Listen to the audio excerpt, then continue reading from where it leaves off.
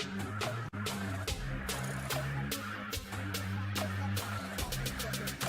are now in the presence of a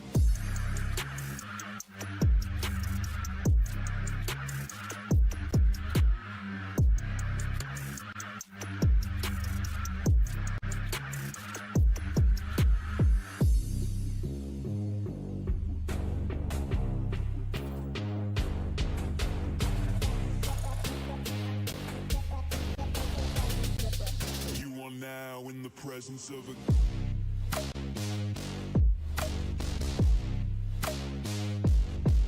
king.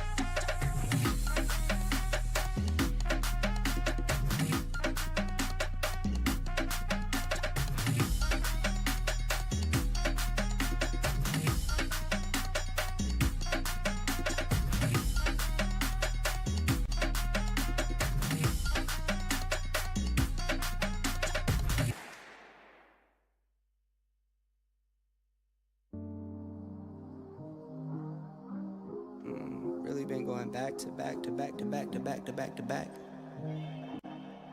Like the neighborhood warriors. I don't miss, I don't play none, I don't diss, I don't say none. I go swish, that's an A1. I eat steak with no A1. Tell the chef, I said thanks, tell I'm in the bank. Tell my mom I'm living good, tell my kids don't stress a thing. I go back to back on the drops, drop a lot, and she pack the bags. She shot till we drop. I just wake up, I don't say nothing. I'm on go, I don't stay long. I've been up now, that's a case wine. I've been down too, like the day strong. I got summer toys for the summer boy. I keep drummer boys in the summer boy. I keep making noise, I've been paranoid. This is God body, you can never void.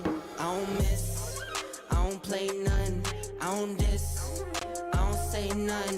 I go swish, that's an A1.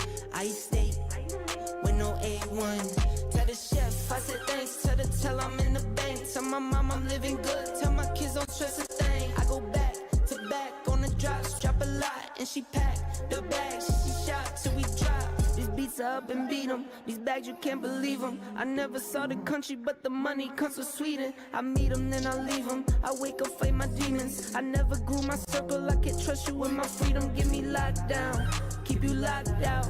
Only when it's here, you look pop now. I get drops now, on the top now.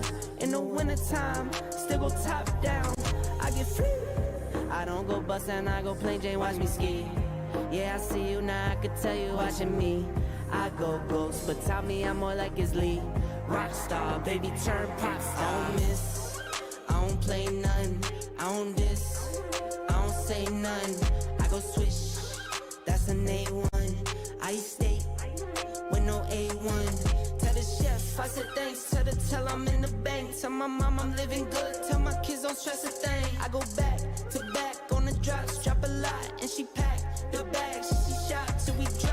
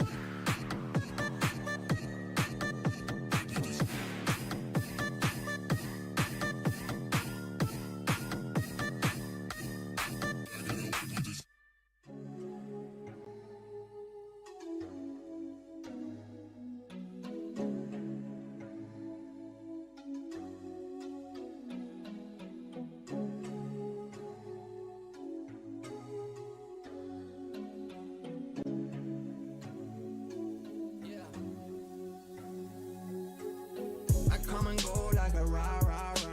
They don't want the two be going nah. I'm coming back with the money in the bag. The rubies in my lap, yeah, I'm running for the cash. I come and go like a round. Putting in the work like I'm way behind. Still trapping on the low, lurking in the mole like I'm running from the popo. Yeah. Remember when we did it for life? Was noticing all these frames got me trimming a knife. Always on some new thing like riding the bike. Let's do things in one setting, but I don't feel like selling for the time being. When I was young, I used to dream about the palm trees. After the summer achievements, I got a long sleeve. Supposedly, think about it. In reality, you running out of options. Starting to see the coffin with the Bible preach. I'm way ahead on a private beach. My hair bleached on the cover of a magazine. I got the flavor doing push-ups on the coca bean. Doing all the things you can't imagine what it might be. All these women trying to write me. I get the message now, I know they wanna wife me. And not to mention all the bruises, I just went through all the heat. I broke through all the edges like a right G. Yeah, I come and go like a round. They don't want the two be going nah. I'm coming back with the money in the bag. The rubies in my lap, yeah, I'm running with the cash. I'm coming go like a round. Putting in the work like I'm way behind. Still trapping on the low, lurking in the mole like I'm running from the popo. Yeah, I picked it up cause I'm a hero in my own town. Whoa, we just running on our own now. Whoa, all these digits on my phone now. Working through the late night, that's just how it goes down. Oh wow, put in work, I guess we work it out. Almost summer and the money almost running out. All this running up and down, it's getting funny now. I do it for myself and all you ever did was run your mouth. Yeah, we at the spot, they be stunning now. They don't see the bigger picture, we be cutting now.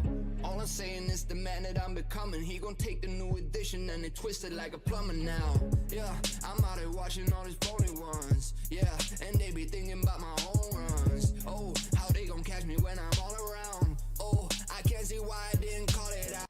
I come and go like a round. They don't want the two be going nah. I'm coming back with the money in the bag. The rubies in my lap, yeah, I'm running with the cash. I'm coming go like a round.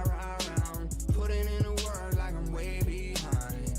Still trapping on the low, lurking in the mole like I'm running from the popo. Yeah, that's been my whole life, you know. Ever since a little kid, I didn't know what to do. They just told me, you done took all your stuff. And they said to me, young 2B, you're gonna have to work hard for it, you know. Ain't no going around it, man.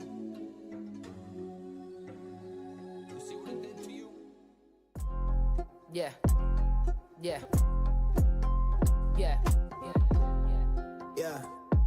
Hey. Yeah. Hey. Yeah. Tell him more. Yeah. I'm staring at the only one I trust. Been down on my luck, so when you see me now I'm up. I'm fresh up out that mud, I'm a diamond in the rough. So when you see me shining now, know it's anything but luck. I'm looking in the mirror at the only one I with. I've been held me down, so when you see me now I'm up. I'm fresh up out that mud, I'm a diamond in the rough. So when you see me shining now, know it's anything but luck. It's anything but diamond in the rough, yeah, we had it tough, yeah, we had the pressure and the pressure done its stuff. Oh, I'm not flexing when I'm brushing off the dust, no. All this pain and the tears made my shoulders rust. In this life, gotta do what you must, build your value up, gotta earn trust, avoid fuss. Maybe you don't know the facts, you don't know enough. You can judge me where you want, cause every day I send love. Every day I do me, makes me wanna see you, makes me wanna see more, makes me wanna see through. Maybe we become one, maybe this is the thing. There's an energy and flavor to the things that you bring to the table, any way you're able. Real work turns into gold when you're stable. Now life feels sweet like syrup, like maple. Wouldn't change a thing about my past to stay grateful. I'm staring in the mirror at the only one I trust. Been down on my luck, so when you see me now I'm up. I'm fresh up out that mud, I'm a diamond in the rough. So when you see me shining now, know it's anything but luck. I'm looking in the mirror at the only one I with. I've been held me down, so when you see me now I'm up. I'm fresh up out that mud, I'm a diamond in the rough. So when you see me shining now, know it's anything but luck.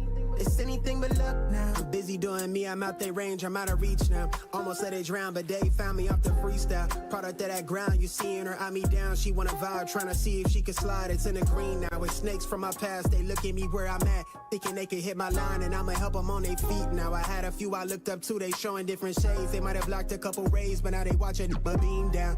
I struggle to open doors to places that come to life if I step inside. I learned to cut the keys down. Got it locked, this demon stirring the pot with pretty faces and plots that try to knock me off my feet now. No new friends, I had so many hit my line for the freebie, but if you see me out, you gotta pay the fee now. All these things you never cared to see me for is what I let the world see now. I'm staring in the mirror at the only one I trust. Been down on my luck, so when you see me now I'm up. I fresh up out that mud, I'm a diamond in the rough. So when you see me shining now, know it's anything but luck. I'm looking in the mirror at the only one I f with. I've been held me down, so when you see me now I'm up. I'm fresh up out that mud, I'm a diamond in the rough. So when you see me shining now, know it's anything but luck. It's anything but luck now.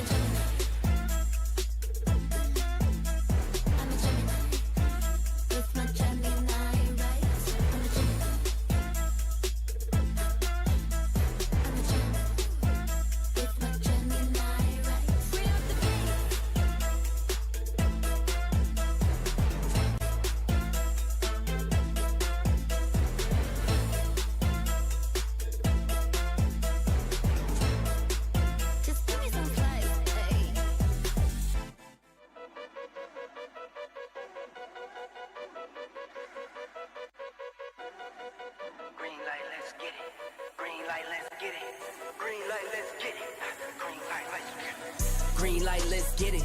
I'm the future, I'm in it. Check score, I'm winning. Green light, let's get it. I just win, win, win, win, win. I'm on 10, 10, 10, 10, 10. Hello, I'm Himothy. I got the recipe. I got the flow. I got the remedy. I know they do. I know they envy me. Feet on the float. What they gon' say now? We came along from last place, bottom to top of the fast pace. Out of this surf, I get touchdown. I take a loss, get it back 8. I'm in the gym putting numbers up. You're never there, you got bad traits. Never excuses or cover ups. Learn from the losses and bad breaks. Green light, let's get it. I'm the future, I'm in it. Check score, I'm winning.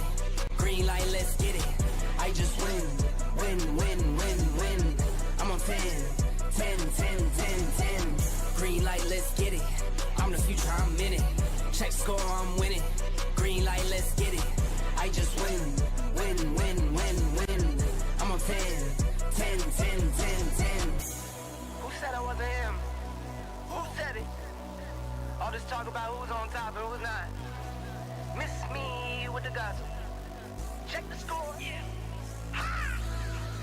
See me coming off the screen.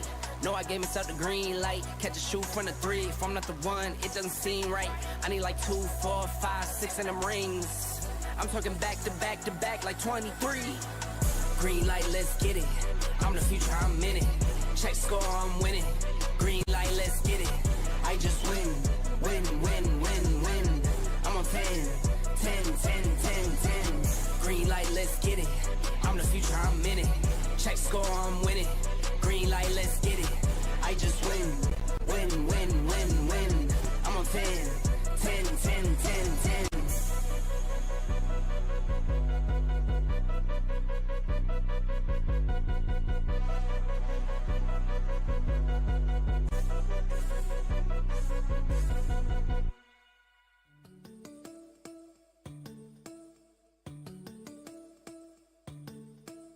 Everything around me looks a little great.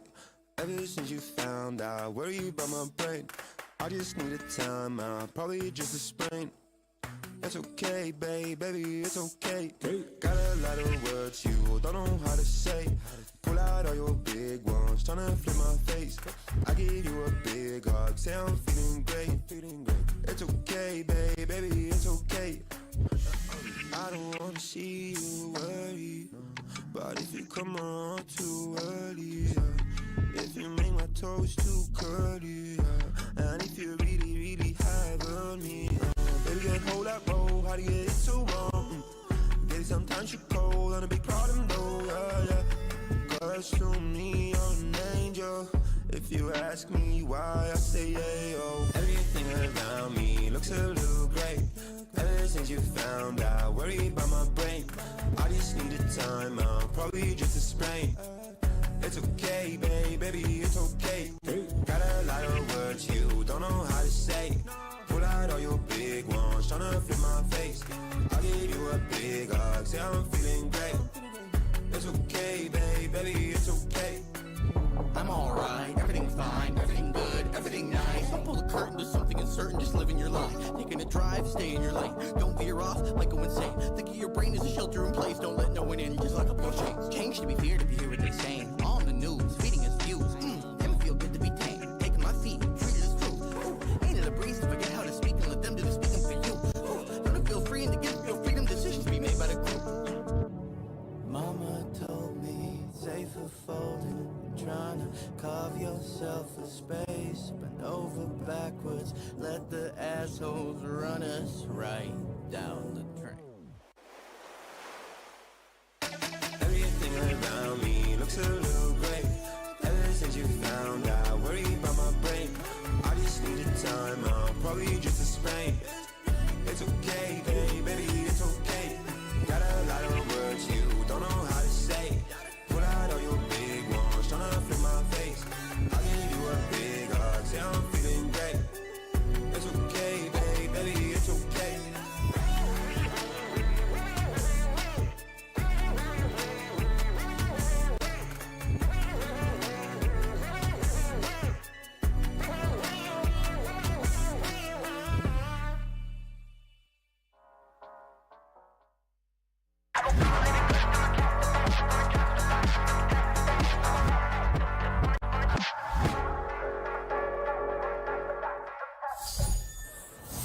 Hello PUBG Mobile friends, my name is Carol Bombshell and welcome to the last day of the prelims stage. Teams have fought tooth and nails, showing their skills and the strategy. But today it all comes down to this. Who will rise and secure their spot among the top 8? Stay tuned and let's find out together who will advance to the main event.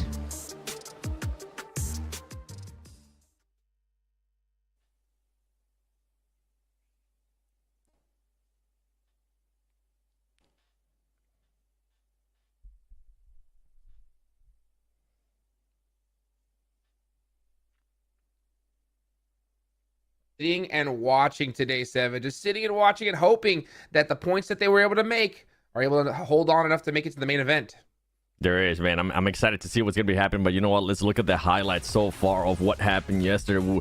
I mean, two of the teams that we're talking about, Zebra Masters and Hyper, that were looking to make a comeback, they ended up falling a bit short. And then Virtus Pro, they were trying to turn it around as well, but it was just a little bit too late. Smoke Gaming, though, was the biggest surprise for me. Not only with what they were able to do in day one, DK, but also how they were able to be consistent and actually improve on certain things in day two.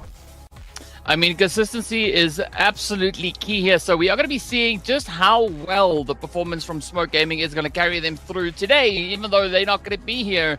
But the pressure is going to be on. I'm expecting all those Group C teams really to bring in so much heat moving through. And I mean, we were talking about Virtus Pro. We did see an amazing pop-off coming through from them yesterday. But as we know, right, there's a certain time to do things, but of course, I mean, Influence Rage, they also really up the ante coming through their performances.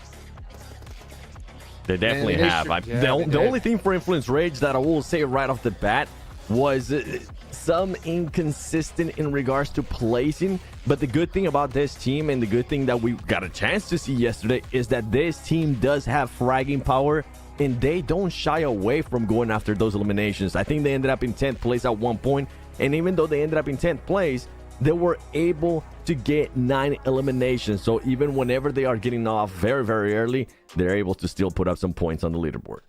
100%. One of the big things that was really excited to see was none other than the Death Wolves, right? A prelim qualifying team that actually came in here and just straight dominated yesterday. So I'm hoping to see them continue that trend. As a matter of fact, I think a lot of the qualifying teams just outperformed most of the partnership teams, at least at the start of this one. I mean, we'll see how that happens, and of course, in the main event coming up. But right now, it's all about making it into that top 8, DK. I mean, the pressure is going to be on, and I mean, like, we were not, well, at least I wasn't all too sure what to expect to have come through from the teams all the way from the qualifiers. But as we've seen in the previous 2 days, they have been really capable, holding their own, keeping the pressure up. Now, this is where I'm curious to see what is going to be happening as we move through, because we also do have a nice little interview coming up as well. For Death Wolves team, who also did their debut here today. And we want to know what will be the main strategy for the last game tomorrow, because we know that you guys still have a couple of points to go up in our standings. Primeiramente, seja muito bem-vindo, e nós queremos saber qual vai ser a maior estratégia de vocês amanhã, porque ainda faltam alguns pontinhos para vocês conseguirem se classificar. Acho que o dia hoje não foi tão bom como a gente esperava. Acho que tem alguns erros, né, alguns ajustes para arrumar e conseguir chegar amanhã melhor do que chegamos hoje. He said today was definitely not a good day, but they will come back tomorrow, fixing their mistakes. They will talk with the coach, they will talk with their teammates, and tomorrow definitely will be a better day. Is there any team that you guys should worry about tomorrow? Tem algum time que vocês querem ficar de olho, que pode possivelmente atrapalhar vocês a conseguirem essa classificação? Não, acho que não. Acho que só time no spot, né? Como nos primeiros dias a gente trocou no spot e acabou sendo ruim para nós. Mas agora que a gente já tem spot sem contest, eu acho que não tem nenhum time, não. Todos são iguais. All the teams are the same. There's no teams that can bother us, because the only mistakes that we have, it's our own. So we already have our spots, and we will come for it, and we will definitely qualify for the next main event. So yeah, thank you so much for the interview, and we are looking forward to watch you guys tomorrow. Muito obrigado pela entrevista e até amanhã. Is the same. I don't know about that. I'm sorry, Jukes. What sound does Falcons make? I think that's how it is now. That's right, ladies and gentlemen, and the Falcons have arrived, and they are going to be here today. So for anybody that thinks that they're going to be able to just walk over them, just keep in mind, this team is 4th place still after not playing yesterday at all. That's ridiculous. You know what was ridiculous also is the fact that he said that we had a bad day today, to be honest. I mean, like, out of all the teams that have only played 6 matches, they're in 3rd place, right? Yeah, they're in 10th on the overall leaderboard. So that's because they only played half the matches as everybody else did. So, I mean, Death Wolves are in a great position coming today. Yeah, we see them in the 10th, but they did 45 points in 6 days, out competing everybody else in their group. The rest of the teams, those are the ones that are going to have to put in work today, right? They got to make sure that they make it into that top 8, DK.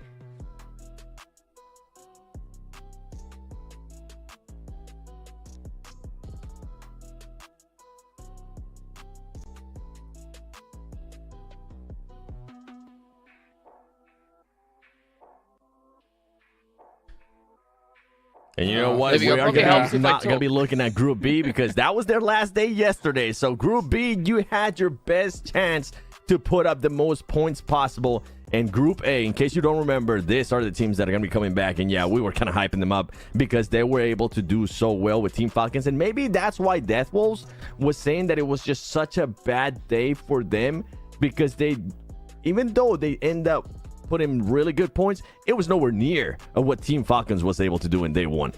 Yeah, then again, nobody else did what Team Falcons did in day one. You know what I'm saying? And at the end of the day, all that matters is that if you make it into that top 8. So they're definitely in a great position coming today. But I do like to see that, though, right? I mean, honestly, you know, it's a great mindset to come into. Or, you know, when you look at it and you're like, oh, it's a terrible day. Because if they have that thought process coming in, then that means that their expectations is to be in nothing less than first place, right? And if you have that main event coming up where that big money's on the line, that is the mindset you have to have. So I'll kind of backtrack a little bit and I'll say, you know what? Okay, Death Wolves, right? Let's see what you could do today. And maybe you might be able to even make a miracle happen and try to pass up the Falcons. But good luck with that because those guys are high in the sky. And I know you guys are a bunch of wolves and work together, but still, them Falcons, they're no joke. That's right. And you know what, DK, I want to get your thoughts. Do you think Falcons, are we going to get the exact same Falcons or possibly an even more aggressive Falcons here today, considering that they know exactly at this point, they're just going to have to do a little bit more points and they're going to qualify if they haven't already qualified to main event? How are we feeling in regards to Team Falcons and how they're going to perform today? I think we are going to be seeing an even more insane Team Falcons coming forward into this one.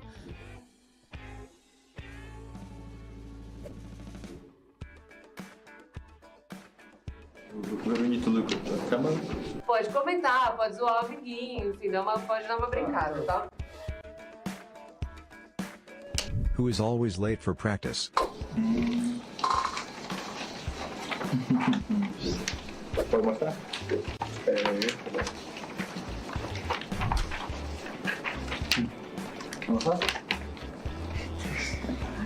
Unânime? Ah, o meu já tá na frente, Jordan.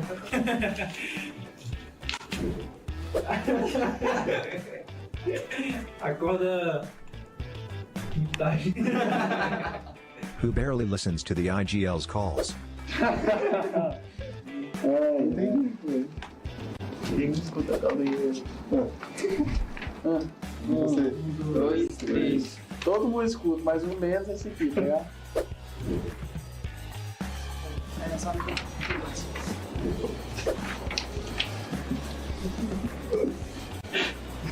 Mais nenhum?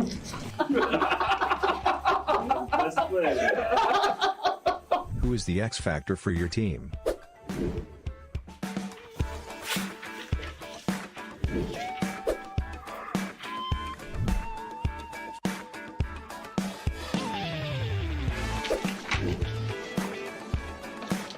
É o louco, não, pô. É o único que eu... Who is most likely to sleep during meetings? As perguntas melhor, Rapaz, aqui se botar a luzinha muito escura, ele acaba cochilando na revisão.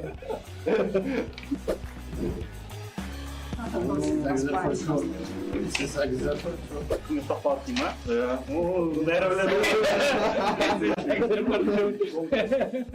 Who on your team is the best at handling pressure?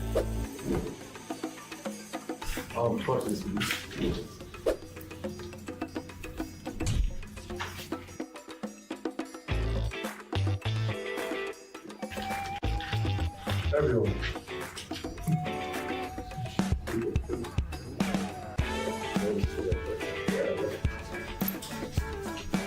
Who is the team clown?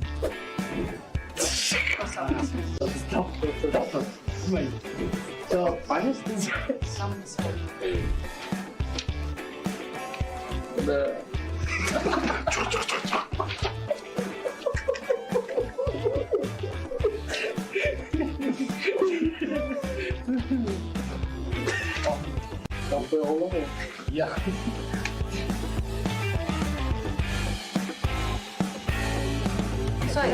Mas eu fiquei por Deus, cara.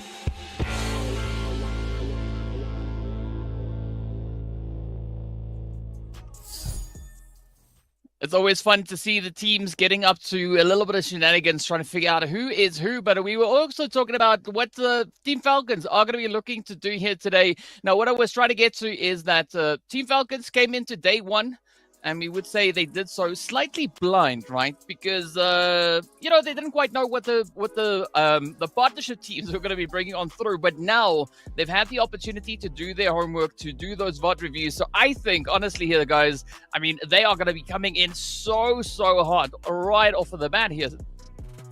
Makes total sense. I will ask you this, Seven, right? Yeah, we know that they can have the potential to pop off. They have the points to do so. My question is this, right? Instead of trying to go and just, hunt down first place, because at the end of the day, in these prelims, all that matters is top 8. Do you think instead they'll decide to set their little falcon eyes on some of those teams trying to barely make that cutoff? I love that I already knew what you were going to ask me. Oh, yeah. And I love that I had already said yes, because I'm hoping that's going to be the case. I mean, if this team can find themselves in a situation where they don't have to worry about the likes of Influence Rage, they don't want to have to worry about Vampire Esports, and you can make their life a little bit more difficult, and you have such a buffer already. Nobody is going to remember if you ended up first place in the prelims. But you know what? They might end up remembering who's going to end up winning this first map in Sandhawk for day 3, because we're going to be hopping in. We're going to be dropping in hot. And with this playing path, we might end up with some hot drops here, DK. Oh, yes, sir. Yes, sir. I'm curious to see where the Vampires are going to be looking to get themselves situated, because yesterday we did see them coming in clutch with that winner chicken dinner out of the gate. But, well, as we know, with Group A now joining in on the party here, it is going to be a pretty hot and spicy day. Hot drops would be nice, potentially in this first game, but let's maybe leave it just there, right? Just the first match. So, yeah, Seven will have to wait and see. Yeah, and then one thing, talking about hot drops, guess who we're also looking at as we're taking a look at the playing path and where the circle is going to pop up. Enigma Galaxy, this is a team that I'm hoping, and a lot of their fans and people from the regions is hoping that they are not going to be hot dropping today, that they're going to be looking to set themselves up, put up a much better performance. And talking about hot drop, well, we're going to get one. We're going to be able to get Team Falcons and none other than Influence Rage. And I was just talking about them and seeing if they were going to be willing to fight each other. We just might get that answer real quick. Well, this is where we are going to be having a beautiful bit of a showdown come through here. I love this position coming through from Falcons, holding on to Lobster. As you can see, Influence, I mean, they're not going to let that one slide. It's going to be top, though. Beautiful jump play, kicking us off with a little bit of action right out of the gate. So that is the first confirmation in Law. Also trying to see if they can maybe find a bit of an opening, bit of an angle here. But Seven, I love this, right? The team's just showing up. They know what's at stake here. They definitely know what's at stake. I mean, one team that needs those points, it's going to be Influence Rage. Team Falcons going to be able to relax a little bit, even though they're not going to be going to, because they are Team Falcons. We saw how they reacted when they ended up winning. And right now, Top is trying to figure out where some of these players are from Influence Rage. The shotguns are going to be out. The one thing you got to keep in mind is some of these players might not be able to loot yet, as we do have another fight going to be ensuing. Team Queso going up against Foot. Those two teams definitely need the points as well if they even want to be able to challenge on the top 8. Oh my goodness, he tried to do the quick 180, get the other player that was pushing him, but he wasn't able to. And now Karos is going to try to back off from this fight and stay alive a little bit longer. I think that's a very wise call to make here for the side of Foot, seeing that they're also widespread across the map, right? You don't really have that fortification, that backup to really show up alongside the players there from Team Queso. So hopefully that is going to be the approach. Or maybe Keros is just going to be waiting for a little bit of that backup. Speaking about backup, though, we are going to be needing a little bit of assistance here between Influence and Falcons. Both squads are just getting themselves ready for a little bit of a push, a little bit of a play. No one really taking that first plunge just yet, trying to assess the situation here. But in the meanwhile, just a little bit further down towards the south, we got 9Z getting into a very hot and sticky situation. 9C going up against Regnum Karya. And Regnum Karya, I mean, there's so many teams that need to have a good game here.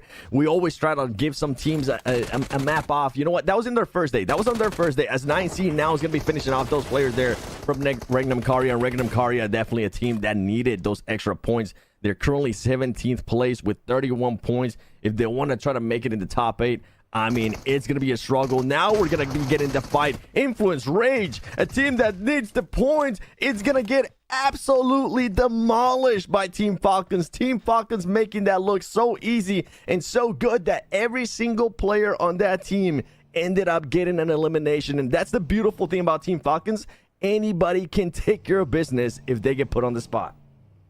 Yes, sir. I mean, I almost want to say they're in it to win it, but let's see how this one is going to play out for them, as we do have a little bit of pressure now starting to build up in towards that more centered region of the zone. Regnum Karya, so far having good pacing, but an interesting thing that I've noticed here, aside from what we just saw with the Falcons there, a lot of these confrontations that we are looking at is essentially teams that are sitting right next to each other on the leaderboard, right? Team Kesar, Foot, next, they are side by side. And we did see the same thing also coming through between Regnum Karya and 9Z. But let's see who's going to be the one to reign supreme here, as it is going to be Kairos, just keeping a very watchful eye down on that bridge.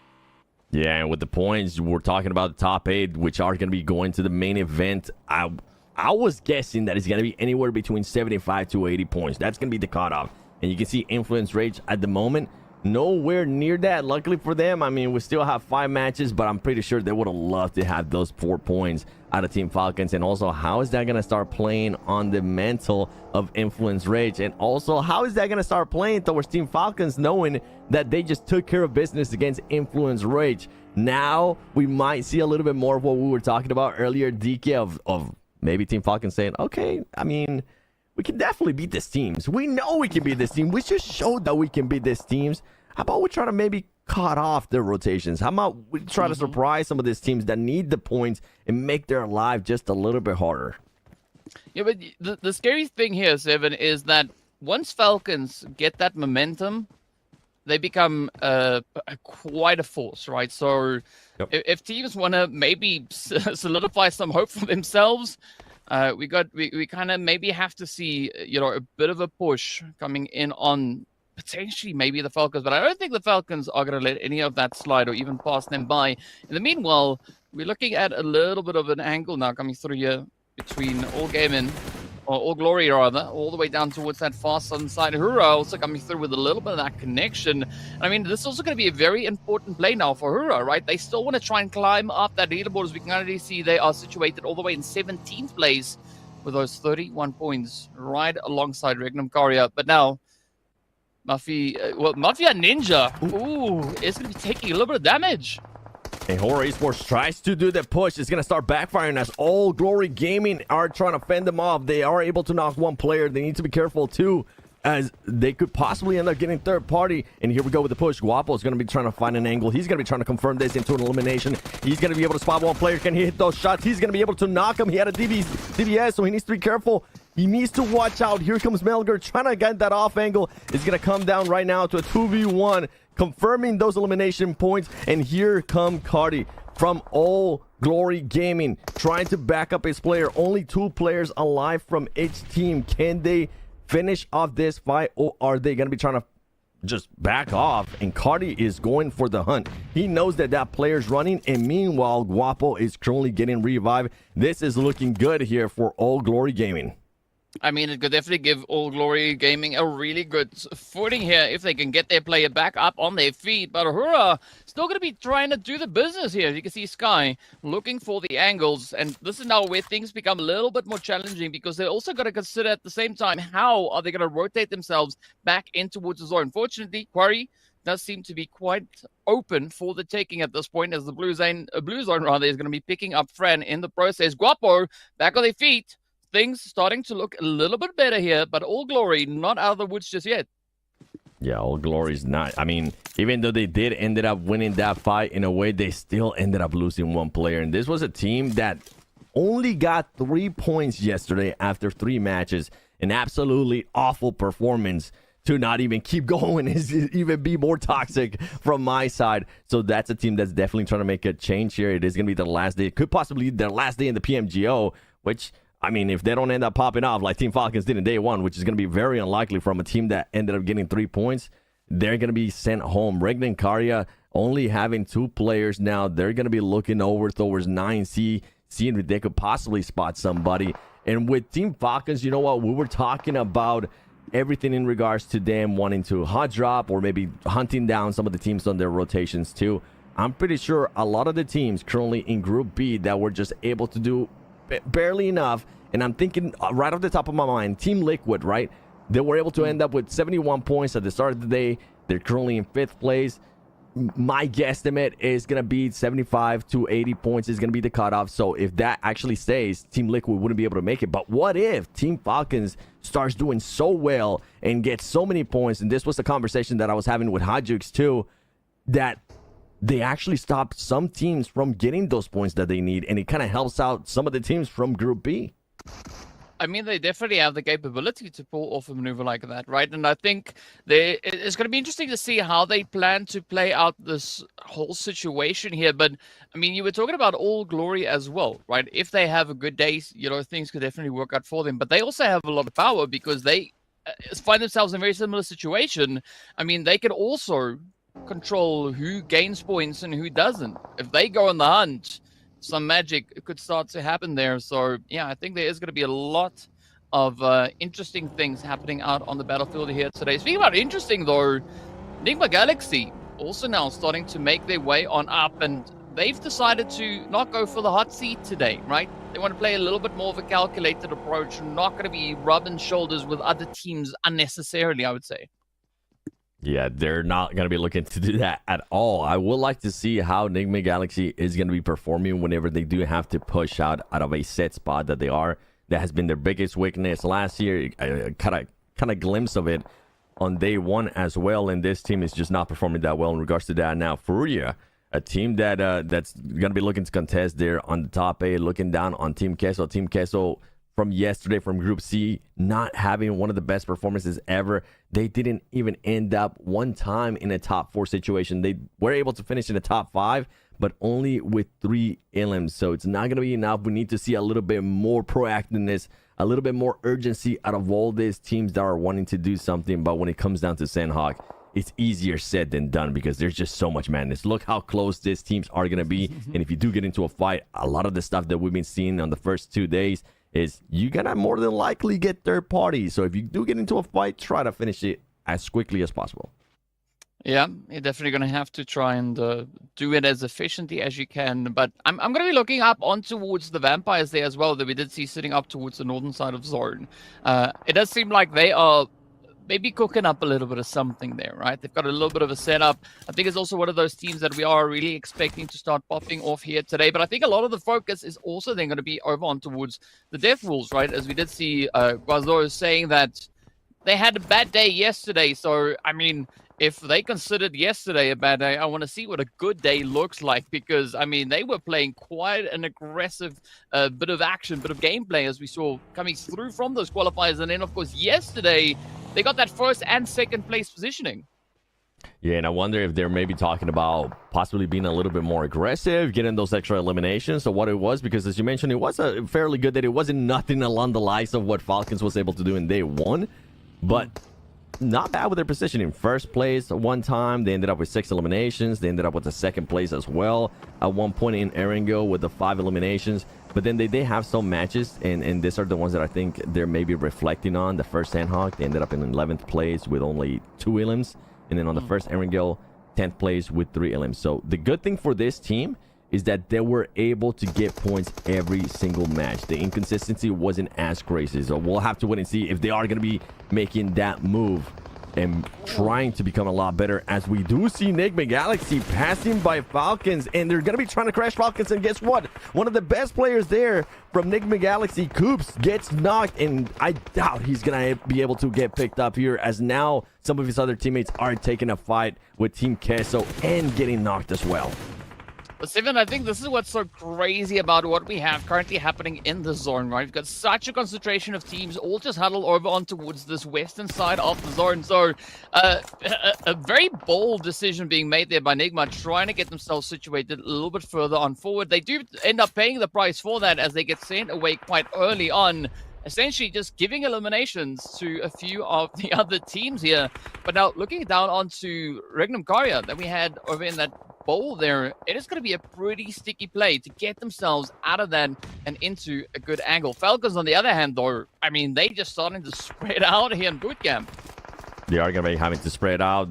I mean, the only problem here with Team Falcons is they need to be careful because Vampire Esports does have the high ground, does have a lot of area to work with, and we saw what Vampire Esports was able to do yesterday in this exact same position. Not the exact same place on the map, but the exact same position of them being able to control such a big area within the final circles. As we're looking there at the map feed, Vampire Esports is going to be looking great. They have the high ground. They're going to be able to affect a lot of fights, and they're going to be looking to send a bit of a statement here at the start of the day because a lot of people, including myself, got catfish yesterday. They started the day super hot. Then we didn't see them at all in the next 4 matches. And then on the last day, Vampire Esports was like, oh yeah, guys, we're still here.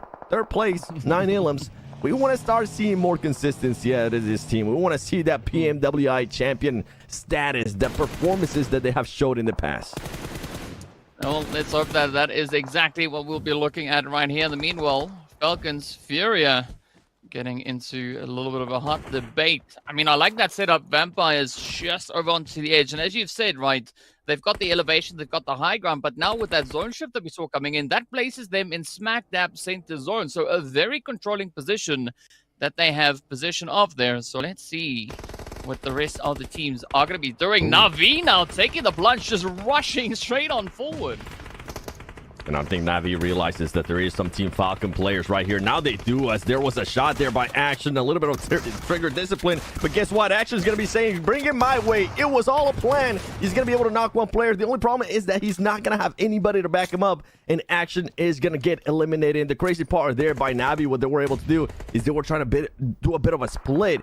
It ended up backfiring. 2 of their players got knocked. I think only 1 got eliminated. And they're trying to see if they can possibly revive this player. As I see, is going to try to make a push and see if somehow they can finish this players from Navi.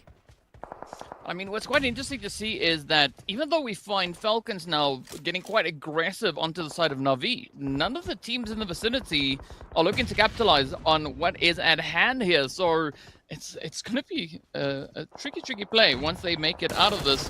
As we move just a little bit over towards the western side, you can see, of course, Furia just jumping at the opportunity. Hura getting spotted out in the open. But we also then have the Devils trying to get a little bit of the action going here. But Furia just having such amazing reach all across the way. And we also then say goodbye to 9Z.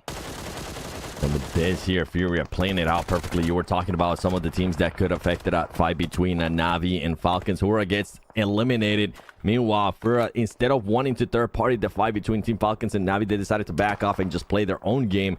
Try to get those angles. Try to focus a little bit more on getting that scouting done. They're able to do that, and they're able to pick some of the fights apart from the other teams. And here we go. The circle's going to be closing in. Look at Vampire Esports currently holding up so much ground. And now a lot of these teams that were in bootcamp are going to have to push up. A lot of the teams that are towards the east of the map, which is a bunch, are not inside the circle. So that's going to be absolute mayhem and madness whenever they do start making those rotations as Rules of War, trying to get those extra points. Team Kesto just lurking by. Oh, come on. And of course, who also is lurking in the shadows here is going to be Regnum Karya. Still just holding on to those rice fields. But there we go. The play coming through, though. Solke with an effortless hit right over in towards Rivas. So, I mean, you got to commend the plays, the angles, just capitalizing on the opportunities. But now comes the tough part, right? Because as you said, the zone, it's moved up. A lot of teams still need to get themselves situated, and there's not going to be a lot of space really to work with here. We do see the Deathwolves also now starting to hit a few shots home as they find the opportunity over across the way onto the side here of Furia. I think Guazo is going to have a pretty tough time rotating out of that little shack over there.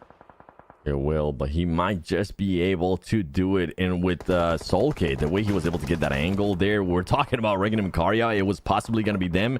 Nope, he ended up being soul kicked from so far away, but that's good. That's what we want to see out of this team, is not just be too passive. If you are holding a compound, look ahead, try to be proactive, try to clear your area, and if you're able to get any points here, make sure you get them, because it could come down to 1 point. You guys saw it during the qualifier finals.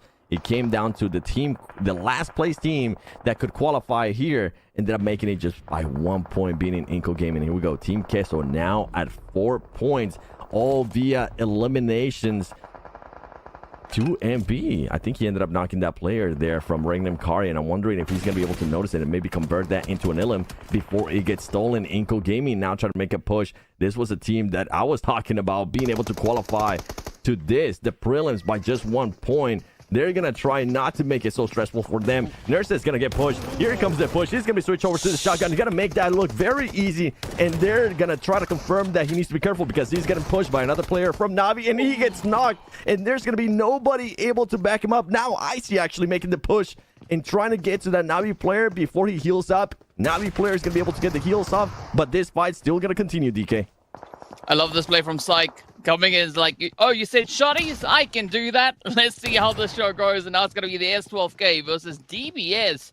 Icy and Psych trying to set all their differences here. Who's going to be the one to survive the play, though?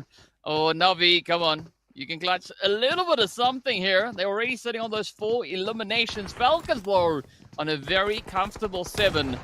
Let's see how this one goes. Oh, almost a no-look tap coming through from Icy, as they do send Navi on their merry way. Vampires, in the meanwhile, they now going to be looking to lock down the zone as Inco tries to push on forward all the way from that southern side.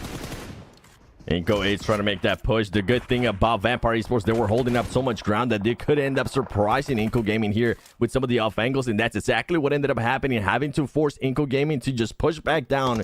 Vitali being the only player alive now at this point, and look at that. Vampire Esports is looking great right now with the positioning that they're holding. They're able to see anybody that gets close to them. They're going to be able to make sure they knock them and confirm that into an elimination point. They're currently sitting at 4 points for themselves. They're not going to be mad at that, as we do see the play zone starting to take some of the other players. Icy, the only player alive from Team Falcons, and Team Falcons, even though they might not be able to win this match, they do end up with 8 elimination points. Oh, I mean, 7 at this point, it is going to be so dang challenging to dethrone this position coming through from Vampires. As we can see, they still rocking a full squad, a full piece. I mean, what a presence. Effortless throw down onto the side of the Euphoria, as it is now, well, the Death Wolves going toe-to-toe, head-to-head with the Vampires. Both teams, they've had their plays. They've had some amazing performances. Each of them now going to be looking to secure the finish here for themselves. It is going to be a 3v4. I think 7 at this point, it is looking pretty good on the Vampire Esports side.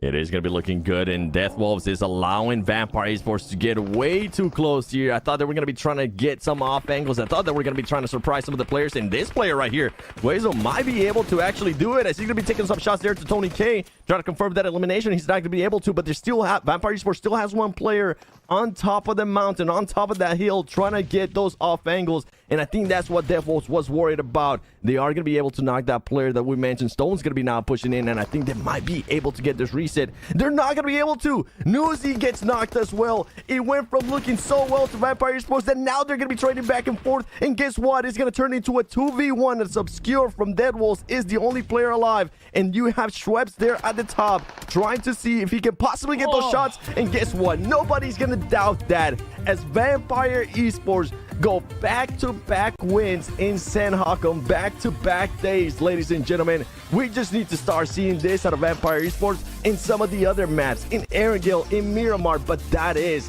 how you want to start the day. I mean, what a phenomenal start. But you got to give it up to Schweppes, though. Hitting the headshot at that range. I mean, it's not easy, right? It is definitely not easy. So that, I think it makes that winner chicken that are just even more impressive. But, I mean, a very strong start coming through here from the side of Vampire Esports. And you've said it, 7, right? Now they're going to translate the success that they've shown on Sanhok into the other 2 maps, because it's going to be of the utmost importance to them here.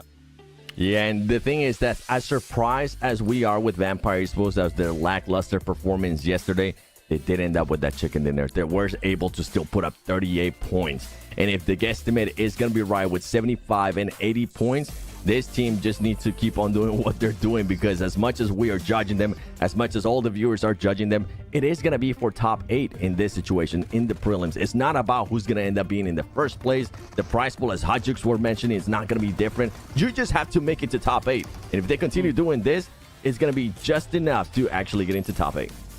Yeah, that's going to be the goal. That's going to be the aim of the day. And as we saw coming into this lobby, there was only one team secured in the top 8, right? Falcons, they were the only crew holding on to that. So the pressure is on for everybody else playing here today to secure that seat. And I mean, as we've seen, the teams, they are ready for action. They are ready for pressure. And Falcons action just bringing in so much of that right here over in the warehouse. Oh boy, Jukes, how are you feeling after that Sandhawk? Oh. Was it everything that you were expecting and some more? I mean, I saw some things I was hoping to see. I saw some things that absolutely shocked me. The first thing is, you know, off the rip, Influence Rage dropping onto the Falcons. What are they thinking? I could not believe it. I could not believe it. Why would you even want to mess with the team who could literally decide your tournament life? You know what I'm saying? It makes no sense to me. If they win, then they could literally just anger the Falcons, and Falcons can go after them for the rest of the tournament and still make it into the top 8. And if they lose, then you just fed the Falcons and crushed yourself from another game that you desperately needed points from. So that shocked me off the rip. And then you have Vampire coming out with 9 eliminations and the chicken dinner. What more could you ask for? Now, we saw them dominate, like you mentioned, in Sandhawk yesterday, but that game, though, who knows? That could just be enough to already rocket launch them into that top 8. We'll have to see if they're going to be able to hold on, though, here, 7. It's the same pattern that we're starting to see with Vampire Esports too. If they're able to get in just such a great position, this team is just so well at being able to hold all those angles. Oh man, it's so crazy. When these guys get hot, they are just really difficult to stop. And the first chicken winner in the hands of the Vampire Esports. And I'm here with the coach, and we are going to talk about this last match. Okay, thank you so much for being here. And I want to know, instead to hunt out the top, are you guys focus on you guys focus to make the cut among the top 8, maybe set a new strategy for today, working on rotations, because you got the first chicken dinner, but you still start the day in the 13th position? So honestly, today we just focus only on the top 8 first, because you know on this tournament it's very hard to compete. So many team is good, and so many things like a circle is very shrink, and it's so hard. So today I think it's depend on the game. So we try to focus on sometimes playing is, sometimes it's playing on the middle, because you have to adapt in game. Yeah. So I hope my player doing well and we get the top 8 today. Awesome. And people talk a lot about one of your players, who is Tony K. He's probably a star of the team. And do you think it's too early to say, but do you think he can run to be the MVP for PMGO? That's appreciate that. But I think he will do his best, because yeah, MVP, anyone want the MVP. But I think if we can do like more teamwork than the individual work, I think it's more better. So I hope Tony K will get the MVP, or maybe someone else in my team. Let's see. Thank you so much, Sir Tanek. And that's it. We will see you guys again in the next match.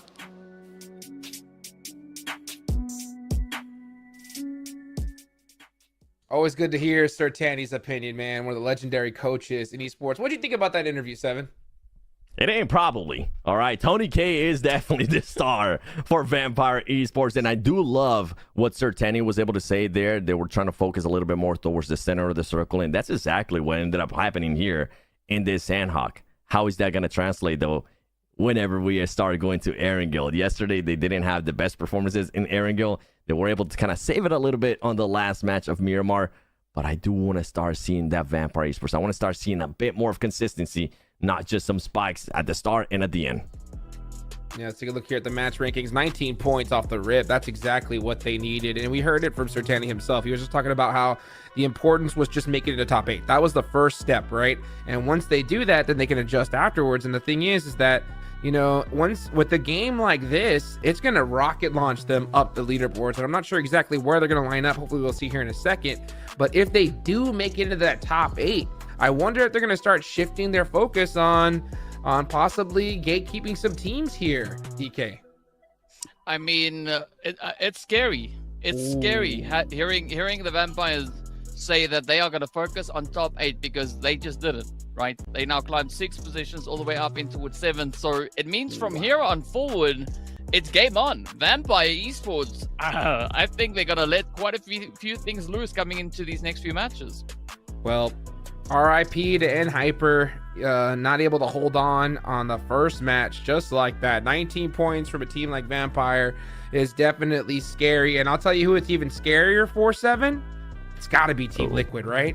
Yes. And this is what I was also scared about when it came down to Team Liquid. While we were kind of pushing them to get those extra points yesterday, because we knew some of these teams were going to have that urgency. Some of these teams that are trying to get into that top 8 and have the chance to get into the top 8, we're going to start off hot, and Vampire Esports was able to showcase that. Now, with some of the other teams that are still not playing, Insanity, I mean, that's going to be a given that they're not going to be able to make it too. I'm going to be looking towards next. Ruya next. They do have 85 points, so they are a little bit more secure. But anything can happen here. I mean, we saw what Falcons was able to do. Even though they didn't get a chicken dinner, they were still able to put up a lot of elimination points. Yeah. And I'm sure some of the other teams like Influence Rage, after having that awful performance there in that first Sandhawk, they're going to be looking to bounce back.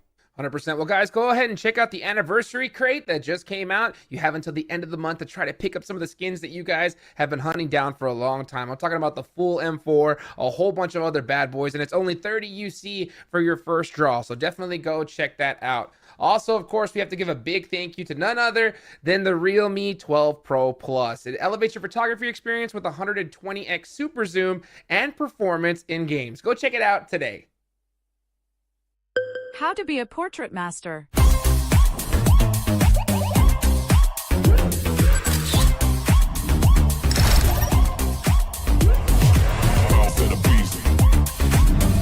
two, three, yeah. Bounce in the streets, I'm a boss till I call. Bounce in the beast, I'm a boss till I fall. I'm a boss on the beat, I'm a boss, spit it raw. I'm a boss, keep it G, and I walk in the talk. I'm a boss.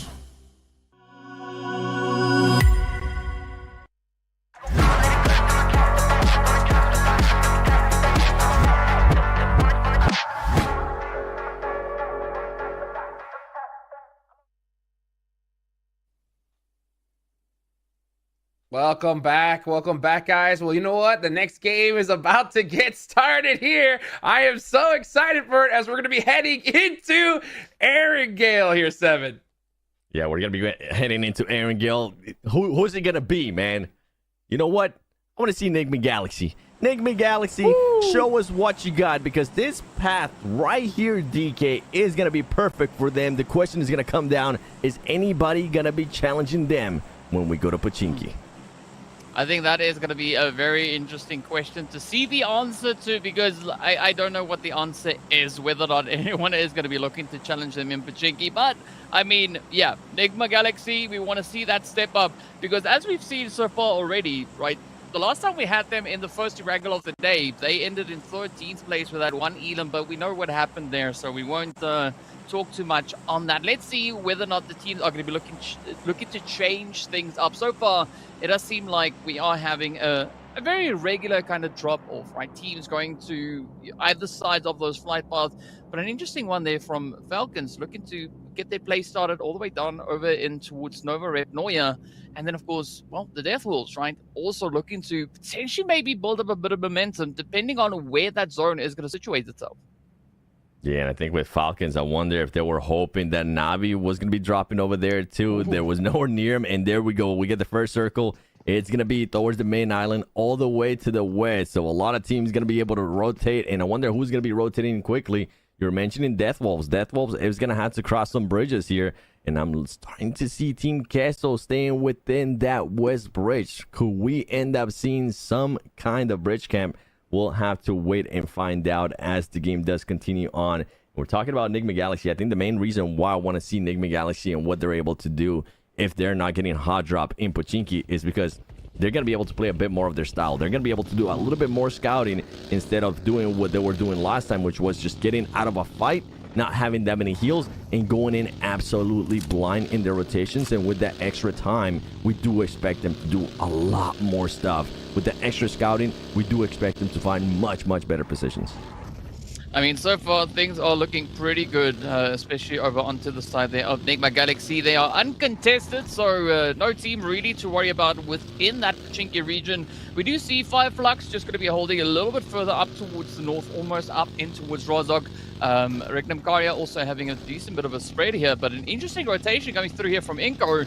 I mean, they saw Everest is open, then they were like, you know what, we don't have loot, we don't have weapons, we've got nothing. Are we going to try and claim Everest? And they're going to be going for it. Remember what happened last time when Team Falcons was able to take advantage of that Everest finish? Boy, it worked out wonders for them as they were just clearing teams left and right, and it was one of their biggest wins. One of the biggest wins that we have actually seen in this tournament so far in the prelims. I think they ended up with something along the lines of like 18 elims. And here we go. This is just... I'm not used to this. Pinch me, DK. Am I dreaming right now? Am I seeing this right? Is this Enigma Galaxy in Pachinki? But there's no hot drops. Obviously, DX is not going to be here because they're in Group B, which it's kind of nice for them. But there's no other team wanting to hot drop this.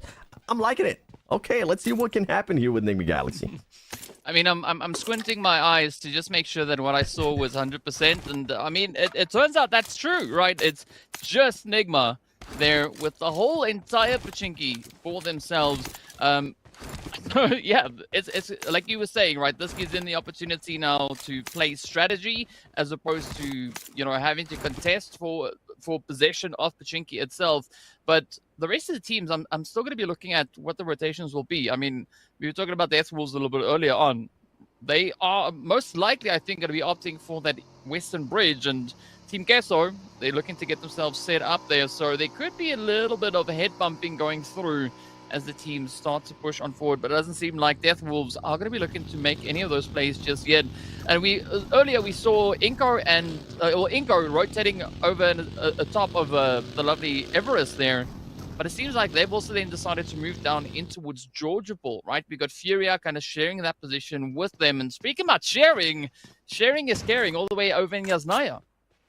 Yeah, we had Hura Esports there against Influence Rage, a team that wants to get those extra points, especially after getting a little bit embarrassed there with what Team Falcons was able to do to them in bootcamp on that first match of San Hanakini. Here we go. The battles of Everest. Are they going to be friendly? Are they going to be having some kind of peace treaty here for a while until they are having to absolutely fight, or are going to be they trying to establish, you know what, this is our side. Do not even try to peek our way. Do not try to do anything silly because we'll come after you. Regnum Karya, a team that needs those points, a team that before this match started, they were in, let me just double check, 15th place with 37 points. So for Regnum Karya, honestly, to start having even a chance with the top 8 with how some of the other teams might end up performing, I need to start seeing a minimum out of 10 points every single match out of Regnum Karya. Yeah, and this is where they need to be careful because, as we can see also, Furia, they are just a few slots above them, sitting on 44 points. So, I mean, if they're not careful, they could definitely be handing them a few points on the silver platter. Speaking about platters, though, 9C are going to be rolling on up, coming in hot as they just fly on through into the zone. Not taking any names, any questions. They just going to be pushing. Now, this is where I'm curious as to where they're going to be rotating, right? Are they going to be pulling into these compounds over here that we can see just up ahead of them? Or are they maybe going to be opting for position a little bit further up in towards Headshot Hills? Yeah, we'll have to wait and see what they're going to end up deciding. And I'm looking to also see what Enigma Galaxy is going to be doing here because they're taking a little bit too long there in Pachinki. They haven't really been able to readjust. Obviously, the circle is still within this area, but you might have players like Foot being able to try to sneak up on them. There we go. Fireflux being able to catch somebody there from Foot. He's going to be able to knock him, and he's going to be looking to confirm that into an elimination point. And they're going to be forcing Foot to just absolutely back up from this fight as Doku Machine is trying not to get knocked. He's very low in HP, and that might force some of his other players to come back and try to help him out. He's still taking shots on Fireflux, on Lux. This man just doesn't care if he's 1 HP as grenades are going to be coming raining down on him. I mean, but this could also be a good opportunity now for 5 blocks to secure a few of those points. You can see Solar is trying to reach across the way, see if they can find that last slither of HP. But there we go, it is going to be Lux instead to end the run as Dokken gets dropped down to their knees. The rest of Foot now gonna have to decide how this play will pan out. We do have 9Z also now stepping up to the plate. So, I mean, it went from a slightly challenging position to an even harder angle to try and cover. Yeah, and even though they were throwing all those smokes, it is such an exposed area. And right now, 9C's got everything going for them. You also see Choco trying to get a little bit closer towards this team. The grenades are going to start running down. And if he's able to hit one of these nades, it's going to be massive for that team. As I say it, and it ends up happening. Choco being able to knock somebody, but he needs to be careful. He needs to make sure that he doesn't end up getting knocked, because you know who's going to be wanting to third party this fight. Fireflux. We saw what they were able to do there earlier with some of the players there from Foot. And here comes the push by 9C. Is Rookie going to be able to clutch this up? He's going to be able to clutch up at least one player. Fireflux is now getting involved. Fireflux is going to be able to clear them out. And 9C have to rethink their strategy. They need to rethink if they want to stay here or if they want to back off. Wow, they coming in hot, right? Nobody's even backing off of any opportunities. Now it's going to be Solkay looking to see if they can reach across the way. The nades flying in. Simple is going to be finding a good connection there. Well, not the kind of connection that they were looking for, but, well, it is happening nonetheless. It does seem like Fireflux now quickly reassessing the whole situation as the zone does take us a little bit further over towards the western side. But Seven, we still see quite a few teams yet to find their way in. And looking at who we already have in zone, things looking pretty sweaty. I mean, I'm looking forward to what the rest of the lobby is going to be bringing in as well. Yeah, the fights that we're getting already, the third parties are happening. Everything is going to be even more amped up here on the final day of prelims. And 9C decided not to back off. I think they were looking for a fight there between Fireflux. Meanwhile, we go back to Everest. Furia is still going to be here. I think Regnum Karya Mata ended up backing off. 9C Choco taking on those shots there to the Fireflux players, trying to help out his teammate. Simple to get out of this area to make sure he doesn't end up getting spotted. They don't want to end up losing more players here. It's going to just keep putting them in a bigger disadvantage when we do end up rotating even into the later circles. And 9C just slowing it down a little bit more. This is kind of what we want to see. Vampire Esports, we heard them. They're going to be trying to prioritize the center of the circle. But how are they going to be doing this? Sometimes we see a lot of teams prioritize the center of the circle, and then they try to full send it to the middle without actually doing any scouting. It backfires as Choco ends up getting knocked right there by Solkay. It doesn't end up working out there by 9Cs. They're gonna have to abandon them. And Solkay, once again, Fireflux being able to catch people on rotation, being able to get those eliminations, those easy eliminations. But as I was saying, I'm just intrigued to seeing how Vampire Esports is gonna be playing this, since they are trying to focus into the center of the circle.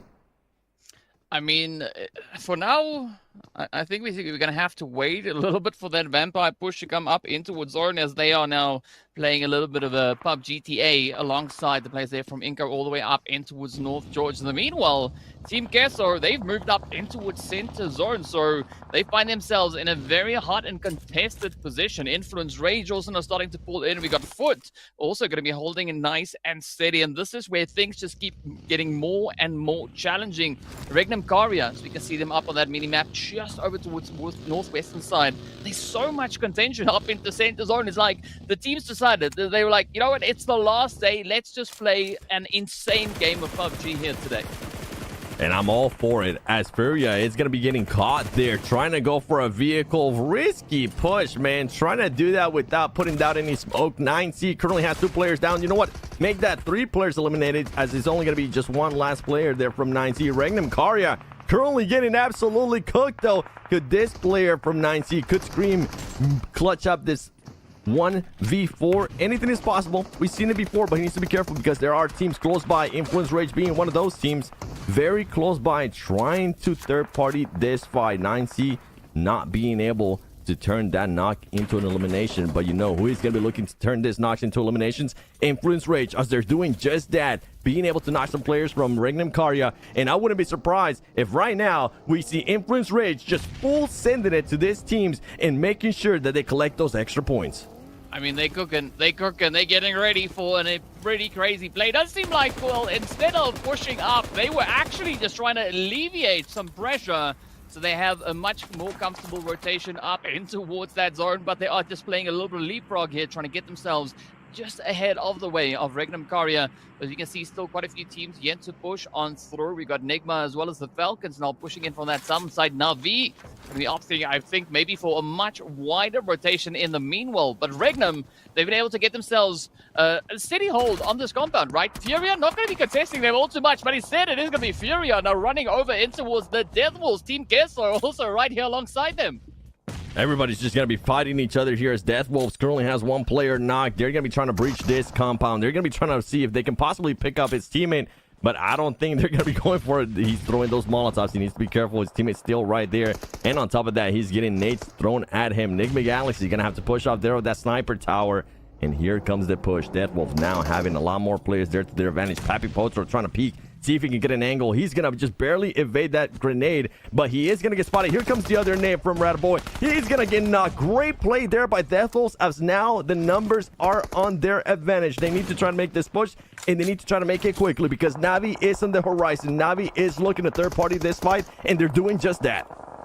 Yeah, the play is in their hand now. They got to make the magic happen. It's going to be Obscure quickly just trying to reposition here. This could potentially maybe even be a breakaway opportunity, but Koopslo is going to be met with quite a nade all the way there from the side of Influence. Navi also out in the open trying to pop off at whoever is moving ahead of them. We also did see quite a bit happening down on towards that southern side of the zone, right? We did have a little bit of an altercation between Nigma Galaxy and the players coming through from the side of Falcons. Now, Navi, well, they're done with waiting. They're going to be looking to break down a few doors. And, well, Team Kessler, they're going to be on the receiving end here. Yeah, and if Navi was one of those teams that's trying to be hopeful, trying to show a good performance here, this is what they need to do if they want to make it into the top 8. Because you can see there in the leaderboard to your right-hand side, only 26 points for this team. They need a lot more. The top teams are going to continue to get those points, so it's going to be a lot harder to catch them. But anything is possible here in PUBG Mobile Esports. They got some good points on Death Wolves, and now they're trying to secure this extra points here on Team Queso. And earlier, we did end up seeing Coops getting eliminated as he was trying to make a rotation. That is now the second time that Coops is the first player from his team to get eliminated. Not what you want to see at Enigma Galaxy, considering that he's usually one of the strongest players for that team. We're going to have the circle closing in. Let's see what's going to happen here. And it's going to be none other than straight down to the center, a little bit to the left. A lot of teams are going to be inside, and it's going to come down to who can dominate the most here. We see Navi taking on those shots. This player, Milos from Team Queso, getting so lucky that he's just in the right spot in the corner as the Molotov is not able to touch him. And you have, meanwhile, Navi players running away with fire on their back. I mean, Psych getting psyched down on that one, but up comes Puncher King now looking to follow through a little bit. I mean, some interesting parking that we see here with the vehicles up on the roof. I guess that's free parking all day long, but now let's see whether or not Milos can actually hold on to the defensive here. It's going to be M2MV rather, right there behind them. Push coming in. All right, so the first compound is clear. They now know where they need to go. Milos trying to just uphold a little bit of the position here, coming through with the DVS. It's going to be Molly's, but it doesn't seem like they found any angles just yet. Navi, though, getting ready to jump. And they have the numbers. They're trying to get the angles here with 6. Are they going to be able to do it? Milos, though, he's going to turn the numbers around as he ends up getting one player knocked. And there you go. That's all it took. Navi had to wait for them to get one of their own players eliminated. To find that opening is going to hurt them a little bit, but now they have great control of this area. And a team that we haven't seen much of so far is going to be Team Falcons, and now we're going to be getting some action out of them. We have All Glory Gaming passing by. This is a fight that you do not want to get into, All Glory Gaming. Just keep going, keep driving, and get out of there as Team Falcons is looking to secure a lot of this area and control pretty much the southern part of the map at the moment. Well, they're going to be making the push here to Old Glory Gaming. Here we go. They were able to spot him. They didn't let him go. Those shots are going to be coming in. Action is able to back up his boy there, Isia. He's going to be getting picked up. A little bit scary there for Team Falcons. They don't want to end up losing any players right now. But now that they were able to clear that team, they're going to have just a lot of control there towards the side of this circle. I mean, that was just to get the blood flowing again, right? They just want to make sure that they are as hyped up and ready to roll as they can be. Interesting position coming through here from the Wheels of War. Also just going to be holding on towards Gatka over on towards that eastern side of zone. If the zone is going to be kind of pulling in towards this eastern side, this could be quite a bit of a position to utilize, but we'll find out soon enough where it is going to be taking us. Meanwhile, decent spread. Inco also about to, well, bring their contribution as they are dipping up in towards the zone. Quite a contested region that they're deciding to rotate up, right? We did see Hura up there. We got Fireflux. We got Nigma also just off in the distance, but it does seem like Inco Nene Bete finds themselves a little bit of that Malik action. 1 down, 3 more to go. Nene Bete and Inco.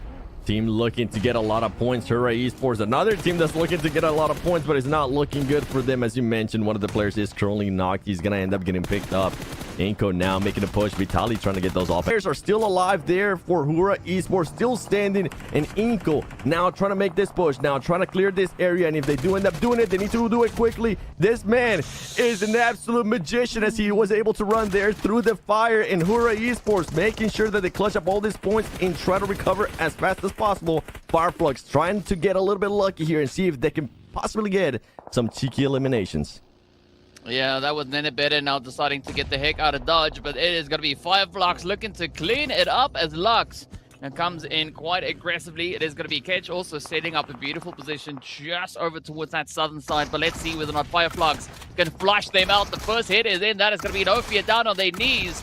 Ooh, a little bit of a trade through the window. Malik looking to see if they can find even more of a continuation here. Solus quickly having to patch themselves up, but it's going to be Sky letting the nades loose. Lux is dodging all over the place as Mafia Ninja gets dropped to their knees, but now it's down to 1. Fireflux, they know it is just around the corner. They just got to make that extra little bit more of a push, but let's see whether or not they'll be able to get it. Up comes the opportunity now. The angle is there. 1 now is all that stands between Fireflux and yet another squad wipe. Sky trying to figure out where it's going to be the best place to hide. But the trade-up is there on towards Lux. One more coming through. Absolutely insane play coming through here. Sky tries to defend, but it's going to be a 2v1, and they will not be making it out of that one. And honestly, Hura Esports right there with the way that they were able to control this building, defend these 2 buildings for the longest time. I am impressed with what they were able to do. Sky, the main player, the main MVP out of that team, trying to clutch up those extra points there. He was able to clutch up at least 1 point there from Fireflux, and Fireflux not going to be happy that they ended up losing that 1 player. And guess what? We're talking about earlier about Vampire Esports, what they were going to be doing if they were going to be prioritizing the center of the circle here in this match. They're playing this out very, very well, because right now, with the way I'm looking at the map, you don't want to be anywhere near the center of it. And they're looking to get into other fights as well, trying to see where Navi is going to be coming in from. And keep in mind, Navi is down 1 player. Vampire Esports will have the numbers advantage. Another team we haven't really seen much of, Royals of War. I mean, this team, we've been wanting to see more and more and more, considering that they were able to have just such a good performance in day 1. And here comes the push. They're going to be pushing Influence Rage. This is going to be a massive fight, because Influence Rage, they end up getting a big old donut in the first match. They don't want to end up getting another 0 here in this match, even though they do have 3 eliminations. Here comes the push. Influence Rage, Federal being able to clutch up some of those eliminations. Roger War now trying to find the different angles. Little Boy trying to spot the other players. There's so much commotion happening right now. Players from Royals of War, players from Influence Rage are currently getting knocked. Little Boy's just spraying and praying in the smoke and hoping that he hits with something. And another player there from Royals of War trying to make it through. Only Law is alive from Influence Rage, and he is gonna get, at least he's gonna get some of the other teams confirmed. And there you go. Influence Rage gets knocked. Royals Awards end up winning that engagement. Wow, what a floor, what a play. Royals Award on a 3-piece split, but there's a nade coming through the door. Fireflux, looking to capitalize on the carnage. Already finding that first bit of a pickup here, but let's see, is there more of it along the way? Royals Award super low on HP. Rivas is down. It now turns to Aragon to see if they can survive, but Fireflux, they out here. They're looking for those elims. And I mean, so far, 7, they're sitting on 9 already. Keep it going, Fireflux. Right now, if I was to name this team instead of Fireflux, I will call them the third-party kings, because they've been able to third-party absolutely everything. And on top of that, they're going to be looking to gatekeep here some of the players that are going to have to exit out of that building from Royals of War. Meanwhile, you know what other teams are currently chilling. Absolute chilling. Team Falcons, they have had to not do anything, and that's what I was kind of a little bit impressed earlier when they were able to take care of that one player from AGG, because they were just going to have so much time to work with. A lot of these other teams were going to have to fight it off and make it a little bit easier for them. And here we go. Grenades there from Soulless, from Fireflux, trying to find into anybody, but that surprise factor is gone. And guess what? I feel bad here for Royals of War, because not only did they have the third-party kings of this match already on them, on top of that, they had to worry about Team Falcons coming up from the top of the mountain, making this push and getting them eliminated as well. Well, let's see whether or not Rivas can survive the onslaught. As you can see, Ketch now just cooking up a few nades, looking to get some cooking going. And well, there it is. Royals of War at least managing to get those 5 eliminations along the way, but they do go out in placement point territory. Now it's going to be Vampires coming to life. You can see the shots connecting on through. It is going to be Psych, the next one to get dropped. Oh, but a cheeky follow-up here. I mean, Falcons, everybody just so active. Nigma also pushing on forward over on towards Vampire. It is chaos all over the zone. Absolute chaos, and that's what we want to see. Nigma Galaxy now getting into the mix with this. It is going to be only 2 players. Navi making sure that they're going to try to see if they can possibly revive that player, that we're able to win the engagement between them and Vampire Esports, which that's going to be massive for them. But grenades are just going to start raining down as Freak and the squad is going to try to turn it up. But Freak ends up getting knocked and he switches it up. Lord, with that ghillie suit, gonna have to lay down. But guess what? It's not over, because you think it's over? No. Furia Esports is close by as well, and they're gonna be looking at third party this fight. Meanwhile, Team Falcons are just chilling in the background. Regnum Karya chilling in the background as well, as they've been inside those buildings. Here we go. Lord, can he clutch up this? He's not gonna be able to clutch up. He does get Artisan very, very low, but that is going to be it for Nigma Galaxy there. Now we switch it up. Furia trying to control this area. Navi, though, they've been able to pull things off. They're going to tell them to slow down as they send one of their players from Furia back to the lobby. I mean, Navi, it seems like they've now caught their second breath, right? They are starting to pace, starting to build. You can see Furia also holding nice and steady. They had quite a bit of possession coming into this phase, but to see whether or not Adrian can make anything happen. Is there going to be an opportunity available? But this is where things also get so dang challenging, right? Because you've got Icy from Falcons also just creeping up on everybody, playing the quiet game. Action in the meanwhile is going to be focusing down on towards Regnum Karya, as they are yet to make a move. The plunge comes through. Silias going to be moving right on up. Meanwhile, Axa, Puncher King, and of course, well, the players here from the side of Furia trying to settle the dispute, as this is such a very, very risky zone, right? I mean, Seven, if you overexpose yourself too much, it could be the end right then and there. Yeah, with the way this area works out, I mean, even you saw it there from King on Navi. He tried to peek that a tiny bit. He thought he was safe, and then he had to just run away and hit the deck because he was just getting peppered. They are trying to be jumping into this car, seeing if they can possibly find the snake that is left. Anybody that might be trying to surprise them. Meanwhile, Adrian just throwing those smokes, throwing that utility nearby that team. Team Falcons making the push over. They're going to be able to spot a little snake there in the grass. Take quick care of them. Action now, driving around, seeing if there's going to be any other snakes. And now it's looking bad for Adrian with how he was positioned. He needs to be careful. Those smokes are going to be coming down, but he's going to let them know that there is a team there. And now Regnum Karya finding the right place, finding the right timing to make the push here towards Navi. And Navi, we saw what they were able to do. They can definitely make those pushes here so far in this game.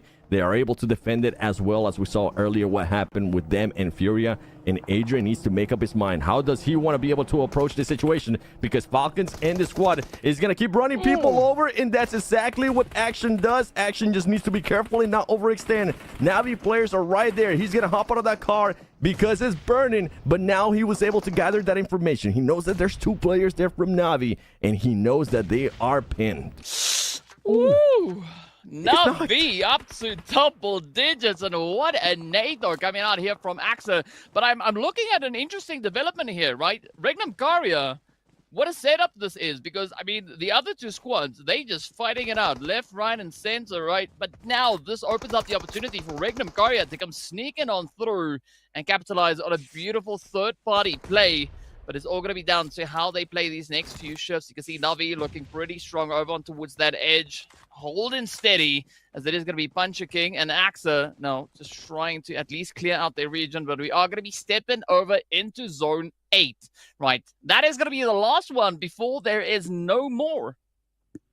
There is, and you were talking about Regnum Karya being able to get those angles. They're currently working this out perfectly. Things ended up backfiring there for Team Falcons.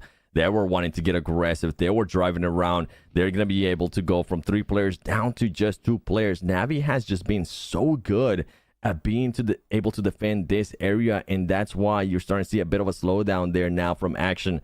No longer having access to that vehicle, no longer having access to being able to look over and just try to run over the snakes in the grass. Instead, he's gonna become a snake himself, as everybody is trying to find anybody lacking, anybody that's gonna peek a little bit too much. You were talking about earlier about the terrain, how crazy this is, and boy, it couldn't get any crazier than this. Everybody waiting to see what's gonna happen here. King hopping into that car. Luckily for him, he's not. Oh, he actually ends up getting shot. He was able to get spotted there by Wild 77K. That's going to be a knock, and he might end up being able to confirm this into elimination. Axer, I don't think Axer is going to be looking to move. I think he's going to end up sacrificing that player, because in the position that they're currently at, you just want to stay as a surprise as possible, as long as possible.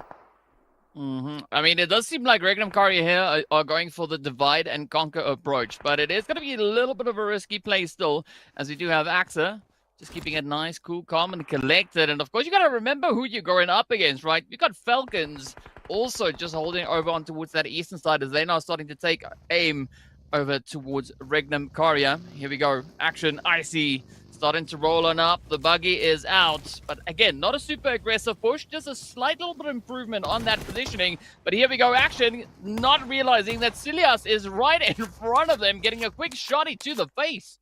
Yeah, Silas, one of the players that has won the PMGC before. The experience is there. He makes them back off. Here come down the nades. Action and Icy. It went from being non-aggressive to now making it be aggressive. But they need to be careful, too, because they have Navi on the right side, and that's exactly what's going to happen. Navi's going to be able to spot him. There goes one player from Team Falcons. It's going to come down to Action, and on top of that, you do have still players from Navi that were able to recover that player that got knocked. Action shooting back and forth. He's not going to be able to knock anybody. He's going to come down to a 3v2. Navi trying to take care of Wild 77K, who has the off angle, and they don't want that player to be in the back. DBS from that far away, he's gonna be able to hit it. They're gonna have to turn around, and now it goes from a 3v2 to a 2v2 situation here for Navi. Navi has played this game so well, and they're looking to try to secure extra points. They're looking to try to make it into the top 8. Meanwhile, Regnum Karya is looking to also try to get into the top 8. They want to get as much points as possible. Axer is going to be able to confirm that knock into elimination, and now it becomes a standoff here between 2 versus 2. Who's going to end up winning it? Navi or Regnum Karya, as the grenades start rolling down? Well, this is looking like Navi is out here taking care of business. Now, taking down the competition from a 3-piece to a 2-piece. Silias coming through with the nades, though, is going to be reaching right up into the side there of Axa. But Axa now quickly just patching themselves up as they are prepping for a full-on rush here. As you can see, it is going to be a very decisive decision play coming through from the side of Navi. 2v1, at least on the opening start. Oh, bringing it down to a 1v1 puncher, down to super low HP. And now it's going to be reliant on Kismeet to see if that nade can bring in that winner chicken dinner. No, it seems to be a flat. Ooh. All right, it was slightly overcooked. Not a bad call, but here it comes, and that is it. Regnum Karya stepping on up, locking in that winner chicken dinner. Regnum Karya with a bit of inconsistency there from day one. They came back in today and saying, you know what, even if we are going to be a little bit inconsistent, we want to get this chicken dinners, and they're able to do just that. Team just doing some quick high fives, you know, saying good job, guys, but the job is not done. We need to make sure we get within those top 8s, and now we're getting winners from all over the place here. We get a winner from Group C, we get a winner from Group A, and all those teams that are currently towards the top in Group B that are not going to be able to play today, they're going to be just scratching their heads and saying, okay, somebody please, somebody needs to start fragging out, because Hot Jukes won't mention it. They're going to be praying, Hot Jukes, that they just start sponge as much points as possible at the team towards the top. Well, I'll tell you what, man, those Falcons definitely sponged up some points, that's for sure. But, oh, it's looking mighty dangerous here. I mean, we saw Na'Vi, who desperately needed those points, right? Clutched it up with a great performance. And I heard you say, Seven, a little earlier, right? You're talking about Regnum Cario. You were like, hey, we need to see at least 10 points a game from them. How about 8 eliminations and a chicken dinner, huh? I'll take that. I'll take that. It's going to make their life a little bit easier as we continue on. And that's ultimately what these players want to be able to do, make their lives a little bit easier, because when you get towards the end and you have that pressure on your shoulders, it only gets tougher and tougher. And talking about pressure on your shoulders, a team that's going to definitely start feeling that pressure is going to be Influence Rage alongside with Inko. Yeah, I think that was perfect timing for Regnum Cario, to be honest with you. It's going to make their life a lot easier, because to pull off, 18 points here, they do not want to be right on the cutoff on that last game, DK, right? Because then you really leave that door open for the teams at the top to, try to take you out early. And not to mention, the teams at the bottom who unfortunately you're going to realize at that point that they have no chance. They could just decide to be toxic, right? As well. We don't know what kind of shenanigans are going to happen in the last game of the day. So you definitely want to put yourself in a solid position as fast as you possibly can. Yeah, I think this play coming through from Regnum Cario, it could have been their top 8 step up, right? That could have been exactly that. And I mean, what a way to come on through. But you also got to give it up to the players coming through from Na'Vi, right? Na'Vi also looking so good with the flow coming into this Erangel. So I'm really looking forward to what we'll have as we step over into number 2. But I mean, sweaty performances right out of the gate here. And they needed it. I love to see teams be able to put up points right at the exact right time. And this couldn't have been a better one, right? The fact that they are just been so consistent thus far, and to be able to put that out, man, these got to be excited. And not to mention, it's always, you got to give shout outs to Team Falcons, man. These guys are just running away with this thing at this point. As we take a look here at the match rankings, and yeah, look at that. Wow, Regnum Cario and Na'Vi putting up the same amount of points here, Seven. I'm just kind of laughing at myself here. I'm like, Team Falcons, just stop it. Actually, don't stop. Keep it going. I'm loving it here. 15 points for them. Fireflux, I mean, a lot of other teams starting to show up and being able to improve on their performances, wanting to take their destiny into their hands. And it comes down with Na'Vi, the way, as DK was mentioning, the way that they were able to play there towards the end with just 2 players taking on fights, with everybody making sure that they made teams back off. At one point, I was wondering what was going to happen between them and Vampire Esports. I thought maybe Vampire Esports was going to be able to win that. It didn't end up happening. They were able to hold out a lot of teams. So great match there for Na'Vi. Yeah, well, we got a nice little interview with Silas. Let's take it out over to Carol. Here with me, Silas, the player from Regnum Cario Bra. Thanks so much for being here. And before this last match, you guys had 31 points. Is still there a chance for you guys to get into the top 8? Do you guys think you still can dream about that? Bu maçtan önce 31 puandınız. Buraya gelmeyi tahmin ediyor muydunuz? Bu maçı kazanmayı tahmin ediyor muydunuz? Ve bu maçtan sonra ilk 8'de olmayı hayal edebiliyor musunuz? Ne düşünüyorsunuz bu konuda? Yani tabii ki ilk gün biraz özgüvensiz geçti bizim adımıza. Biraz özgüvenimiz eksikti. Bugün de yani normalde bütün çalışmaları yapmıştık. Üstüne bir şey katmamıza gerek yoktu analizde falan. İlk 8'e tabii ki girmeyi hedefliyoruz. That's all.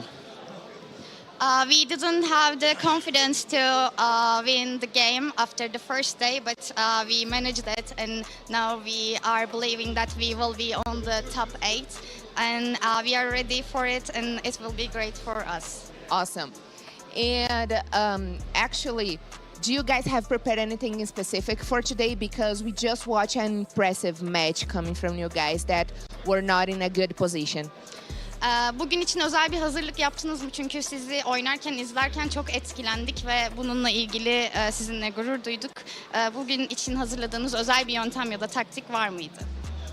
Yani ilk soruda dediğim gibi özgüvensizlik, onu hallettik. Zaten 1,5 aydır çalışıyorduk bu turnuva için. Bir sürü taktiğimiz var daha göstermediğimiz, göreceğiniz. You will see much more tactics, and we had some self-confidence issues so far, but we managed it. So just be prepared and see how we are playing. Okay, here we are definitely prepared. Thanks so much for the interview. Thank you so much.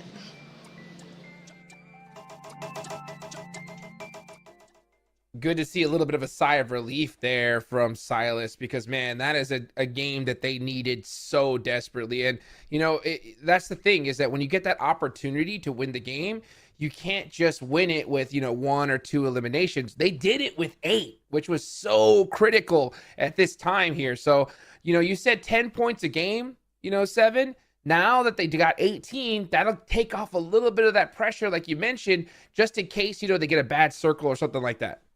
Oh, yeah. But let's keep it at 10 points a game, okay? Let's just make sure it won't hurt, that you guys right? actually get through. Don't slow down, baby. Keep it going. That's right. They definitely cannot let up off the gas, that's for sure, because you got teams like Na'Vi, DK, who are even further down the leaderboards that had a pop-off game as well. So, I mean, it's only a matter of time. We're going to see somebody else step up here as we take a look here at the top 5 players. And right now, it's Axer on top. Look at that. With 6 eliminations, my boy putting in work. I mean, they coming in hot, right? So we got Na'Vi up there, we got Regnum Karia, Falcons, and of course, Fireflux. There's some very aggressive plays indeed. But of course, the big question is, what is the overall standings look like, right? Vampires, they just swap in places with Insanity. The same can be said about Falcons and the Zebra Master. So I think page number 2 is where the pressure is going to be. And look at that. Regnum Karia all the way up into 9th, knocking on the door of that top 8. Wow. A massive jump, and not just them. Look at Na'Vi as well with the performance that they were able to put up there in the last match, making that massive jump as well. We do see some of the other teams just falling down. I can see it right here. Inco Gaming, they just have not had a good performance here so far. We need to start seeing a little bit out of them. And earlier we were talking about teams that could possibly make a difference when we get into the later matches. If Inco Gaming is at a point where they know that they're not going to be able to make it, we might get some of that jukes. We might get some of that bad juju that you've been talking about, some of that toxicity, trying to hunt down some of the other teams and make their life a little bit harder. And I'll tell you what, they are in a position for their life to be really hard, that's for sure, because I mean, if you look at it, the cutoff now is Death Wolves, right? 8th place with 58 points. Right below them are 2 teams with only 3 points difference. That's Regnum Karia and Royals of War, and they are playing today. So oh boy, this is going to get really, really spicy here. Of course, guys, go ahead and check out that new Royal Pass. It is available until the 17th of May with a total price pool of over 80,000 UC. Oh boy, go check it out, guys. Get loaded up, and hopefully we can see you get that new victory dance as well. I want to see that in game. So, man, things are going to start dancing, getting spicy here, because we still got a lot more matches left to go. This whole leaderboard can get shaken up completely, DK. Yeah, it can indeed. But of course, speaking about shaking it up, we are going to be shaking our butts over into a break. So be sure to stay tuned. We'll see you guys back in a short few moments.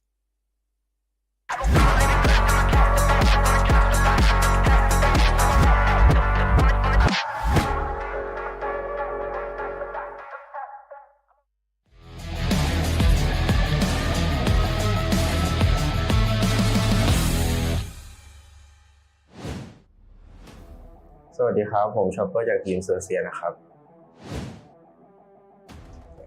ของผมจะเป็น M4 กับ DBS ครับ M4 เอาไว้มันยิงได้ทุกระยะครับไกลกลางใกล้ได้หมดเลยส่วน DBS เอาไว้ระยะประชิดเลยครับ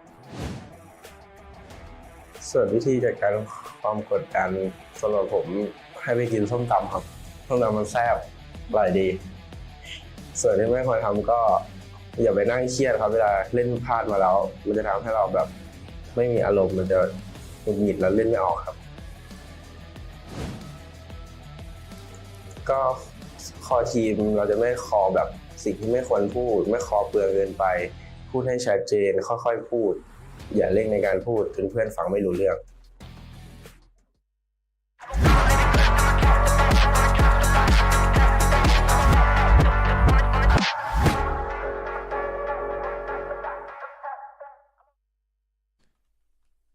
And we are back. Welcome back, folks. This is starting to get interesting here because we're seeing teams that, we were really worried about here. Big names, right? Na'Vi, Regnum Karya, Bra. I mean, anything could happen, and they pop off at the right moment. Now, we're still waiting to see that from quite a few other squads. One team in particular, Seven, I know you're really excited about, that seems to have a little bit of a struggle here at the start.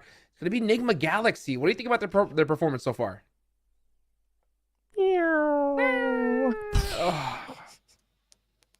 That's pretty much what's happening right now with them. Hurts. We did say, I got to give them some props though, because we did see them trying to get some extra points. They were able to at least focus a little bit more on their rotations, but sadly on their rotations with this circle that they had, it was just so crazy, man, that Coops, first player, once I mentioned it during the cast too, first player, a player that they don't want to get knocked, ends up getting knocked and eliminated right away. That's a player that you want to have towards the later stages, towards where Lore and Rauf were there towards the end, because they need those points. I mean, right now they're sitting in 16th place. It's not going to be good enough for this team. A lot of people had high expectations for what they were going to be able to do, especially now that they've been together for a year. At this point, it seems like nothing has changed. It seems like they weren't ready, and I'm hoping they turn it around. I'm hoping they prove those haters wrong. Yeah, likewise. We saw in that video, the little content piece earlier, where they had to put up a page of like who they thought on the questions that they were asking. And the question that they asked was like, who is the most clutch player, right? And you saw them all kind of have different answers, right? You saw Coops say Lord. We saw some of them say Coops.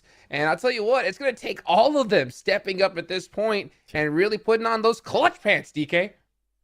I mean, it's going to be important, right? If they want that top 8, they're going to have to work for it. And what we've seen already being the flow of the day here, the teams, I mean, everyone is here. Everyone is trying to run at their A game. They're bringing as much heat as they can. So if Nigma wants to be in contention, right, they're going to have to play a completely different game, really amp up that aggression.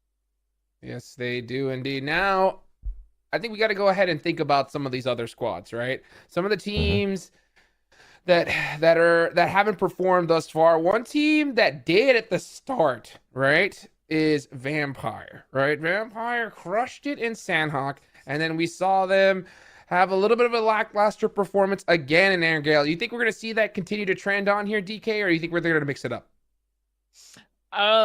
It's difficult because, I mean, if we look at the trend that we've been seeing since yesterday into today, the trend would lend itself to potentially them keeping the same play, but I'm sincerely hoping that they are going to up the ante, right? Because having a repeat of yesterday I don't think it's going to suffice here for Vampires. So we're going to have to see them really bring it all together moving into the second Erangel of the day. Yeah, and then not to mention, he got another team like Influence Rage, who at the start of Sandhawk dropped on Team Falcons. I don't understand. That's to me still is just like the ultimate head scratcher. I don't know how an IGL or a coach could even allow that to happen. You know that they dropped on Sandhawk. We saw that happen in day number 1. We saw them drop in boot camp. So why would you even try to attempt Lobster? I know that, hey, there's a great position. I know you're trying to get some points. But, when you have a team that is so solidified in that top 8 and you are not, why would you even get near them, Seven? Why? They were feeling good from the end of the day yesterday, man. They ended up that Miramar with a win. Too good. 9 Ilims. They're like, okay, baby, we got it. We're Influence Rage for a reason. And then Team Falcon says, boop, sit down. Sit down. Completely different groups here today. Completely different teams as well. So, I mean, overall with Influence Rage, that's the thing, right? Like consistency. That's always been the big question mark for this team. The fragging is there. We know you guys can pull the chicken dinners. And I feel like sometimes whenever we do get to these Brazilian teams, they kind of rely a little bit too much on that, on just being able to be like, okay, we got that clutch factor. We know what we're able to put up the points when we need to. But they just need to find that good consistency, the consistency that Team Falcons is showing us. But yeah, right now, we're talking about prelims. But guess what? If you do end up in those top 8, you're going to be going to main event. And you're going to be facing some of the most consistent teams in PUBG Mobile Esports. And by the way, for everybody watching, this is the last day for Prelims PMGO Brazil. The main event is going to be starting Friday. So make sure you tune in, because if you're finding this amazing, you better get a heart pacer for what's going to be happening Friday. It's like we were right here, and then we're about to go right here on Friday. It's going to take it to a whole nother level. Now, yeah, exactly. To the moon. I will You're say taller this. than me, so you're right here is like right here for me. Oh, my gosh. Right. When it comes to, okay, I will say this. If this was the main event, I would not mind what Influence Rage did. right? Because yeah, you want to hunt down first place, right? And you know Team Falcons are probably going to get there. So, you know, that strategy I will be okay with. But I mean, you got to make it into top 8. This is a totally different game style right here. You got to be able to adjust your strategies. And so, yeah, that's one that really kind of just shook my head at. Now, some of the other teams that we're looking at. Jukes. What? If it was like day 1, I'm with you.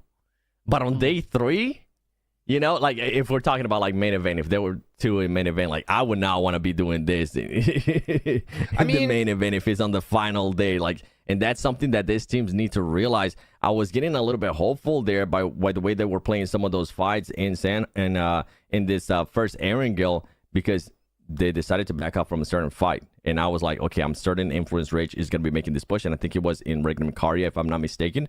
And instead, they just took 1 point. They just took some knocks there towards Regnum Karia. And then instead of making the push, which we are so used to seeing out of Influence Rage, they decided to back up. So there could be a bit of a change here between this team. Totally possible. Yeah. The only reason why I said on the main event is because, you know, every single standing is going to be a difference in prize pool, you know, and if you see Team Falcons with such a huge lead, you have to figure out a way to stop them yourselves, right? So I was like, if you're going to do it, maybe on Sandhawk, that would be the only time it'd be okay, you know, but, you know, this, like I mentioned, is a totally different scenario. And that's why I get shocked when I see people not adapting those strategies, DK. Just like we saw, you know, in the qualifiers. We actually saw a team adapt their strategy, and they're going to be in the main event coming up here on Friday. I mean, we actually saw that come through from 3 teams, right? Or 2 teams leading into that final match. We've got 2 of them, well, one of them here, right? It's the Death Wolves, and they've also just been bringing in a super consistent basing. The other team, of course, that you were referring to is the Hi-Fis that we saw really just amp it up in the final match to clutch that pole position from the hand of Falcons. So I'm going to be looking over on towards Death Wolves to see what they're going to be looking to bring to the table here, of course, because they are now currently the gatekeepers, right? They are situated in that 8th position. They have control as to who will be allowed in and who won't. So I'm expecting like Regnum Karia, Whales of War to really try and amp it up that extra bit more to push on forward. But that in turn then, as I said, is going to be pushing and putting the pressure over on towards the Death Wall. So Jukes, I think as we get into the next few matches, even just the next game, I mean, I'm expecting the gameplay to go just through the roof. Absolutely. And by the way, I do understand that HFIYS is an acronym, but we are going to call them Hi-Fis just because it makes it a little bit easier. Shout out to everybody that's watch partying this as well. Irene, I see you out there putting in that work. This is going to get crazy though. Thank you for everybody that are watching right now and being patient with us as the game hopefully is going to get started here soon. 7, you know, now that we're getting back into another Erangel, I hope we could see some of these teams at the bottom put in work. I want to know what you guys think is going to happen as we're finally getting ready to get into this next Erangel. Jukes, I was going to say, I hope I see that guy staying alive a little bit longer as they were showing Coops from Nick McGallagher, because I want to see him fragged out. I want to see that power that he does have as we go. We're going to be going into the second Erangel, and anybody can take a DK.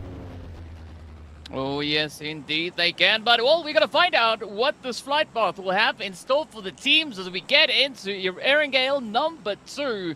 We are going to be heading in from up north. As you can see the lovely Stolber in here. And, I mean, Jukes, this is where I'm curious to see what the zone is going to be bringing, right? How are the teams going to be looking to adapt to it? But, I mean, there's such an opportunity, potential play that we could be having on this one. So, yeah, we just got to wait and see. Let's see, indeed, as it's going to be me and you running into this one here.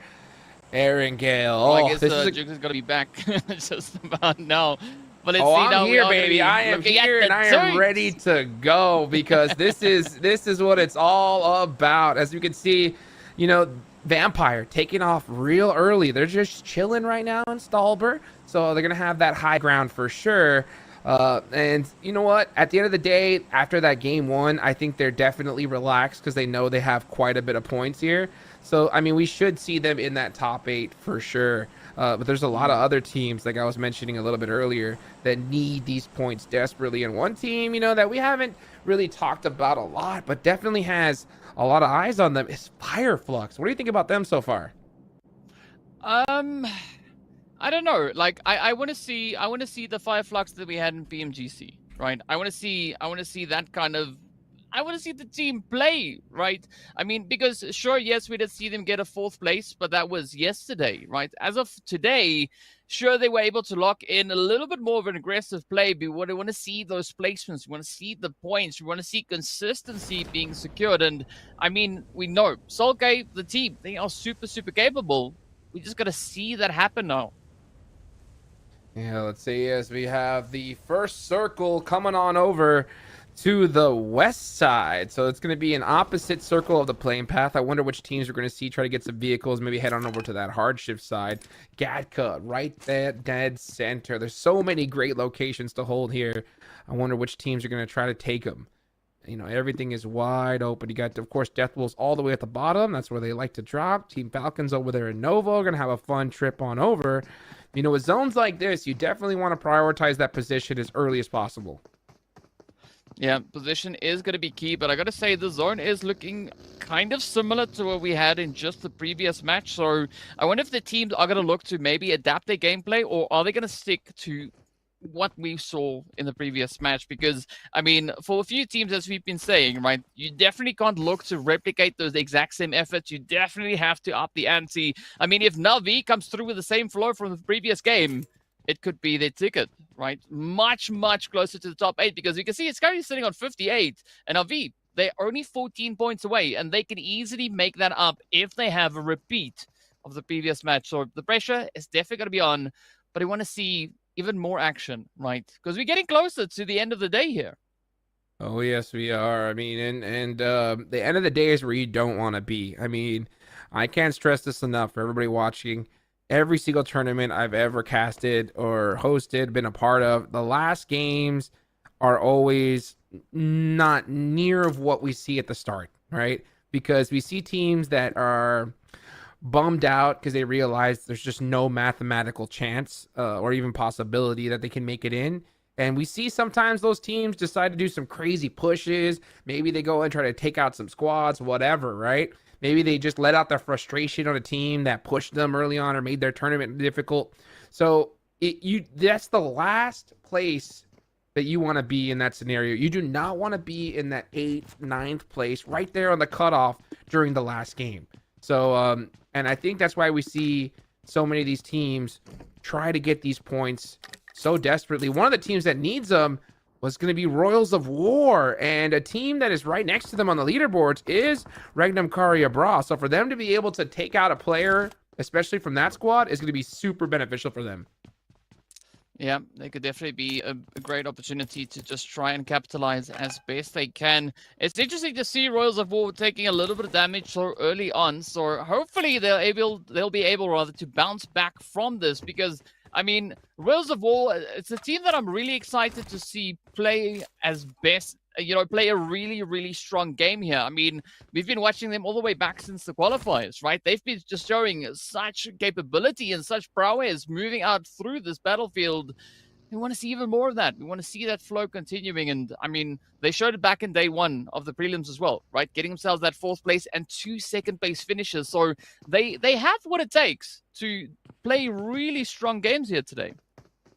Yes, they do. That's for sure. Every single one of these teams have it in them. You know, it's just sometimes it's more difficult than others for them to turn around a couple of bad games. And we look at the bottom, and we know that Foot can do it. Team Queso, All Glory Gaming even as well. But just, man, they have not been able to get their tournament started here. And, for some of these teams, it looks like it is too late. I mean, if you are Team Queso, even Foot, you need a chicken dinner in this game if you want to stand a chance at this point, at least in my eyes. What do you think? Yeah, I mean, you're definitely going to have to amp it up, right? Because as we get further and further along, the opportunities, the chances for a team to really try and clutch it out, we're running out, right? So if Team Queso, they want to be there, rubbing shoulders in the top 8. They know what they have to do, and they're going to have to play a few amazing games. This match, the next one, and the game thereafter, they can't afford to make any big mistakes. They got to just keep their eyes on the prize. And for now, the prize is going to be a slot in the top 8. So we can see Team Queso off in the distance.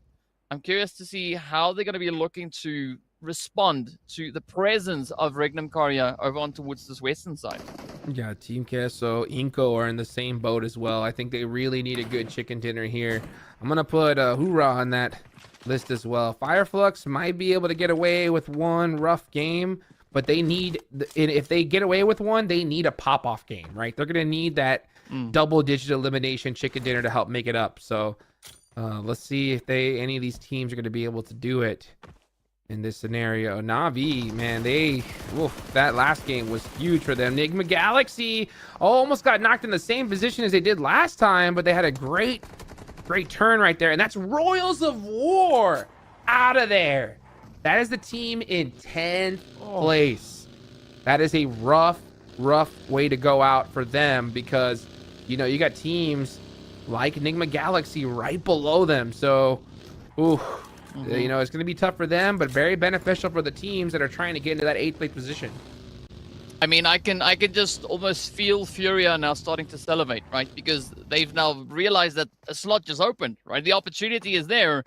Royals of War, they didn't get any points out of this game, so there's a golden opportunity for Furia now to try and play this position up onto Everest, see if they can secure themselves a few additional points. But it's going to be game on, right? It's open season for teams like Na'Vi, Influence Rage, as you said, Enigma Galaxy, and I think we could even add Fireflux into that mix. Really looking to up the ante moving through this game to secure those seats. And I mean, it feels like we're playing musical chairs or something here because, I mean, there's just so much at stake. Oh, yes, indeed. I mean, it is your tournament life at this point. I mean, the prize pool is pretty evenly distributed for the teams that don't make it. That's not the prize pool you want. You want some of that main event cheddar. And the only way to get there is if you do make it into top 8. Now, fortunately for teams like Smoke Gaming, Zebra Master, they crushed it on their final day yesterday. So we know they're going to make it. But there's still so many names that are going to be at question with this kind of circle as well. This one is brutal as it's going to be pretty heavy towards North George. That zone could shift up there. So we'll see what happens. You see Vampire coming in through the north. We got Death Wolves coming in through the south and still a lot of big names. One of the ones I see there that are still in the blue is Na'Vi. They're going to have to fight a lot of squads on their way in.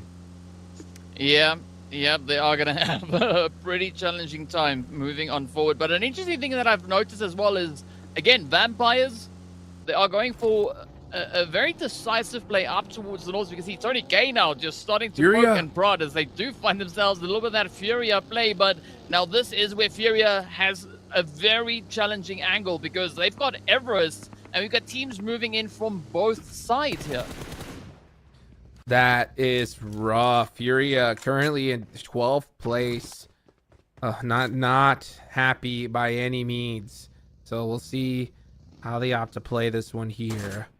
Meanwhile, you got they are taking Everest, so they're gonna have 3 people up on top of Everest. They can still make it happen here. Oh, it looks like they got one of the tires from Papi Potro. He's gonna hit the laydown. That's gonna be an instant knock there.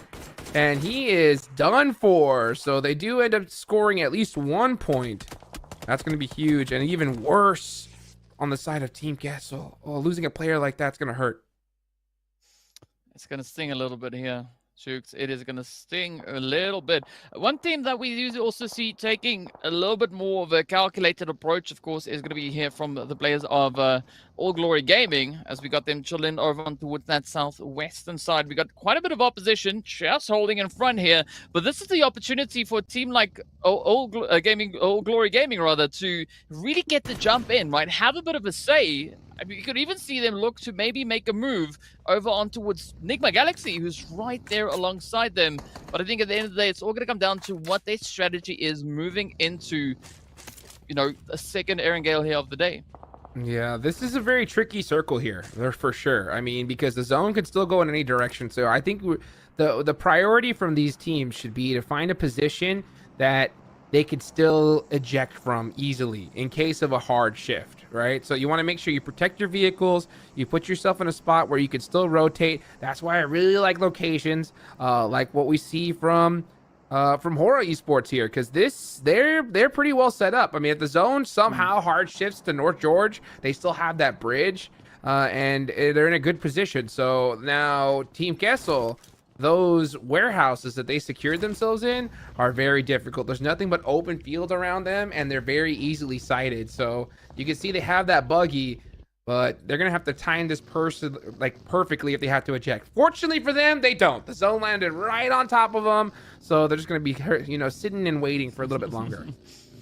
I mean, this is almost a little bit of that deja vu that we start creeping in, that we've got creeping in here. I mean, we see 9Z again approaching that Everest position. They are going to be having to fight alongside Furia as well as Foot. But Falcons moving up from the south. Kesor still going to be trying to establish some kind of a controlling position here. But as you said, right, this compound here, it's going to be quite challenging. A lot of vulnerable angles that they will need to try and keep in mind as they move on forward. Regnum Kari in the meanwhile, right, they just perched up in hospital. They got the angle, Fireflux down below. So again, trying to line themselves up here, and I think this was a good read on what the zone has brought. Yeah, you know, hospital is a great place because it's kind of difficult to enter it. There's only a couple different spots where you can actually get through there. So you have that wall securing the place quite a bit. Helps, you know, slow down pushes. The problem, though, is it's one of those places that could also be a little bit difficult to eject from if you have teams on that hill, which they do. So we'll see what happens. You know, Enigma Galaxy can push up to that hill right there in front of them and make things difficult. So we'll see what they opt to do. Obviously, I think teams are very content with their spot now, as this is that planning phase, folks. This is that time to put yourself in a good position, try to predict where the zone's going to go and have a plan. And it looks like Influence Rage does have a plan, and that's going to be to push up on 9Z here. Ooh, come on. Come on. The angles are in. And of course, Falcon's not going to let an opportunity pass them by. Third party? Nurzed reaching in, getting the hits in. And this is now a very tough spot. I mean, Falcons, they just causing so much damage here. Oh, I they're in mean, the vehicles. Influence, they are so weak at this point, so vulnerable. That was 2 knocks, and I wouldn't be surprised if we see Team Falcons push, because guess what? Influence dropped on them in boot camp, and if you're going to drop on me in boot camp during the main event, we don't want to deal with you. So why not take them out right here and now? They have enough points on the leaderboards, and here they go. This is what happens when you touch us on lobster building. It's 9. Leave it alone. And here we go now. Nurzed just 1 nade away from ending the run there for Influence. And there it is. Top going to be filling up that bottle as they take names and kick butts all over the place. But what a play though. Falcons, I mean, you think they turned up aggressively in the previous game? I mean, they taking it 1 step further. No, they turned up right there specifically because they knew it was Influence Rage. They saw the elimination feed. They knew who was fighting each other, right? And because of that, I know for a fact they push extra hard. They got a couple knocks. They could have stayed, right? They could have stayed. But the fact that they realized that Influence Rage is right here, boom, let's take them out right now. Let's make sure we don't have to deal with them in the finals, because come finals times, you're going to need every advantage you can get.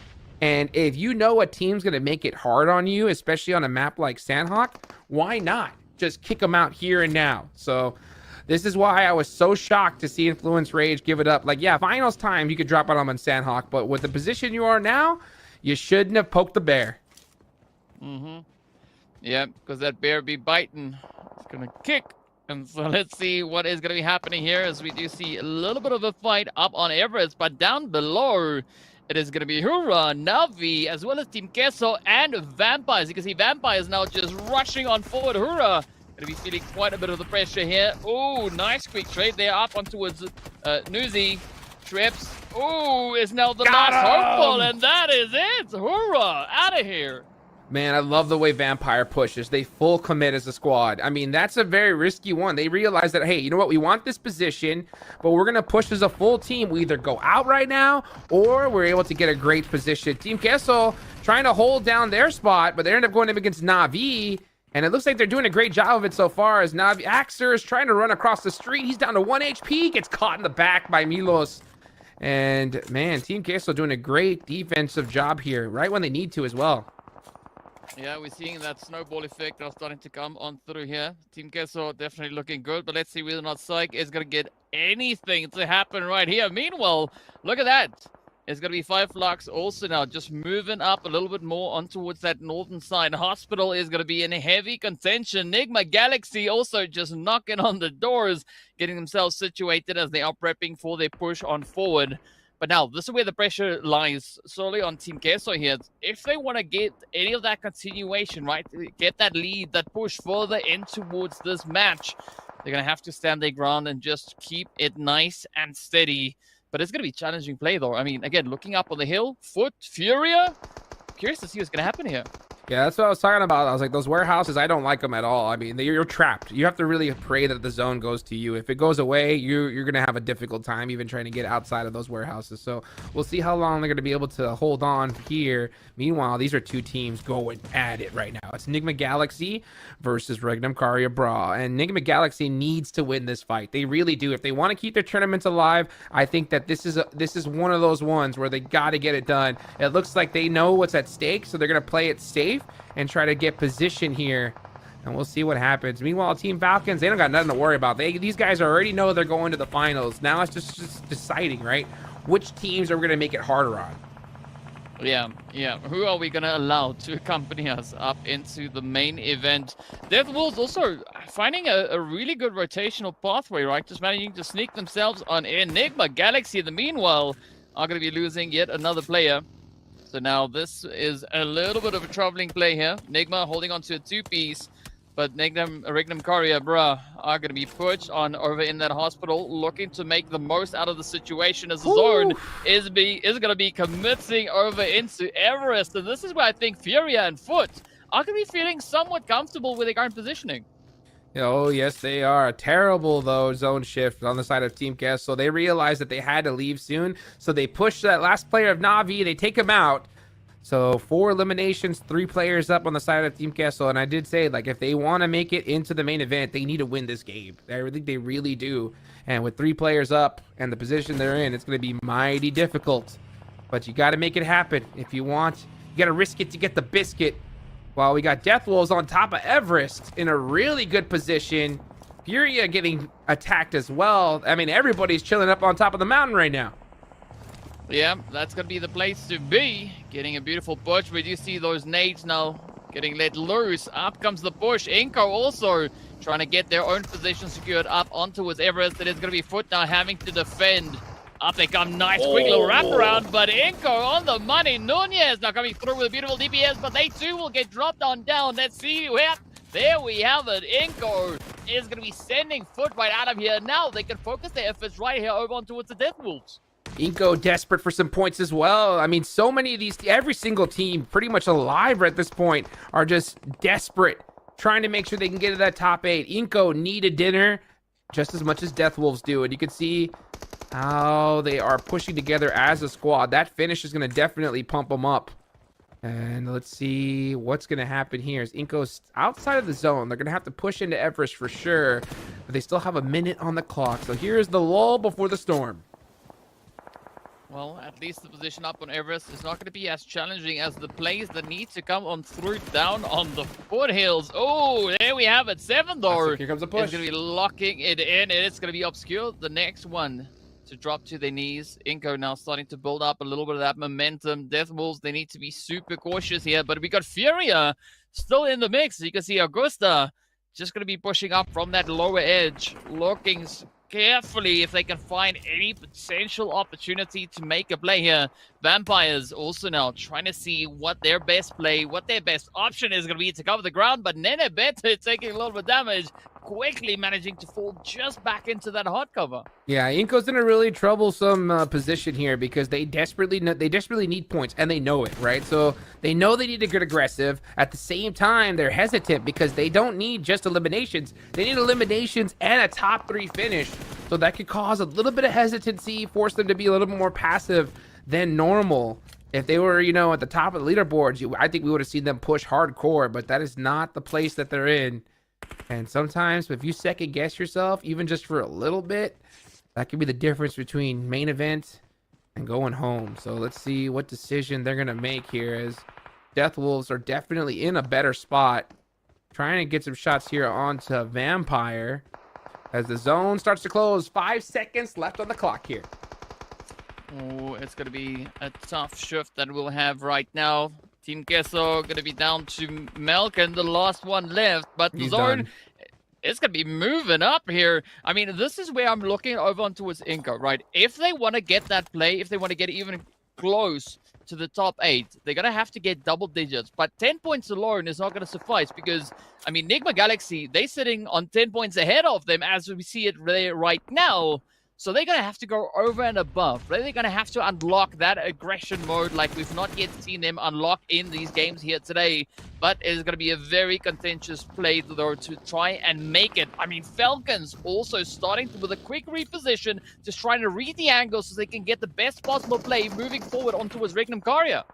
Well, let's see what they decide to do here. That's why I was surprised that we didn't see Inco push on Death Wolves after that initial knock. I think that they definitely needed to, but they decided to play it safe. Let's see if it pays off for them. Meanwhile, we got All Glory Gaming getting a knock on to Team Falcons. These guys are toast at this point, so we'll see what they how they end up at the end of the day. Who knows? I have been proven wrong before. Let's see, is Team Falcons on the edge? Oh, starting to gatekeep Fireflux. Fireflux is one of those teams that need a very, very similar finish to Inco. And they are on this edge, dealing with the top team in the lobby. They're going to have to hit that crucial knock to get that opening. Ooh. All right, so the action is going to be heating up on Everest as well. Inco now just trying to dip dive, duck, and dodge all the nades getting sent in their direction. As Obscure is going to be found out. Nunez now getting a little bit of a sniff in the wind. Let's see. Will they be able to lock in the blaze? Oh, here goes now. That? Oh, the shot, the pop is there. 7 now quickly trying to secure as much of anything as they can find right here. But the Ernest is going to be right over onto the side of the Death Wolves. Nunez got put in the washing machine. He had no idea which way was what. There was so many players, shots in every direction. But here we go. As you can see, Vitali getting a nice shot on the Tony K. That's a perfect Molotov right there.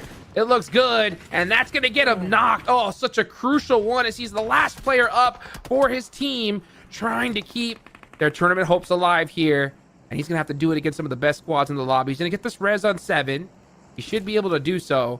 But this is why I was hoping to see them push Death Wolves. If they had that control, they would have had this entire Everest side to themselves, and they would have dominated it, but they took too long, and now it's up to Vitali, who is down to 1 HP, and here comes All Glory Gaming to just clean them out, and that's exactly what's going to happen.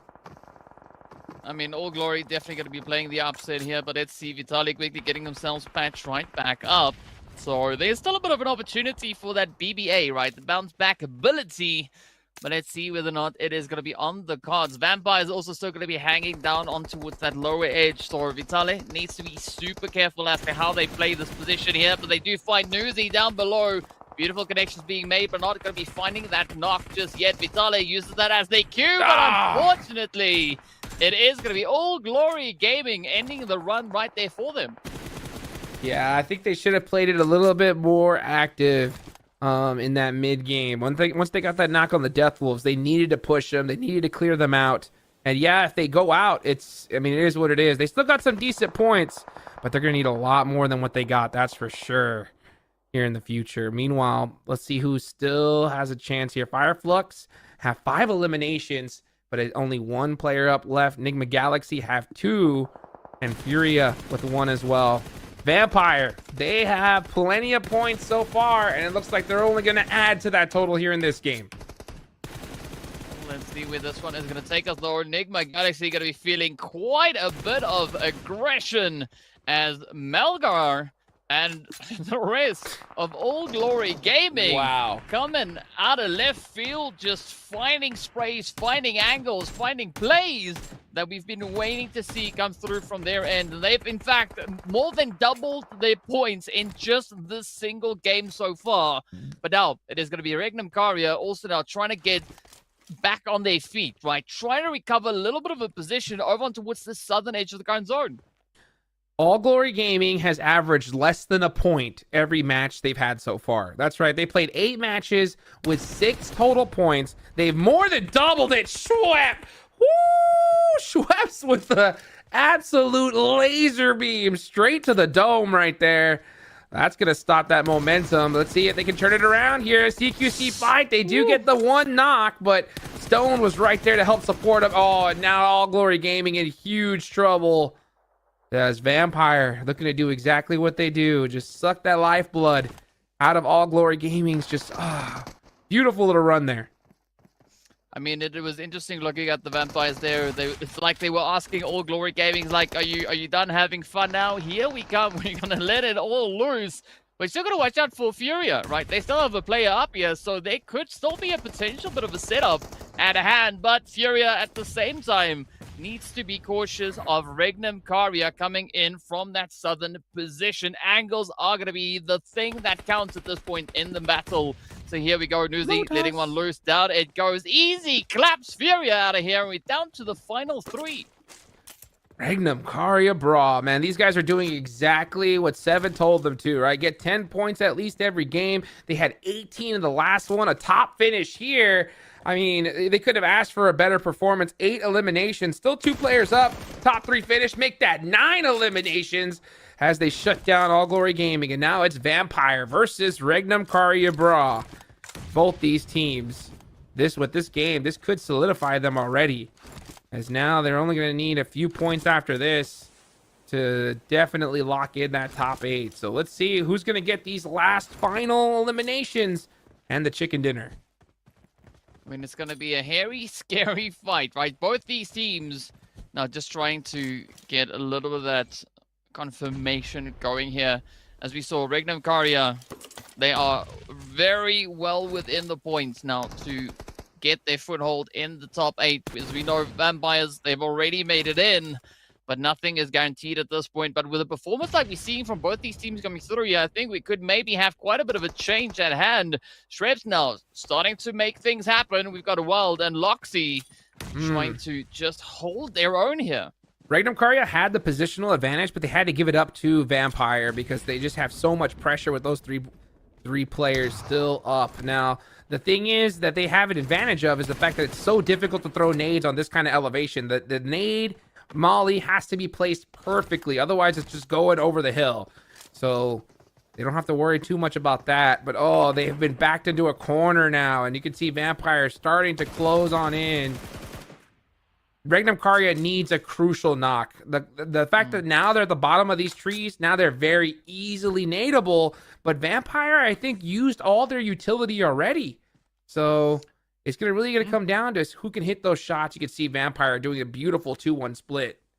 And I think realizing that, you can see the smokes come on out to Wild to try and buy him a little bit of breathing room here.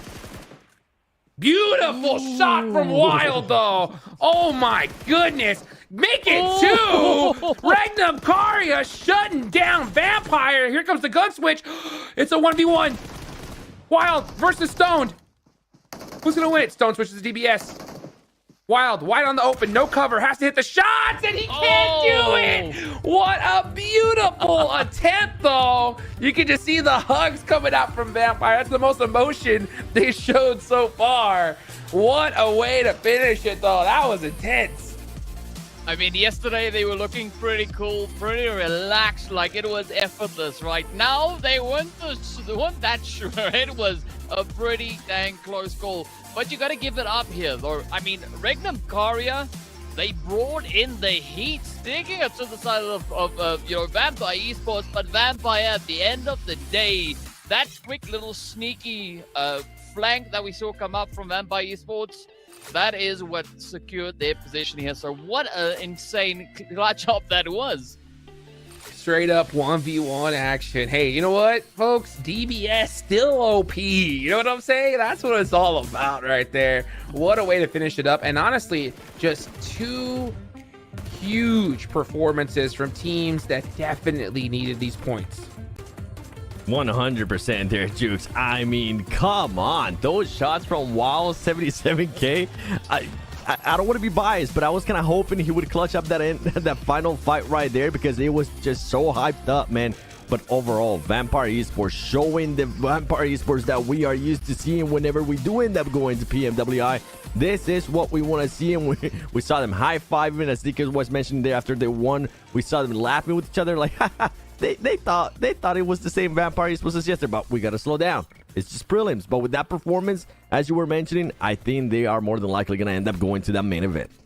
Yo, yeah. I mean, it was just perfect timing. And I was talking about how, like, they desperately needed to put those points on early as possible because we don't know what's going to happen in the last games. They don't want to leave themselves in that middle, you know, right on the cusp of making it position because it's just going to get so intense. But one question, speaking of intense, Seven, what do you think about Team Falcons, huh? Team Falcons? Keeping an eye on Influence Rage? What do you think about that? I love that, man. As soon as it happened, I even sent you a message. I was like, I think they realized it's Influence Rage because 9C got eliminated. And if I remember correctly, the elimination feed doesn't actually show them until the players do get eliminated. As soon as they realized that, as soon as they got that knock, they were like, full send it. And that's what we want to see, that Team Falcons. I mean, this was a team that in the qualifier finals, they experienced some of this in the final match. They could have been in the main event. I think they're looking for a little bit more revenge. I think they're looking to make the lives harder of other people. Absolutely. Well, you know what? We got an awesome interview with Sir Tanny, the coach of Vampire Esports. Take it over to him. Double chicken dinner, and I'm back here with Sir Tanny, the coach from the Vampire Esports. Congrats in this last match. It was incredible. I can see the smile on your face. And let's talk about one important thing that last year you guys have some troubles qualifying for the PMGC, but you guys came for the PMGO with a totally different strategy. What have changed from last year for now? So it's about the in-game leader. So we changed from Ravenclaw to Stone. So that's why you will see our playing style is changed a bit. So we are not playing at the edge only anymore. We can play on the center of the circle, on the middle of the circle. So, and also we are still focusing on playing on aggressive style to make the players more confident and more the good moral for them. Yes, so I hope it's continue like this. And right now, you guys are practically qualified for the main event. What are your big expectations from the main event? I think I'm focusing on the moral first and the confidence because I think this PMGO is just like we can play together with a strong team around the world. So I think it's the biggest stage that we can try to maintain our morale and confidence first. So if we won the tournament, it's just the second thing. But the first thing is we focusing on teamwork and the confidence. Awesome. And because of your last results, the team last results, are you guys not afraid of any team comes for you? I think it's, as I say, it depends on the circle. So if you have more confidence and you have a brave to play, it's better than the other team. So I hope they will continue and maintain this morale. Awesome. Congratulations. And we'll see you guys in the next match. And hopefully, maybe a third chicken dinner. We'll see.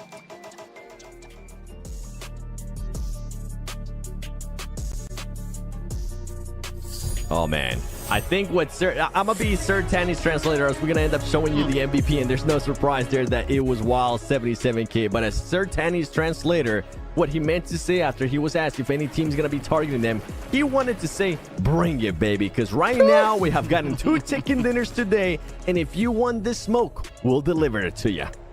I saw that grid. He was like, good luck. All right, good luck with that. And it was so funny because he was just like, oh, we'll see what the circle brings. But yeah, right. 100%. He knew it was up for sure. So a great performance from him. Meanwhile, you can look at the top 5 players. Yeah, Wild 77K doing a great job there. Stone cold at the end of that last game, DK. I mean, that was such an impressive play coming through from Stone. But I think we also got to give a little bit of respect where it's due, right? All Glory Gaming coming in hot here, finishing on 8 eliminations just off of 2 of their players here, right? We can see Fran and Cardix definitely just packing it in, but it's all going to come down to what we have happening right here. Regnum Karia now moving up 3 slots all the way up into 6th place. And I know what you're looking at, Seven. You're looking at 7th place, aren't you? I was looking at that Team Liquid going down more and more and more. And guess what? Furia trying to make that push. Goodbye, Insanity Sports. Influence Rage being able to move up one spot. But I mean, that gap. I wish this overall would go a little bit slower so we could actually break it down even more. Because Death Wolves currently in 8th place with 59 points, right? And then below that, you have Furia. You have Royals of War. Those two teams are separated literally by just 4 points. Influence Rage by 9 points. Anything can happen. I'm really getting a feeling here, Hot Jukes and DK, that it is going to be coming down to that last match. We might have something of the likes of what happened during the qualifiers, where it's going to come down to either 1 point or possibly, Hot Jukes, a tiebreaker. Yeah, totally can. And that's why we were telling, when we were watching the games yesterday, we were really stressing that Team Liquid needed like another 10 points. Yep. Right? They needed just that little extra buffer, because we were kind of just guesstimating that, that 80, 85 points was going to be that cutoff. Now they're currently sitting in 7th with 71. Right next to them is Death Wolves with 59. Right? And tied, right below them too is Furia. Any one of these teams, one chicken dinner here and now, that could be it. So, it's going to get even crazier. But you know what's crazy, guys? Of course, PUBG Mobile's 6th anniversary version is now available. Go check it out. Go check out some of that themed gameplay as well. The Sky High Spectacle. You guys can teleport in game. All kinds of crazy stuff. Makes, not having to use a vehicle too bad. But there's some pretty sick vehicles that are out there as well. But you know what, guys? We're going to be right back after this break. Don't go anywhere. How to be a portrait master.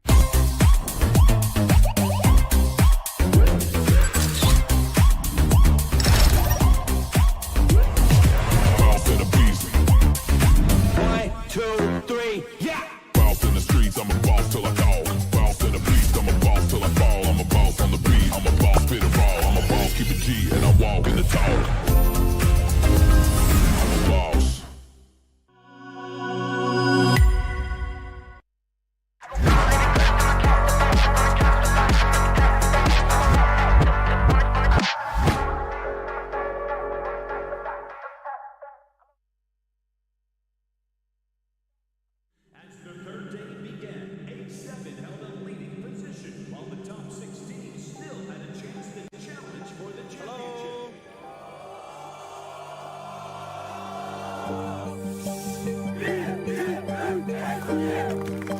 Salve, rapaziada, a gente continua tranquilo pro último dia, focado, a gente conversou sobre as partidas ontem e se Deus quiser hoje, ele vai deixar a gente levantar essa taça e levar esse título pro Brasil. Энэ тэмцээн төрүүлэхийн тулд бид нэг өнөөдөр чадахгүй нэх болно. Ингээд юу ч хийхгүй ингээд хожигдчихснаас юм хийгээд хожигдол бас санаагүй. Гэхдээ бид нар хожигдохгүй. Mungkin feeling atau emosi gue sih nggak sedih atau marah, tapi lebih ke senang sih. Senangnya karena pertama sih gue udah balik ke final ini, kayak one of the best player juga. Gue senang udah bisa balik, dan gue senang aja sih kayak udah kemarin gue bisa ngasih gameplay kayak terbaik kita juga. Nggak buruk-buruk banget. Энэ үргэлжлээ. Одоо 3 дугаар байрлалыг бичигдэж энэ дэше 14 оноо. Тэгээд өнөөдөр хичээгээд хийдэг зүйлээ хийгээд чаддаг бүхнээ гаргаад аврагыг авах болно. За миний бодлоор бол энэ тоглоомны уусаа агуулга нь одоо өрсөлдөгч бага элементийг хэн сайн байлдаж чадсан, байлдааны талбар дээр хэн давамгааллыг илүү багтаа үүсгэж чадж байгаа энэ бодол үлдэх чадвар. Мэдрэмж олдоргүй, ямар ч мэдрэмжрээгүй. Тэгэл дараагийнхаа тоглолтыг бодоод дараагийнхаа тоглолтод фокус авсан. Тэр тухайн моментээс болж амар их мөрчлөгдөж болохоор яг өнөөдөр хэлж сайн мэдэхгүй байна. There's not much more left for these teams. They need to put up a good performance here and now, and they'll have their first chance. With the final day's games underway, who would emerge as the ultimate champion? To keep themselves up, a good bouncer. A7, despite their points advantage, was eliminated early by IHC. Red Force versus Godless, who has had a very lovely run yesterday. They will be taken out in third place. Only 4 eliminations on the match. Not enough to catch up to the Xavier. Stalwart fighting now. 6 eliminations blank. They want to push up towards the top of the table, but they're right next door to the Xavier. What a nice little play there coming through from Lamborghini. And a close range push. Levi steps out wide, and he gets completely put down to pieces. Lamborghini's next. But a lot of those top teams still really need to win it. The major talking point, though, Alpha 7 going out as early as they did. Yeah, and even when I was watching that fight, I was like, okay, this could be the championship fight for Alpha 7 right here, depending on if they're going to be able to win it against IHC or not. And it didn't end up happening. This is realistically exactly what I was talking about. The hard leadership allows Stalwart not only to maybe steal away some eliminations, but also to pick up some more of these placement points. A third place for Stalwart right now would be very beneficial towards their rankings. They're still currently behind IHC. Taking a lot of shots from Titans. They go down. And there's a real possibility now for Stalwart to take this. 97 down low. Top looks for it. Another nade. It looks good. That's enough. For Stalwart. A crucial juncture here in the finals. If we fail, we cannot be the champion. So I told my player, like, until now, while you learn it, like, use all the things today. And we cannot call 100% who's going to be the team up there to claim the trophy. It just makes it so intense every single match and super unpredictable. Well, we can see here, Alpha 7, a bit of a struggle there. But at least they're able to survive and get some points, right? 3 eliminations, the 1 placement, better than DXavier did. As DXavier did get wiped out by Stalwart. And we're back. It's time to hop into our next Erangel of the day.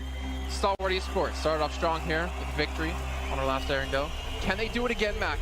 Mafioso, that's found by Top. Icy looks for the flush as well, and they'll find it. Alpha 7 are starting the ball. A roll up forward in the buggy, and Stalwart one more. It's all up to Revo, but he can't do it. He cannot make it happen. And Stalwart put the double digits on the eliminations. Take down Alpha 7 and take off the top spot. 10 eliminations. IHC coming in though very quickly. Looks over towards with the 4MV play. Pops offsets with the nade. Now the last man standing for FaZe. And Godless wants to shut this one down here and now. It is IHC making their bid for the top of the tables. Stalwart claim it from Alpha 7. And now Mongolia. That's the name of the game pretty much for this match.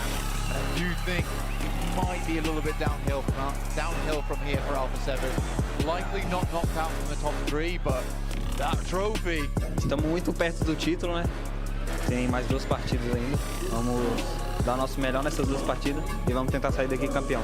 Fé em Deus. The way that Stalwart's been playing, the way that IHC has really changed up the game at the end of the day, it is fantastic. And I mean, I only want to see this continue going forward, John.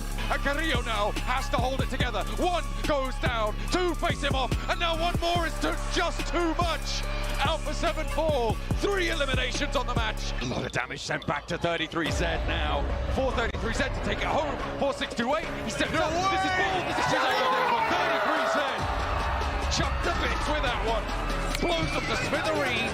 Focus up here on the game because we don't have much time. Well, we don't have any time actually. So let's get into Miramar. 2 matches left to go. Let's find out who our New Year champion's going to be. Waiting to set off right now. The burning heat of the desert will beat down on these teams. Sweat on their brow as they try and lift it for the first of 2 on Miramar. The plane path right down the middle. Not just yet. Revo through the window finds Boboho, but Alpha 7, they're down to just send up now, and the knock is crucial to keep them alive. 3 players on the inside, gets through the window. Good spell disaster, and Alpha 7 have more to worry about. The need, it doesn't find it, but there's Garou to shut it down, and Alpha 7 out for the first of 2 Miramars. They make a good crossing, but Morph are just too quick. Incredibly holding on to their never-give-up spirit, STE managed to survive to 4th place in a dire situation. At this moment, STE still led IHC by 1 point. Looks for the challenge on flats with the DBS on the cliffside, and it will be good. The road rash is strong, and FaZe drag it to victory. 13. As we said, didn't quite get the elimination, so maybe it's going to be a bit different. Oh, 1 point.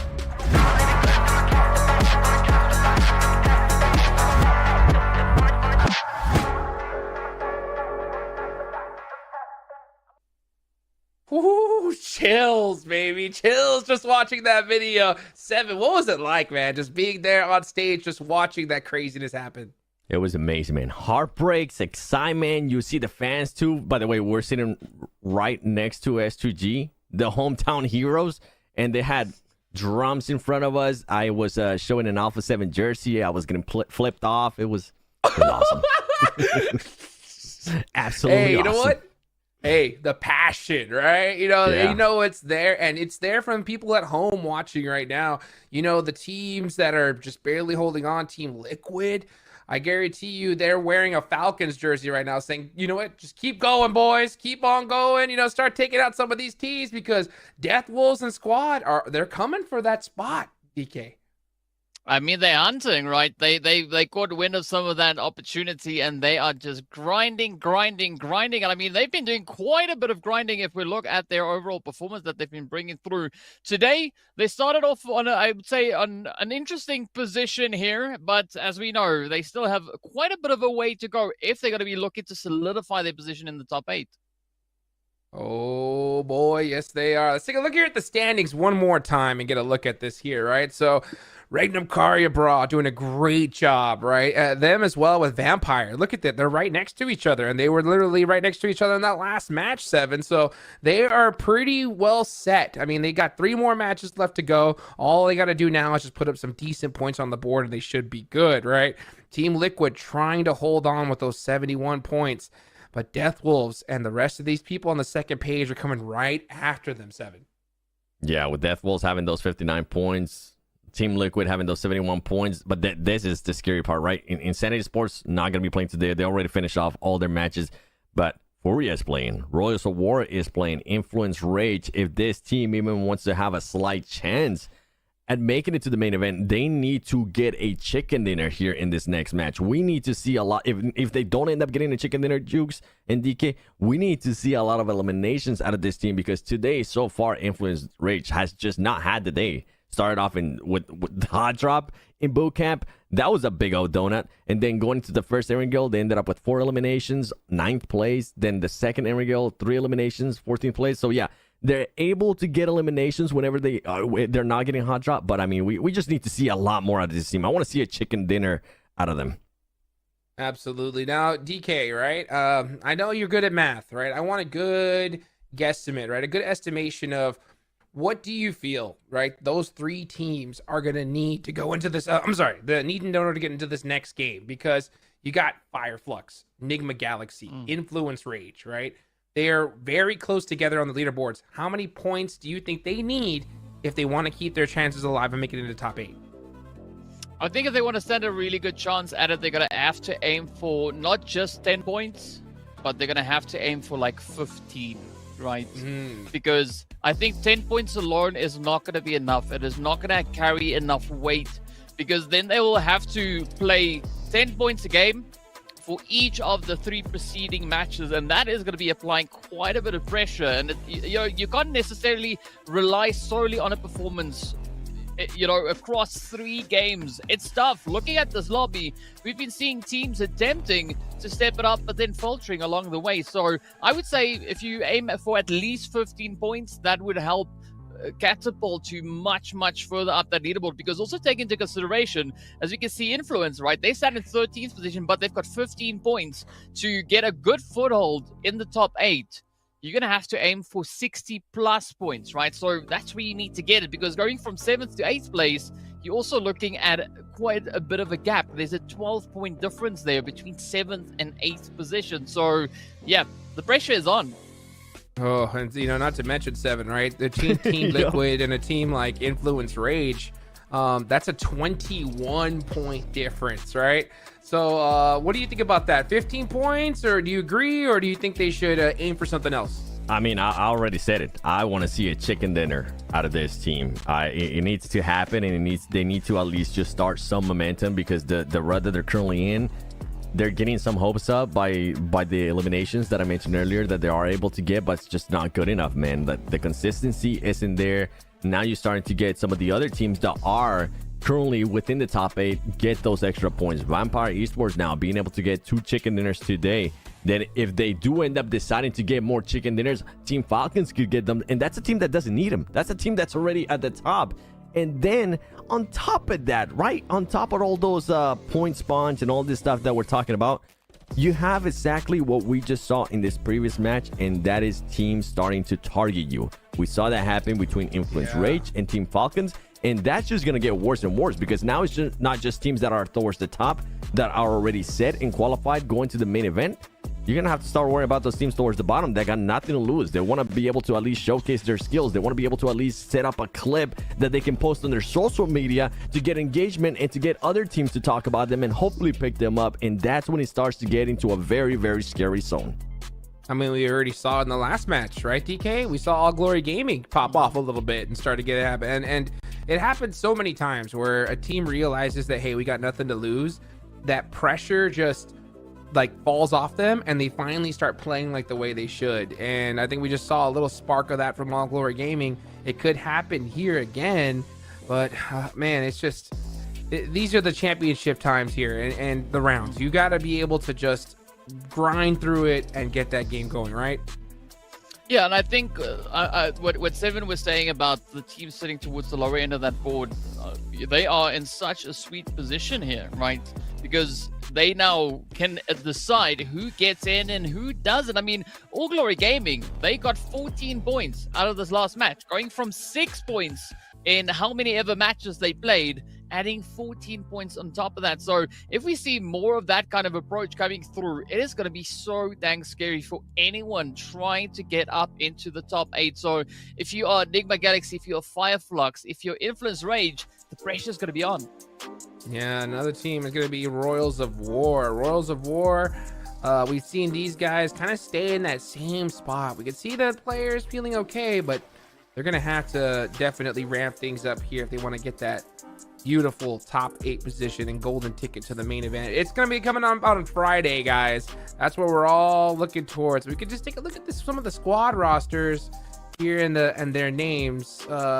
7 out of these names here, who do you want to see just kind of lead the charge in these final 3 matches of the day? I could pick 3. I could pick the 3 teams that are on the right side, especially on the screen there. Navi, Regnum, Enigma Galaxy, because those teams, I mean, we were just, at least from my end, I was expecting a lot more when it comes to Navi. I was expecting definitely a lot more when it came to Enigma Galaxy, hoping that Coops will be able to frag out. That didn't end up happening. That's not happening. I don't see a change of it at the moment, and it's just a little bit sad. But as I was mentioning earlier, with some of the other teams, that they're going to start realizing, okay, once we get to those last Miramars, if you are 20 points away, it's going to come down to the urgency of you getting the chicken dinner, which is a lot easier said than done, and then being able to back it up with the eliminations, because now you're going to have the momentum from some of the other teams. Vampire Esports, Regnum, and Karia being able to put up those points as well. Deathwolves trying to maintain themselves there within the top 8 at the moment too. So anything can happen, man. I'm just intrigued to see if Vampire Esports is going to continue to treat us to some of these wins that they'll be showing today. Yeah, I want to see that. But you know what? You talked about Enigma Galaxy. I'm starting to wonder, like, should we feel sorry, though? Should we feel sorry? Because they put themselves in this position, right? We haven't talked about it at all today, but they kept hot dropping over and over again onto D Xavier. That crippled the amount of points they could have got on their first day of play. You know, imagine if they would have had a performance like Falcons, right? They wouldn't have to really worry so much today like they're having to sweat now. So, I mean, this is definitely a position that they put themselves in, right? 100%. You can see that even looking just at Enigma Galaxy's performance on day number 1, right? You can see a clear distinction between when they were dropping in hard and when they weren't. Because when they weren't, they were getting themselves a 2nd and a 3rd place finish, right? The rest of the way, it was looking pretty grim. So I 100% agree with you. They kind of set themselves up for this one. But I mean, if they're looking to bounce back, they know what they got to do. They got to bring it in. They got to back that heat, and they got to play one hell of next few matches here. And I mean, it's scary. It is such a difficult position to all of a sudden try and make up all those points that you've been lacking. You can see Coops right there checking out those settings, right? Trying to figure out what's going to help out. As we take a look at a break, and we'll be right back, guys.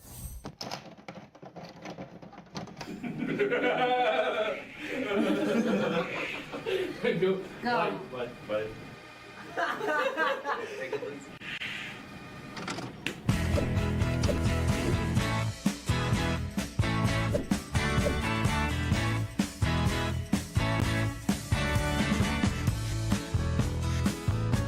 Every round, our players can pick 2 or 3 sticks. Whoever takes the last stick is out.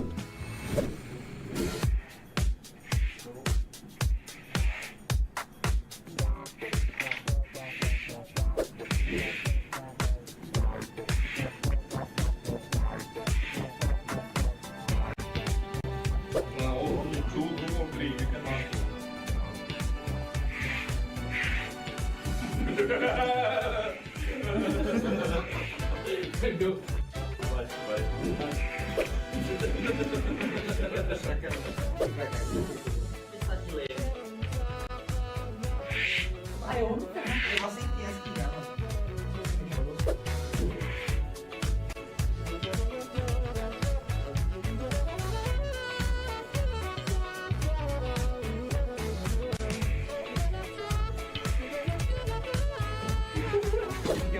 Também, na minha ideia eu tinha te quebrado um pouco. Eu tinha uma tática, velho. Olha, também a minha.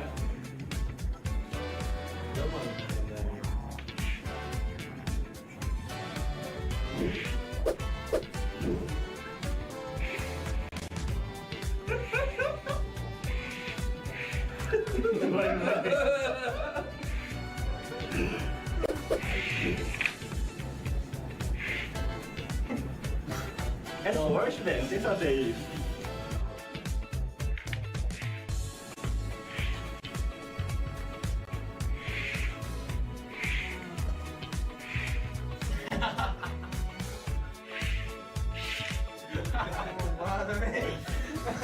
Meu pirão, parabéns. Eu pego a luta. É o campeão daqui, velho. Toma uma cabeçada, o pai é bom, pô. E um joguinho, ó. 3 alsam da kaybediyordu. 3 aldın değil mi? Ne? Bir balık var.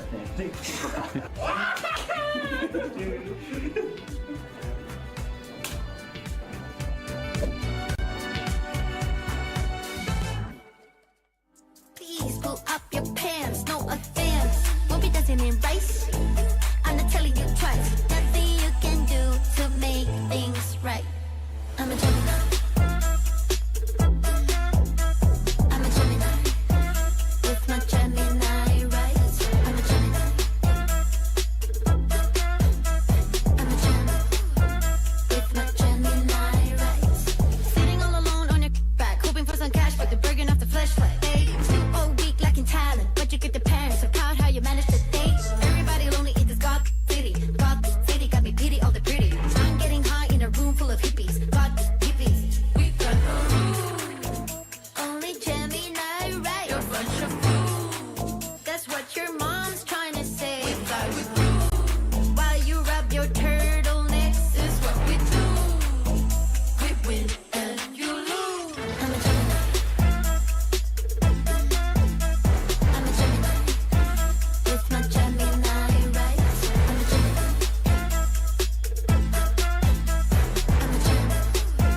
With my Gemini rights. Free up the beat.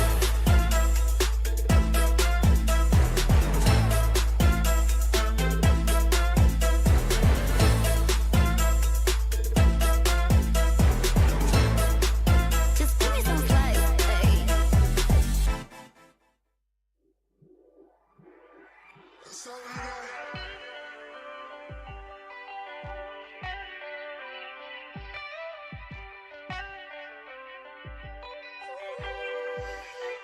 This might be all that I know. Think it's okay. I've got a long way to grow. At my own pace. Go the wrong way.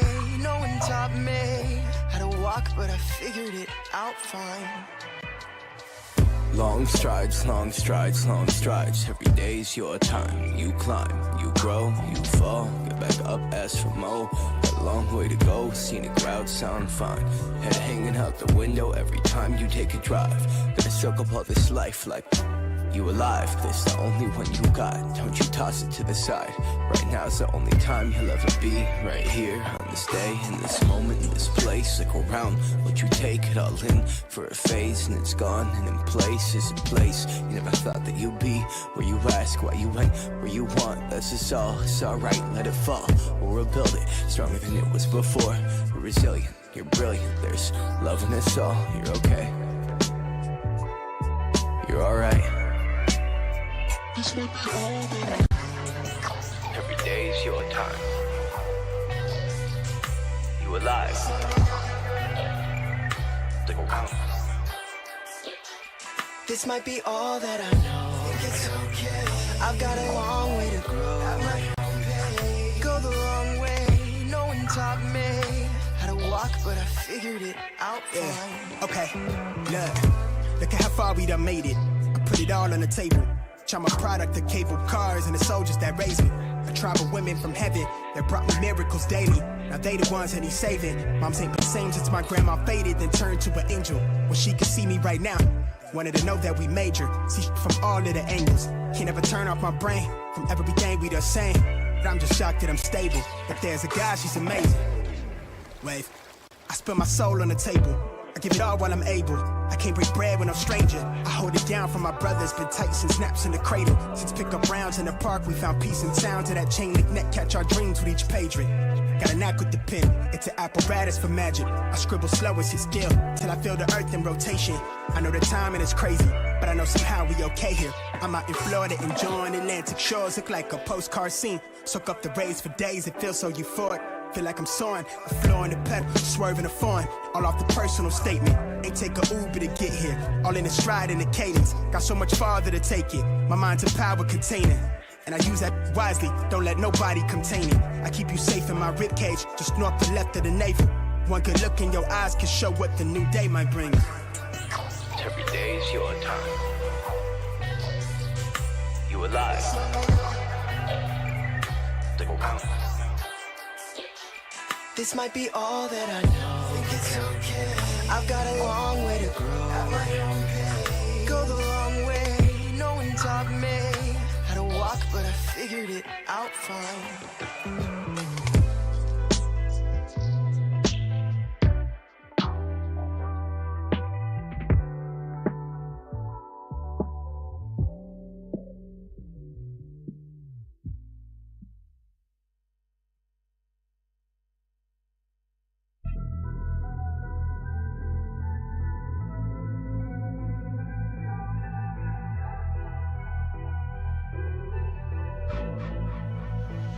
I've been giving you the worst of me.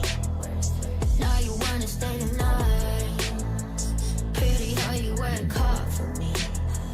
We're forgetting how to talk. Nah, I don't like no humble beats. Just go and suss it up. Now it's time to marinate. And right after we're done, I like it when you're looking like that. I like it when you chat. I like it when you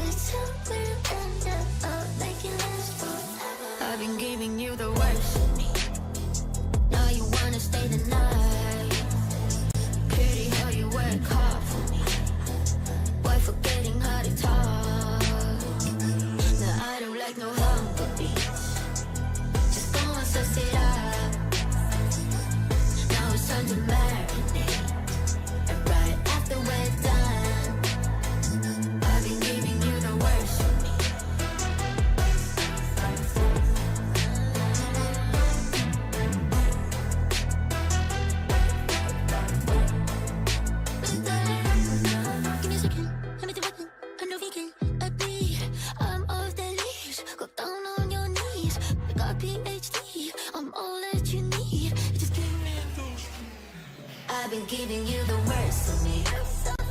Now you wanna stay the night. Pity how you work hard for me, but forgetting how to talk. Now I don't like no humble bitch. Just go and fess it up. Now it's time to marinate. Right after we're done.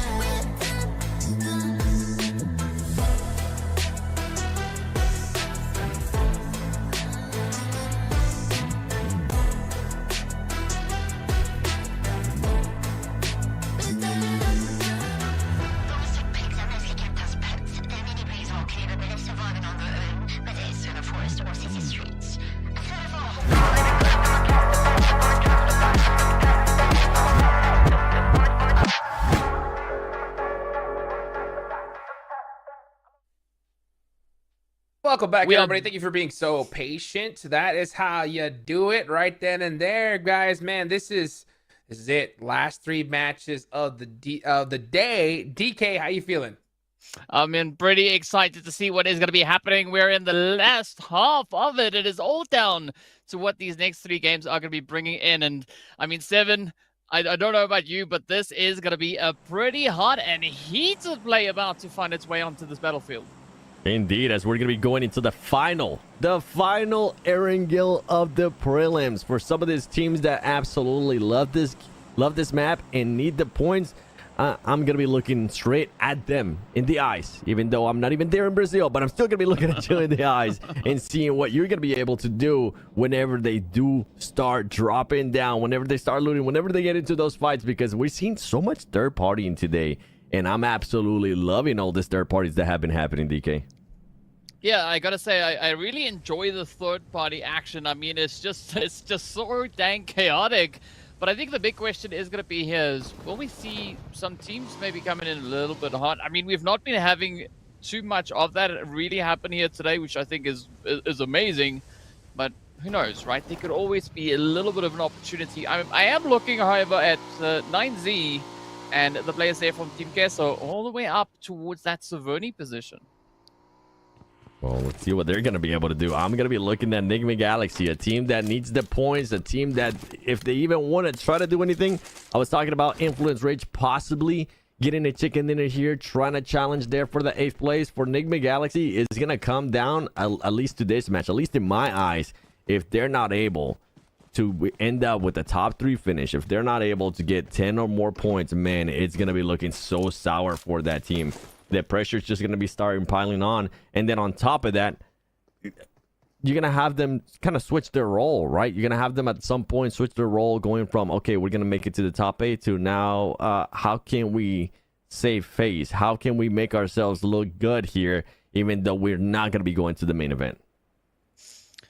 I mean, I think that's where a lot of the creativity comes through, because I mean, the teams can really play this in such a, I would say, lucrative way to some extent. So I'm really looking forward to what they'll be bringing out of here. But I mean, for the time being, there is what seems to be a little bit of at least decent tranquility for now out across that map.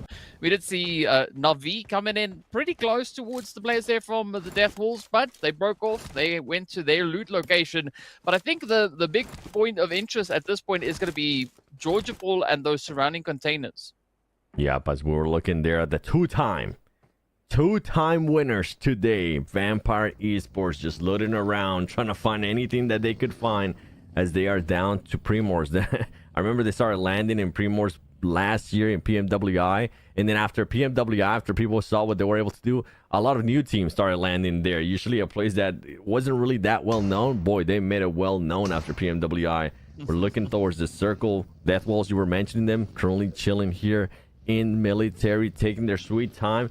And luckily for them, if they were to end up pushing out at this very moment towards that west bridge, there's nobody camping them. And something that they were able to do earlier was make sure that they ended up rotating a lot faster. Another change that we have seen as we're looking there, the drops and the playing path. Team Falcons is not going to be going to Noah. Team Falcons is going to be going to a completely different place towards south of Hospital. So that's going to benefit them in a big way, especially with the circle that we're currently working with. Yeah, but I think a change up at this point is pretty good because it keeps the teams guessing, right? So if there was a team that was keeping an eye on the Falcons, you know, just trying to hunt them down for whatever reason, now they don't know where to find them, right? Because you've said Falcons, they've gone over towards the western side, but I think hunting a team like Falcons at this point would not be making all that much sense because there's not going to be any benefit in that, right? What it's going to do is it's going to add on more points for the Falcons, and I mean, to what extent, right? So this is where I think the team needs to keep their focus in on playing with a strategy, ensuring that they can make it into those later stages, get as many possible points as they can find, and do so while playing their strengths. Yeah, 100% no team should be dropping or trying to think about hunting Team Falcons. That's just please don't do that. We saw what happened to Influence Rage earlier. Even though it might have not been planned, whatever the case might be, they got absolutely smoked. And then on top of that, Team Falcons, remember what happened in that first game, like Hodges was saying. It was like, okay, you know what, boot camp, you gonna challenge us there? Are you for real? We're gonna make you pay here in Aaron Goes. We see Furia once again on top of Everest, trying to take shots on anybody that's passing by, making sure they make them back off. With the circle just starting to close in, we're gonna have other teams towards the north too. Team Queso, a team that we expected a lot more out of, a team from Latin America, one of the partner teams as well, just not having a good performance so far in this PMGO. And at this stage, that's a team that's not going to be making it to the main event. And we were talking earlier about Influence Rage, Hura Esports, a bit disappointing for me, not gonna lie, DK. I had higher hopes, especially with the way that they were able to start off in day 2 yesterday with the second place, 9 eliminations. Another team that kind of catfished me. I thought, okay, all right, Hura Esports, let's see what you got. And then after that, it was just an absolute fall off. Today, they haven't really been able to follow up with anything. 13th in place, 11th place, 13 points. I mean, 13th place again, and not that many elims. So a team that more than likely is not going to end up making it to the main event either.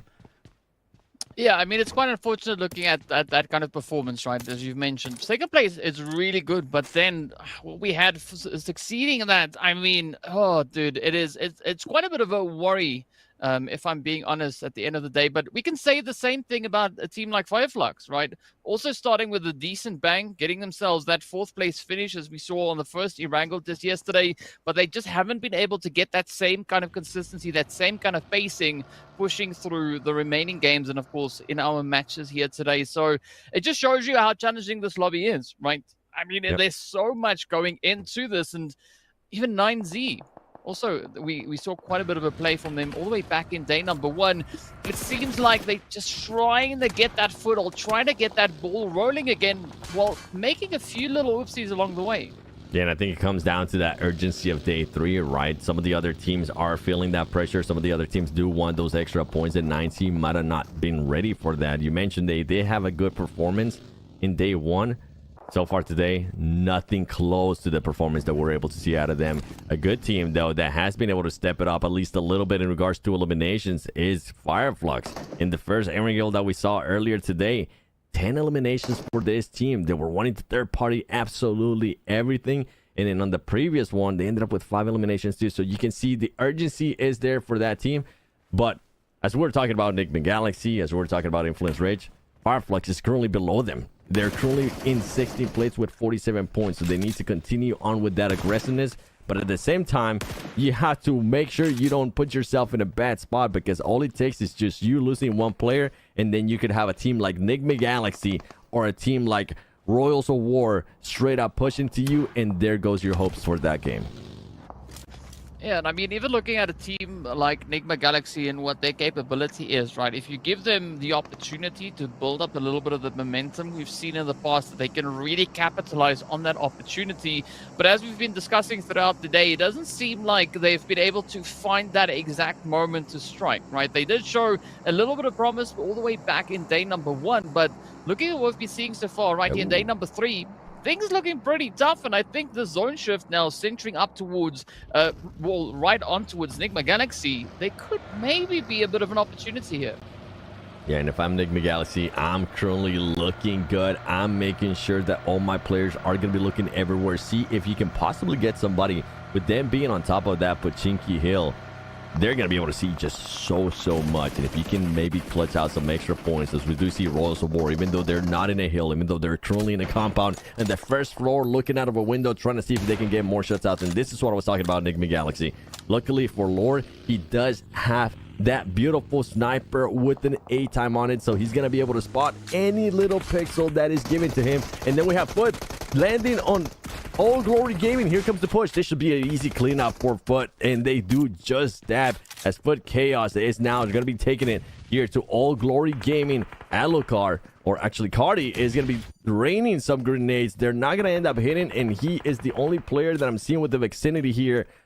I think his teammate ended up abandoning him and rotating out, which might be the smart play because it's not looking good. There you go. You see Fran there towards the end, all the way in the back, seeing if he can maybe provide some support, but that is going to be tough considering that Foot right now is on the hunt. They're taking shots, and there goes the knock and the elimination right away, and they take control of this compound. I mean, it's like Fran got a good sense of what's approaching, right? Fran's like, nope, no, I'm gonna just stay at the back. It's like, good luck up ahead. And I mean, we saw what Foot was able to do on that one, but that also then puts quite a bit of pressure on what is left here of, you know, All Glory Gaming, because it's just Fran. So that could maybe be a bit of a pickup, but we are looking at quite a bit of congestion now starting to pull up in towards the zone. Vampires, of course, going to be looking to get themselves situated a little bit of the high ground, playing the ball here as well. But Schweppes now starting to move out. There could be something about to happen here. It could be. Rangam Karya there towards the back, and we still have Enigma Galaxy Lord taking on some shots there on Foot, trying to see if he can spot anything. He's not going to be able to. Royals of War currently sitting pretty. A lot of the teams are starting to push in, and I think right now they are set. Nobody got caught in their rotation besides All Glory Gaming. Losing a lot of their players there. Fran nowhere near to where his team was now. He backed off, absolutely gone, and it's good. At least he's going to try to clutch up some points, or he could end up surprising. I mean, you talked about it earlier too, DK, and I'm glad you pointed it out. It was how All Glory Gaming was able to clutch up a lot of points. Yeah, even though they're not in contention to make it to the main event, all those points that they're able to get and make themselves look a little bit better on that overall leaderboard is taken away from the teams that are fighting for that top 8 as we see the circle starting to close in. Yeah, I mean, because they essentially are hurting points to some extent. But speaking about hurting, I mean, there's going to be an opportunity down south now. As you can see, Regnum Karya, Death Wolves, Vampire Esports, all finding themselves really well situated up in towards the zone. And I think we're going to be looking at quite a few clashes now coming in, especially towards the edge of zone, as the teams are going to try and get themselves situated, trying to lock down these compounds ahead of any other rotations that are coming in. But look at this, though. Yeah, with how much open space that there was available, everybody is going to be fighting, and you see it right here. Foot Chaos Esports taking on some shots there on Regnum Karya. They're going to be able to knock one player. They have to jump off that vehicle as it exploded in chaos. Foot Chaos Esports is not looking good here for them, as 3 of their players ended up getting knocked, and it's only 1 player left, and he really doesn't have much. And there you go, he gets eliminated. And now we switch it right. Random Karya being aware, having this wonderful split here, knowing that they were going to get crashed. Fireflux trying to find the opportunity, trying to find the timing right to hopefully third party this team, as they were taking on some shots there earlier to Foot Chaos Esports. But Chaos Esports, I mean, that was a perfect example of the madness that I was expecting to see once I ended up seeing that circle. So much open space. You know, a lot of the teams are going to have to drive around. A lot of the teams are going to have to rotate, and you are bound to get caught at one point.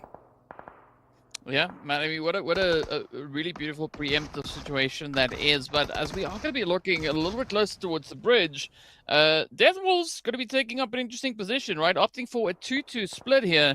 As you can see, half the crew holding on the front line, the others now providing that backup up on the bridge. But here we go, Inko Nunez trying to just maybe get out of something, but it's down to 7 as Inko has been dealt such a devastating blow here at the hand of the Falcons. And Falcons once again showing why this is such a scary team. They saw one not coming through it, and they are pushing it. They're pushing like madmen. Here we go. They're going to clean it up. As much as I wanted to be biased, just because that man has the same name as I do, Inco Gaming, get eliminated, and their hopes just keep flushing away. And at this point, I'm going to have to pull a hot juice. I'm going to say Inco Gaming needs to stop thinking about making it to that top 8 and start thinking about how they can maybe save face here in this last 2 matches that they're going to have coming up, because they are just so far away. And I mean so far away from those top 8 that they would have to get to back-to-back chicken dinners. And with the way that they've been playing, it's going to be very unlikely. I mean, it's tough to argue the point, right?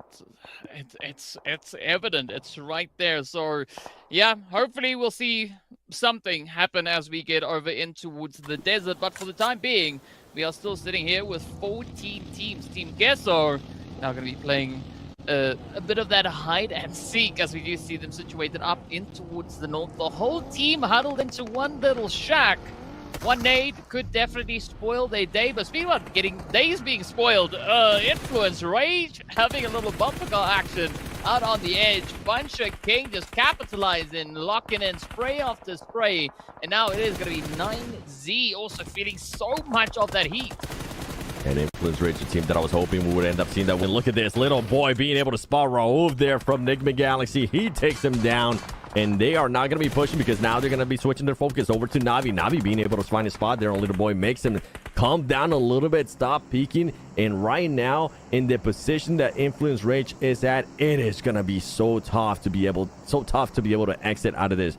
Not only do you have Navi, where they more than likely want to be able to rotate, but on top of that, you have Nigma Galaxy. And remember, you already knocked one of their players. They're going to be waiting for you to make this push out. Here we go. Law trying to make that push. He's going to be running in between two players. The 2-2 split there of Nigma Galaxy. And Nigma Galaxy, it seems like they're just letting that team get away with it. The impossible is happening right now, and I'm so surprised. Okay, there you go. Thank you, Coops. That's what I was expecting. I was expecting Influence Rage to get caught in that rotation, and that's what ends up happening. Luckily for Influence Rage, I believe one of their players does end up making it out and surviving, and not for long, as there you go. The hopes for Influence Rage go down the drain as they get eliminated here on the final Erangel of Prelims Day 3 of the PMGO Brazil.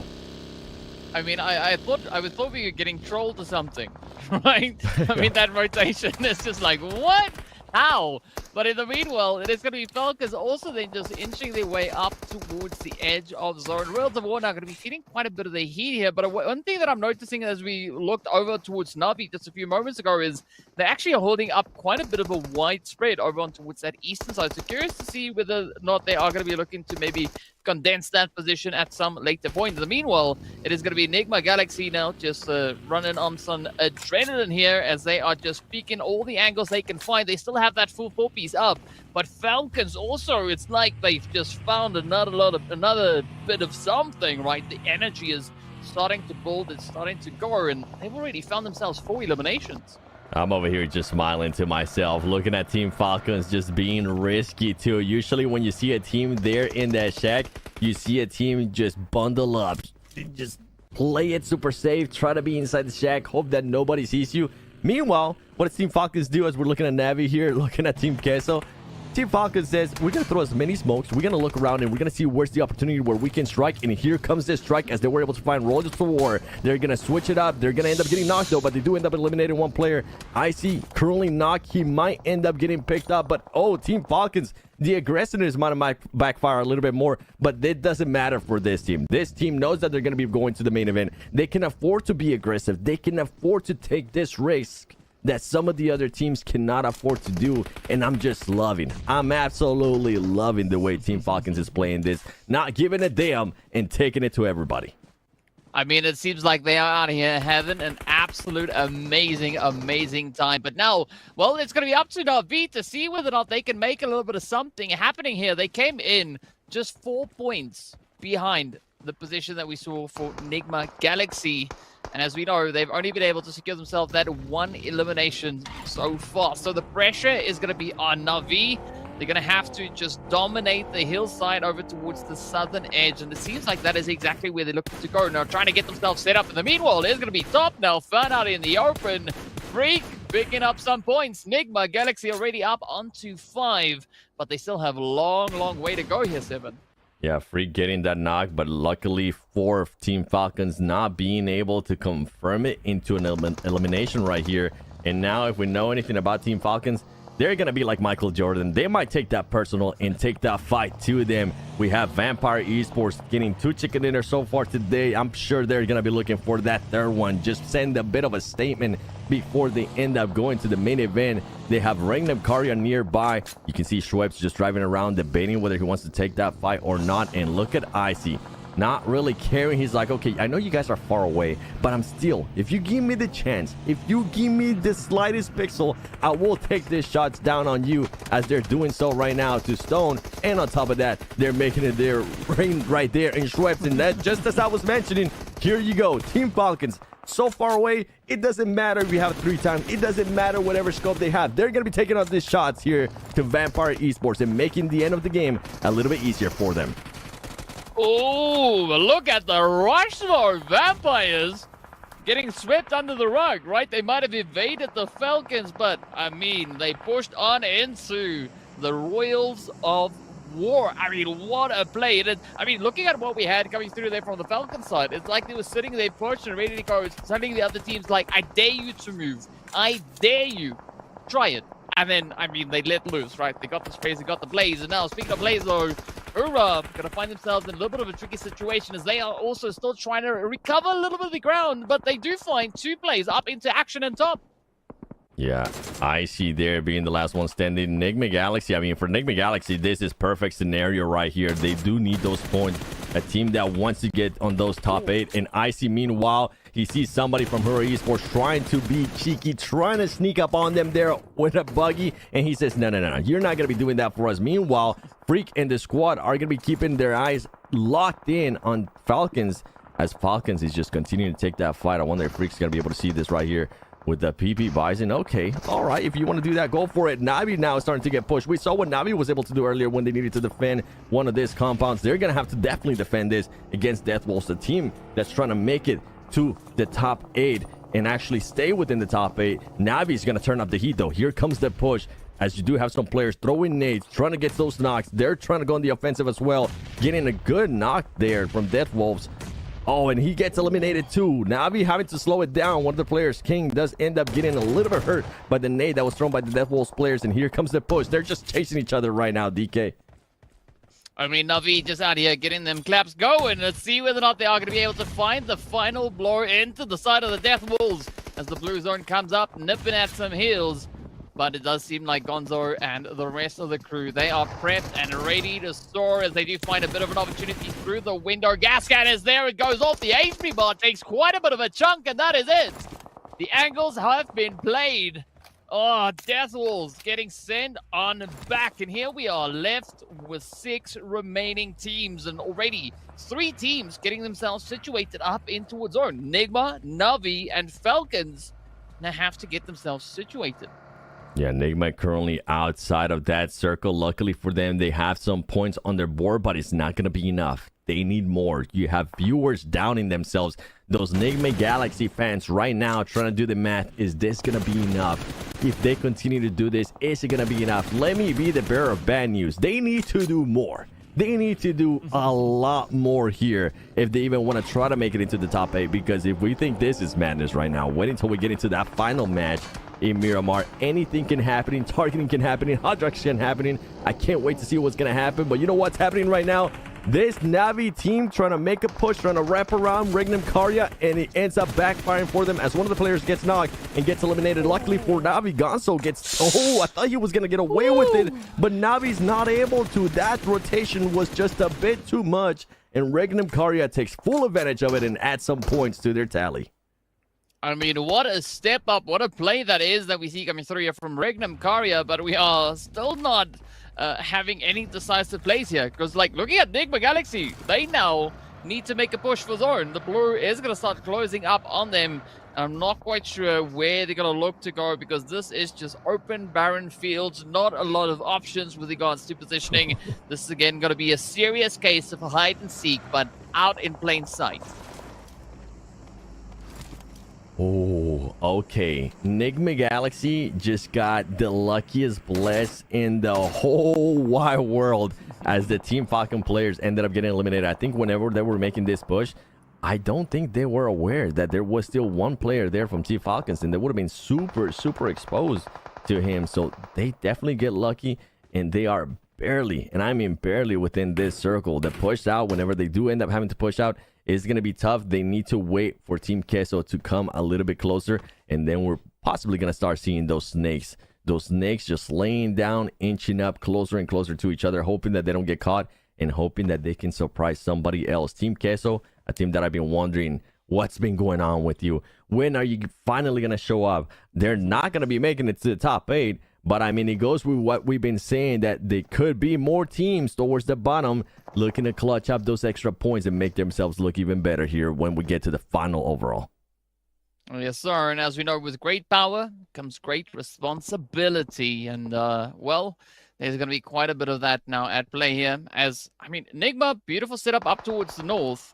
But how are they going to be able to recoup it if the zone doesn't shift their way, right? Because looking at the position that they've got, they can get the play over on towards Regnum Korea. They can get the angles onto Wheels of War and, of course, on towards Team Queso. But now all of that gets turned on its head because Enigma, well, they're going to have to take the plunge here. They're going to have to, as well as Regnum Karya, if I'm not mistaken, where they are currently at least the majority of their players, it's not going to be within that circle. And guess what? Team Queso, they're currently looking pretty. If I'm Enigma Galaxy, I'm looking to hop on this car right here and make a push there towards that Team Queso player, 2MV. He's looking like he's going to be in a good spot, even though it's easier said than done because they're going to make themselves a big target. But that decision needs to be made and needs to be made soon because they're going to have to push out at some point. You can see they know that he's there. They just don't know how many players are going to be there from Team Queso. Here comes the push. A 2-in-1 split. Exactly what I was thinking was going to happen. You know what? They don't even decide to push it all the way. They decide to just get a little bit closer to the circle. Maybe they can make their way by just snaking around. And I think that's what's going to end up happening as the shots are going to keep on coming through. They're wanting not to even make this push in the car. They want to make it on foot. They want to make it a little bit harder on themselves. They want to be a little bit more flashy. 2-2 split here from Enigma Galaxy, trying to catch the player from Team Queso. Meanwhile, as the fights continue in the background with Royals of War and Regnum Karya trying to be snakes. They end up getting caught there by players from Team Queso. Wow, we just see shots flying all over the place. Team Queso finding a few pickups but getting picked up themselves. It is going to be Rauf with a very cheeky reposition, moving up right alongside M2M. But here we go. Team Queso holding nice and steady. Regnum Karya also now essentially down to a 1P. So let's see whether or not Enigma Galaxy can follow through, get their hands on that winner chicken dinner. You said before, Seven, that they were going to have to do better. I said the teams are going to have to try and get more than 15 points, or at least 15 points at a minimum. If Enigma Galaxy continue with this flow, that is exactly what they are going to be unlocking come end of this match. Yeah, this is the perfect foundation that they need for it. This is why I've been hoping that they go and get that win. Right now, I'm enjoying what I've seen out of this team. They have 2 in the shack. They have another one split. And then they have another player, which I believe is Freak, truly just crawling around, trying to find where the other team is going to be. They know that other teams are going to be crawling around too. And Freak is going to be able to spot him. Hopefully, he has that trigger discipline. Hopefully, he can find the right spot in the right time. And I don't think he was able to see that player there from Royals of War laying down. And yeah, he's still looking at the shack. He didn't get a chance to see him. They need to be careful with that, as now some of the other players there from Enigma Galaxy are a little bit too focused here on Milos from Team Queso. Ooh, that molly came super close. Coops nearly getting caught in a very uncomfortable position on that one. But a quick little reposition could maybe take them a very long way. I like this, that Enigma slowly starting to assert themselves in the zone. As you can see, Lord now getting a little bit of that height advantage. Oh, but Milos now going to feel it. That nade gets close, but is going to pop. No, instead it is going to be Colgoat rather, hitting the hits in from up above.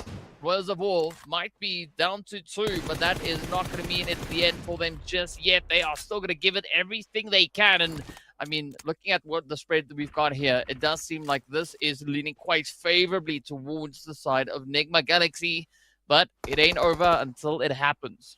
That is correct. We've seen it many times where we think one team is going to win it, and then the chokes start coming in, and now Rauf getting a little bit closer and closer. Luckily for him, he does have the backup from Lore. We were talking about all this, Nate. There you go. Look at that. Royals of War taking on those shots. It's going to be just one player now alive from Royals of War. They're shooting at the grass. They're hoping that they're going to be able to find him. Nigma Galaxy looking to get that win that they've been needing and they've been wanting to get. And there you go. And you can see the players are not celebrating because they know what's at stake. They know that this, even though it's a good win, is not going to be good enough to make it to the main event. They need to be able to follow it up coming up in the next two Miramars. I mean, what a play. Nigma Galaxy stepping up to the plate, bringing in exactly what they needed to try and secure those positions. I mean, 11 eliminations alongside a winner-winner chicken dinner. Oh, 7, a very comfortable 21 points. And I mean, Jukes, what do you say? Oh, man. Oh. Talk about a sigh of relief, right? I mean, whether it's enough or not, the door has been opened. You know, when it was pretty much almost closed, right? Let's put it this way. If we're talking about nail in the coffin for Nigma Galaxy, there was a nail and a hammer hanging over an absolutely shut coffin, right? But they pushed right through it, burst out, and man, they are that much closer. Another team as well that's a very similar position, right? Royals of War. They were right there next to them. So, in all honesty, it could be a battle between these teams. This one, Death Wolves as well. It's anyone's game going into Miramar, and that's going to make things very scary. Yeah, and talk about nail in the coffin. This was the biggest nail in the coffin right there as Team Falcons made that push on Inko. Inko just couldn't do anything. And earlier on, we saw that fight there. Nigma Galaxy players being able to take some shots. That was massive that they were able to fully reset on that scenario. Vampire Esports, I was wondering if maybe they were going to be trying to go for that third chicken dinner. It didn't end up happening, but so far they are looking good. So far that team is showing us the Vampire Esports that we actually want to see. But overall, man, like we said it, we keep on saying it, this was the foundation that this team needed. As Hajuk said, this was the door opening that Nigma Galaxy needed. Now they need to continue on. Side of relief, no, they know what's at stake. They know that the job's not done. They know that possibly they could end up getting hot drop, but this is how you want to react. This is what we want to see. This is what the fans for Nigma Galaxy want to see, an 11th elimination chicken dinner. And not just that, look at the amount of damage that they were able to output too. Couldn't have been at a better time. Couldn't have been at a better time. It's what they needed to see. So beautifully done for them. But how well that Nigma Galaxy just did, and Royals of War with the performance that they just did, Influence Rage, right? Fireflux, all these names, they're gone in my opinion. They're done with. So we'll have to see what they're gonna do as we get a nice interview with Nigma Galaxy themselves.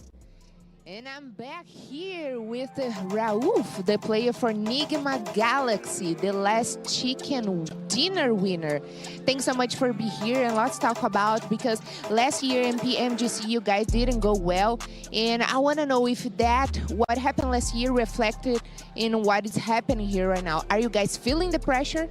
Yeah, of course, we're feeling some pressure that we might not make it again to a global final.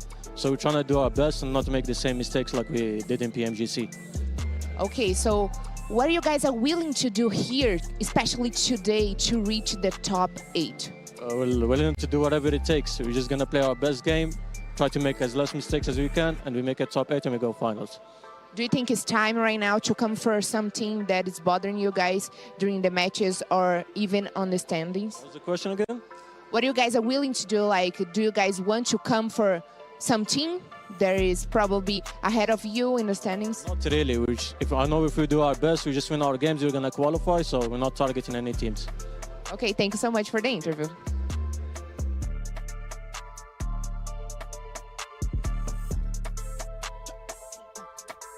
Yeah, no targeting. No targeting at all for Nigma Galaxy right there. Now, a team that can do it is Team Falcons, as Action's going to be the MVP on this one. And oh boy, speaking of targeting, 7, right? Not only can the top teams do it, right? But if Influence Rage, right? And Fireflux, Na'Vi, if any of these teams even wanted to attempt to try to make it, they have to target Nigma Galaxy. They have to target Royals of War at this point if they even want to stand a chance, and they have to win the last 2 matches. So you were alluding to it in the last game, right? I mean, these Miramars are going to be crazy. Yeah, not just that. I mean, you have the teams that are fighting. You have the teams that are so close in those placement points, in those just points overall, that they do have to start fighting each other. They do have to start targeting. Enigma Galaxy, after that win, they don't have that pressure. And you could kind of see it there from the player interview. You could see him realizing, okay, yeah, we don't have to target. We just have to do our game. We just have to be able to do our stuff. And we're going to be able to qualify towards the top 8. Now, for the other teams, as you just mentioned, for Royals of War, for whatever other teams are currently chasing them, they do need to target. They do need those points. They do maybe need to even target some of the teams that are towards the bottom that might not be having good days and roll that dice, because right now it's just not working out for them. And if they, for some reason, Enigma Galaxy, if this is the wake-up call that Enigma Galaxy needed, I'm hoping that we do start seeing some of the other teams towards the bottom that are also in that hunt take their destiny in their own hands. Absolutely. But also a big shout out to Regnum Karya, bro. These guys, after that performance, that should 100% put them into the finals, right, DK? I mean, they are giving it their all. And what a beautiful change-up it has been that we've been seeing come through from them. And I mean, there's the confirmation.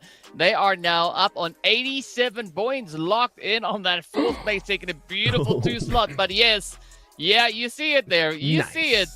Yes, sir. They got that nice score next to their name. It's none other than Enigma Galaxy taking a 7-slot jump all the way up into 8th position. Team Liquid 7 not looking too happy as Royals of War are tied with them. Nice. Very, very nice. Yo, somebody please go check on Team Liquid right now. Maybe bring a doctor with you and check their heart rate, because it is at an all-time high, especially after they just saw that overall standing. Death Wolves, the crazy part, look, is that Death Wolves is still in contention there as well. Furia, technically, they could try to do it. Influence Rage, like all these teams, they're still within a chicken dinner, and their name is going to be put on the list for that final game. That's what I'm saying. It's going to come down to that final game. If one of those teams that are currently in that contention within the 50-something points, they could try to get in there, Jukes. They could try to make it to those top 8, and it's going to be making it even harder for some of the other teams like Team Liquid currently watching. Oh, they could, but I'm gonna have to disagree with you there. I mean, I don't think Team Liquid's heart rate's at all-time high. I think they're flatlined. They are flatlined. I think they are done with, because in order for them to make it, it's literally going to take a miracle. They're going to have to come back from the dead. Something has to happen, because I mean, it's only going to take 2 points from both these teams. If they do it, they're gone. So there's 2 matches left to go. Anything can happen, but the only hope that I think Team Liquid has is that the teams below target Royals of War, target Enigma Galaxy at this point, because they need to. That is, oh yeah, look at that. These are the qualified teams predicted for the main event. What do you think about that, Seven? I agree with it. I mean, Team Falcons, we kind of called it smoke gaming yesterday. T-Bird Masters, I think at the end of the day, we're like, okay, you know what? You guys did enough. You guys are definitely a lot more comfortable, and set yourself up. You're not going to be falling into the segment that Team Liquid is currently falling into, which is pretty much hoping that there's a miracle happening.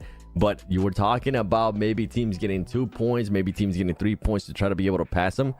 With Enigma Galaxy, it's just going to come down to that follow-up. And you know, I mean, I don't know how much I can say this, Hajix and DK, but you know that the teams that are in those 50-point marks, Navi could even make a push, which is crazy.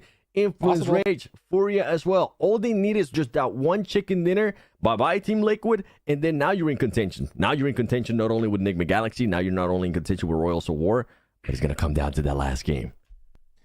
It is, but I mean, I think at this point, you're going to have to get those points, that chicken dinner, and you have to stop these guys. We have to see what we saw in the qualifiers, DK, right? We saw Hi-Fi's hot drop on Team Falcons, shut them down and get that golden ticket to the main event. They didn't have to even worry about this because they were able to adjust their strategy and be able to make the right play to get it done. Now, the question is, are we going to see those teams at the bottom do it? Out of what you've seen so far, DK, which team do you think has it in them to be able to adjust their strategy and still make it work? How many choices do I have? Because I think I can throw a few names There's in a the lot. pot there. Yeah. I mean, there's a lot of teams that are going to be looking to step it up. And I mean, we were looking at a 2 points, right? 2-point deciding factor here. And I think there's more than one team that is going to be able to secure 1 or 2 points coming into this next bit. So it is going to be absolutely nerve-wracking moving into these last few games. Oh, and guess what, guys? I can hear the pitter-patter of some nervous feet because Miramar is about to get going. And here we go. Seven, thank you so much. We're going to catch you here in the last game. It's going to be me and DK taking this one on. And oh, it's an important one here. First Miramar of the day. You have to set the pace. You have to get it done because in the last game, I really do think it's going to come down to like 1-2 points of who makes it into that top 8. You do not want to be in that position. Now is the time to shine. We need to see a back-to-back performance here for Royals of War and Enigma Galaxy if they want to feel at all comfortable in the next game. I mean, like, we're just sitting here watching, and I'm already feeling my heart rate starting to climb. And I mean, this is such a contentious play. I mean, this is even just the prelims, right? It's not even the finals. It's the prelims. We're looking to see who's going to be making it up into the main event. And I mean, what a lead up this is, getting closer to that. So yeah, talk about pressure. Miramar is going to be full to the brim with some pretty sweaty decisions that have to be made here. Here we go. First circle comes on up, and it's going to be right dead center. So nothing too crazy. El Pozo's not going to be in play, so Enigma Galaxy are going to have to loot up pretty quickly and start heading into this next circle. Meanwhile, we got teams like Navi, Influence, Rage, all the way at the bottom of the map. Royals of War in Los Leones.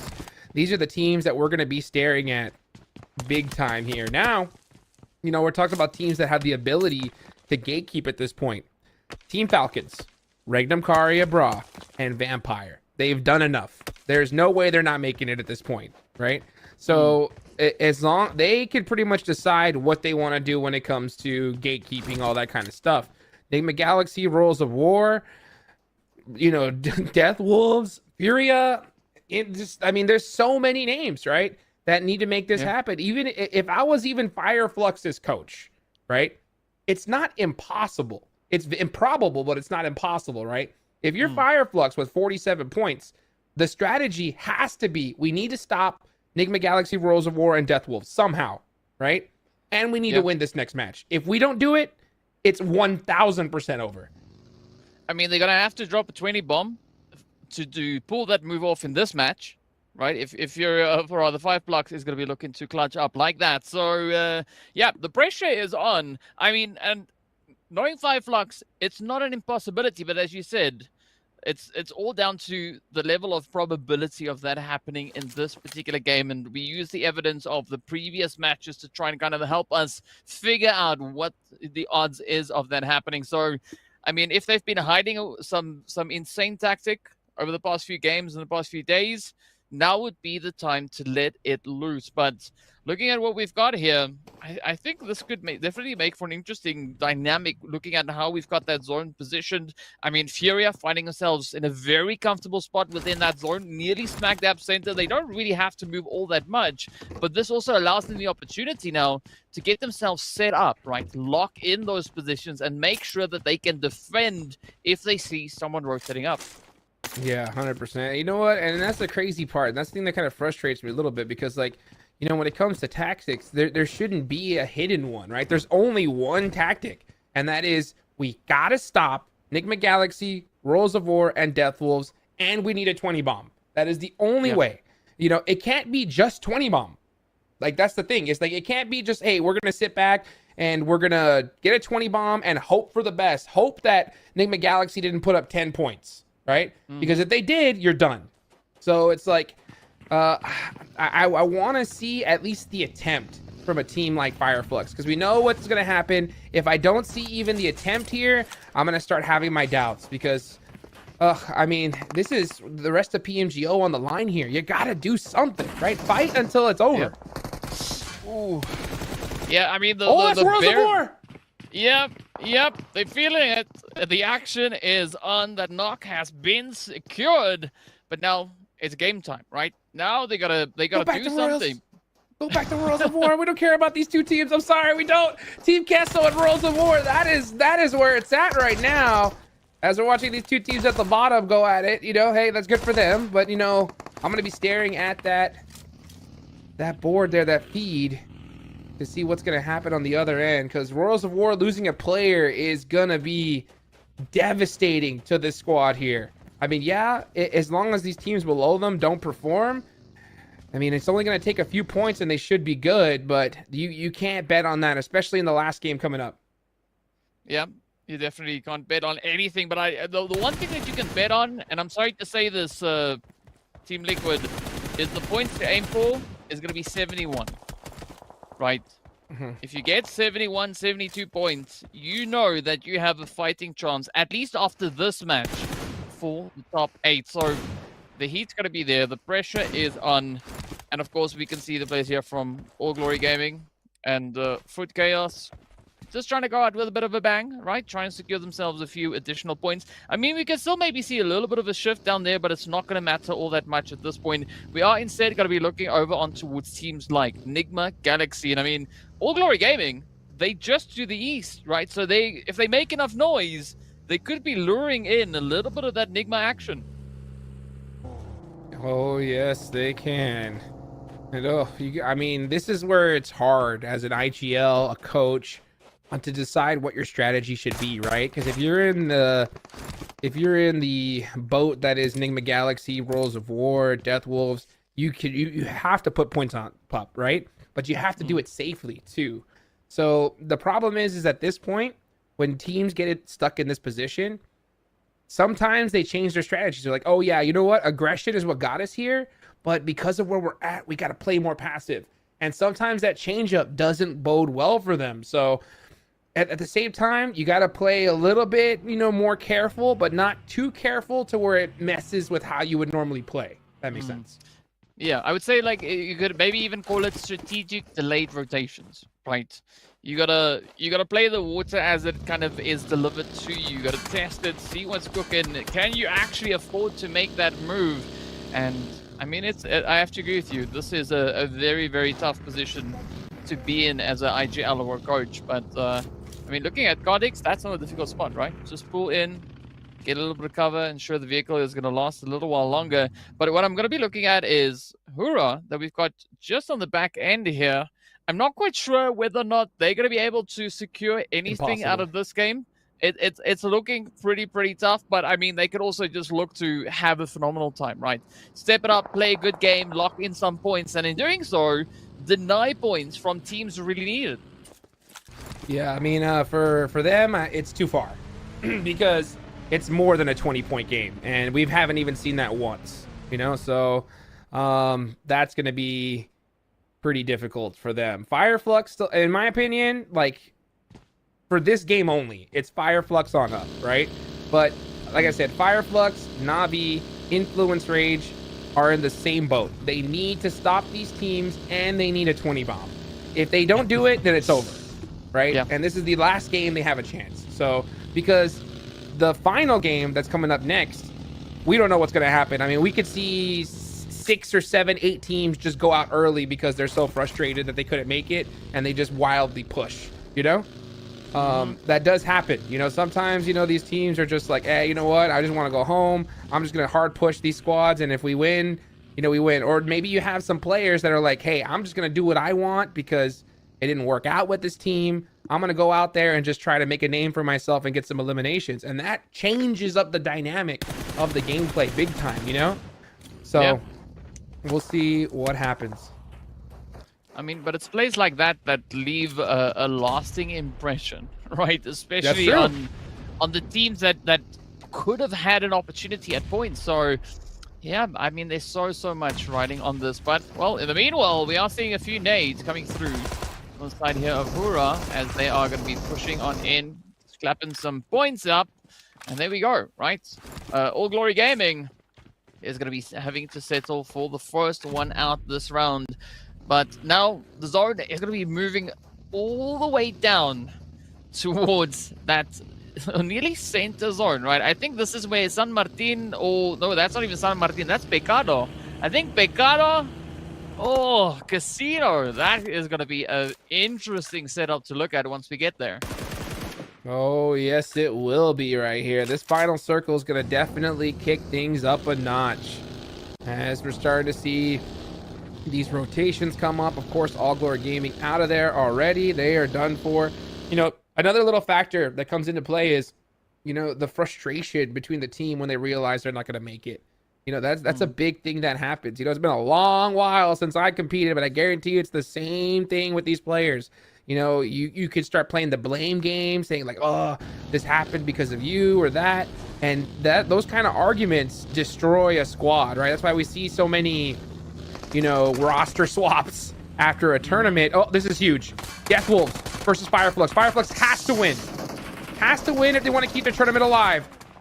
Death Wolves get the initial knock. That is huge. Oh, and the instant thirst. Now they know who it is. They realize this is Fireflux. Death Wolves need to run. And honestly, if you're Fireflux, even if you have 3, you have to take this fight. You don't have a choice at this point. Yeah. You can't leave. That's unfortunate, but yeah. You have to take it. Even though it's a 3v4, you're out of the odds. You have to take it. If you take him out, if you have a chance. If you run away, it's over. Yeah.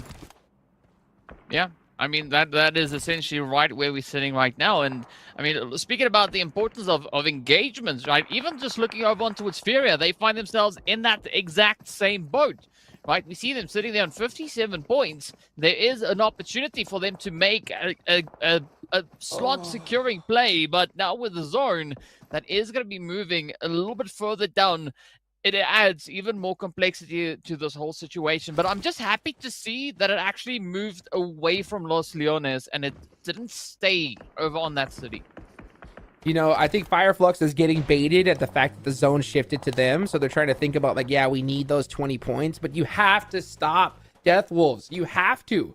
You cannot afford for them to even be up in this match at all. They can't get any points.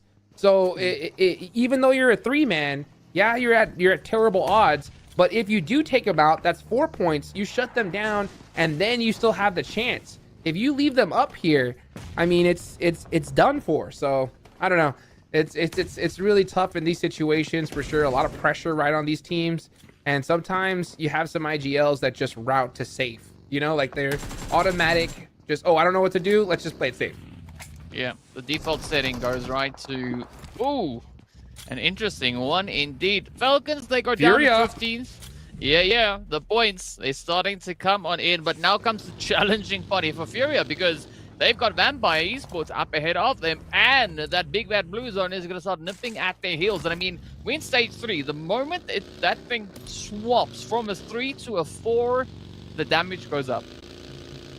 Oh, yes, it does. And it really starts to hurt. Zone 4 stings, and then Zone 5 just chunks on over. So we'll see what happens. You know, Fireflux now knows where Death Wolves are at, right? They have 100% knowledge of their position. So they're keeping them at bay for now. But, you know, every single team that gets eliminated is a bigger chance that, you know, teams like Death Wolves on up are going to get more placement points. So, you know, these teams now need to stare at that elimination feed, start counting in their head, having a good idea of who's still up, where the leaderboards are at, and have to apply their strategies accordingly. Because I kid you not, if Enigma Galaxy, Royals of War, or Death Wolf get 10 points here, they're making it. Yeah. 100%. And then, I mean, then Vampires are going to have a whole different thing to start worrying about because, I mean, once these teams start nipping at your heels, it also puts quite a bit of pressure on. So that's why I actually can't wait to see what is going to be happening once we make it into that last match of the day. But before we get there, we still got to work our way through this last, well, at least the first Miramar of the day. Hura, though, surprisingly taking a very quiet position over onto with the eastern side. Team Gesso, though, on the other hand, they are right there up in the heat of pressure. 9Z also going to come in, knocking on their door. And again, right now we are seeing points being denied from teams that need it. Yep, and that's the problem, and that's what we were kind of alluding to, because in the next game, you're going to see teams just decide to push each other for no reason, and that's points that are going to be taken away from squads that desperately need them. Now, Furia needs this. So Furia understands the situation. They're pushing Team Gesso. I love to see this from the squad. Yeah, they could play it, you know, safe. They can rotate away. No, they need these points. Every single one they can get, and they're doing it the way they're supposed to. Here they go. Let's see where this one goes now. Krista's just on the edge, trying to peek in through the windows, but there's just so much movement happening in between. Adrian, in the meanwhile, is going to get knocked on down. Ooh, come on, Furia. They could still put this one in the bag. Already sitting with those 4 points on board. Going to go in for a quick pickup while the rest of the team looks to get up the points. There we go. Kesso getting one down. Now, the pressure is building up. Are we going to see Furia land that final confirming blow into the side of Team Kesso? Man, Furia are doing everything that I wish we would have seen from teams like Influence, Rage, Na'Vi, and Fireflux. They're taking their future into their own hands, right? They're taking that early game, and because they know that, hey, we need 20 points, right? We need a huge, huge game here. So 6 eliminations already, all 4 players up. This is how you start it, right? Now, they didn't do the you know, attacking Enigma Galaxy and Royals of War, but this is one key, right, to opening up that door. And that door at the other side of it is the finals, and they're trying their hardest right here. So let's see if they can continue on over. This is huge. Death Wolves versus Na'Vi, and Death Wolves seem to be getting the better of them.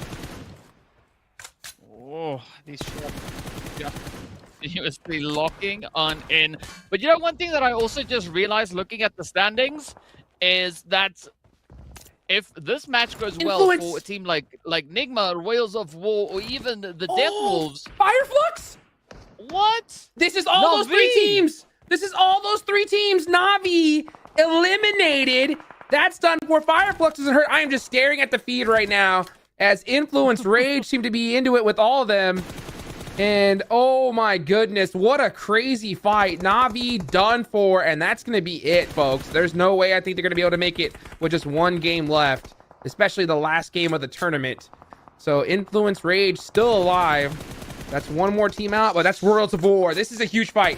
If Influence, Rage has any inkling that this is Worlds of War here, they need to push them. Need to. Yeah.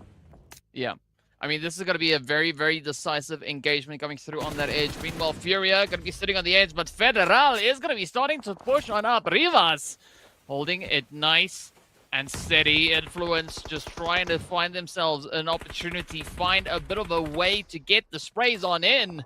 But looking at what Worlds of War are doing here, I mean, it's so far proving to be quite challenging for Influence Rage to get a good successful landing. Look at that nade, though! That nade was so perfect. Cold Gold went down, so it's possible that Influence realizes that this is Worlds of War. With that nade on the Federal, though, that's going to make things that much more tough. Next zone's about to pop, but we really need to keep an eye on this fight between these 2 teams. Next zone goes outside of these 2 teams. So Influence, Rage, and Worlds of War need to get it done. And you can see them, they're starting to press that action. One of the players did get finished, so they 100% know it is each other now.